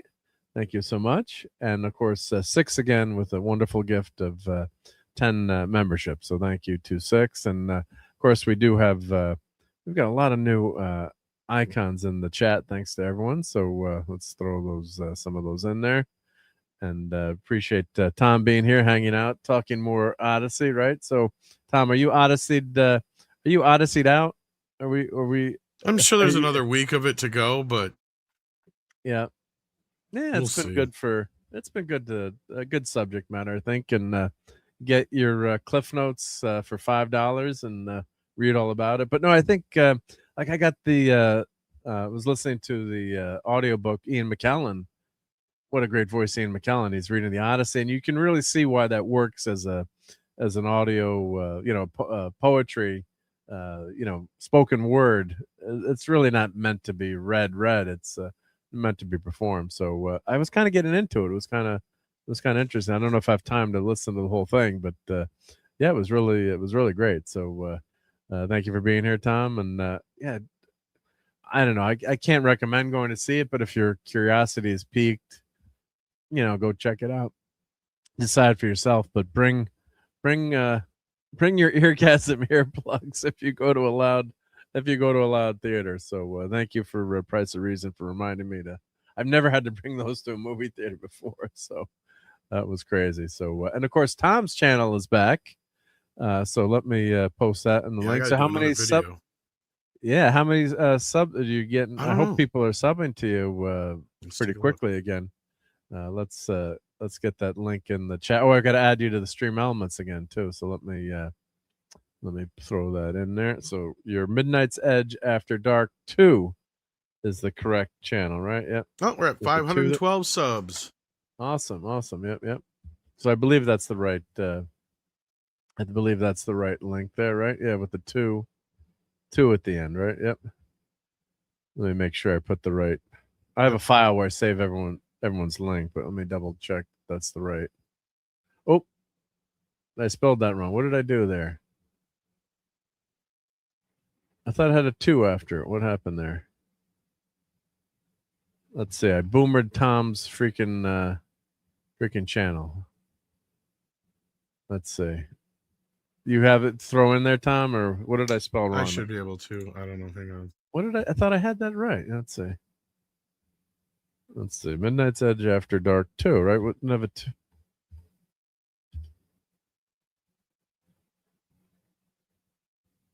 Let's see. Here we go. Because the old channel's still up. Is it because you have the capitals in it?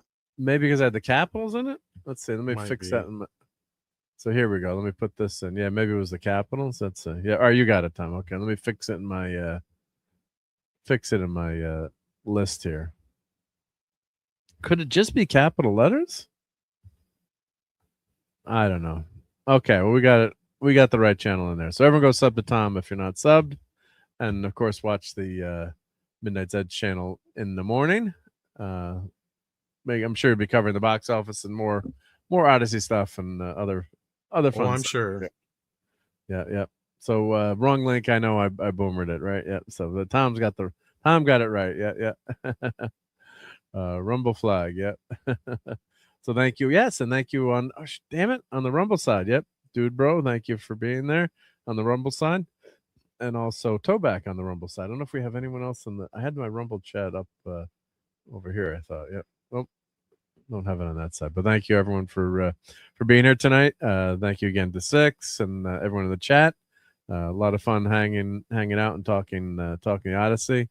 Man, I don't think any movie has been. I think was this almost as polarizing as Rise of Skywalker or The Last Jedi. I don't know. I mean, I don't know if there's really a polarization. I guess I'd have to wait another week or so before I see that happening. I mean, yes, in our community there is, but at the same time, it could just be a small. Yeah, more of a niche.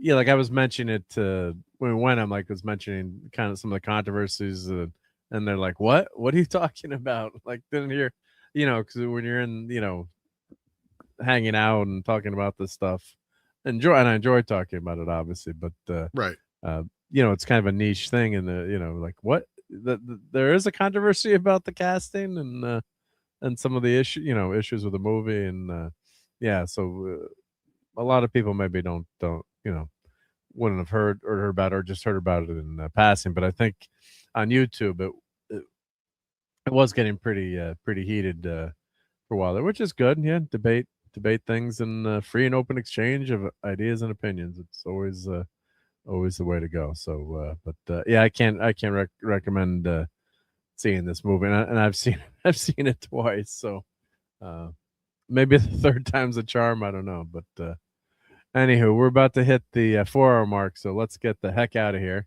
But I really appreciate you being here tonight, Tom, and thank you of course, to Professor R2 for hanging out with us as well, which was wonderful. And we'll be back. Toxic Tuesdays on hiatus this month. I'm playing poker on Tuesday. Hopefully, I win bigly and make $20. But we'll be back for Sunday Night Geekery. And what's the next big movie? Oh, so Spider-Man's not out for 2 weeks. That'll be huge when Spider-Man comes out. Yeah, we'll be talking about that one. So, but thank you again, Tom, and everyone be well. Have a safe week. Oh, hello to Celestial be a lady. Hello. We're just getting out of here, so you can watch on the rewind. Yep. So let's play. I'm gonna pull ourselves out of here, play a few clips, and we'll catch you on the next Sunday Night Geekery. Take care, everyone. Have a good week. Relax. All right? My old man, he's a television repairman. Got this ultimate set of tools. I can fix it. Kneel before Zod! This evening, I shall go for the squid platter. Ew. With extra tentacles, please. But I pity the fool. He plays with toys. It's a model. With little figures. Klingons do not allow themselves to be probed. There's only one thing I want to say to you, Commodore. You're a dumbass. Merchandising, where the real money from the movie is made. Fun storming the castle. It's 106 miles to Chicago. We got a full tank of gas, half a pack of cigarettes. It's dark, and we're wearing sunglasses. Hit it.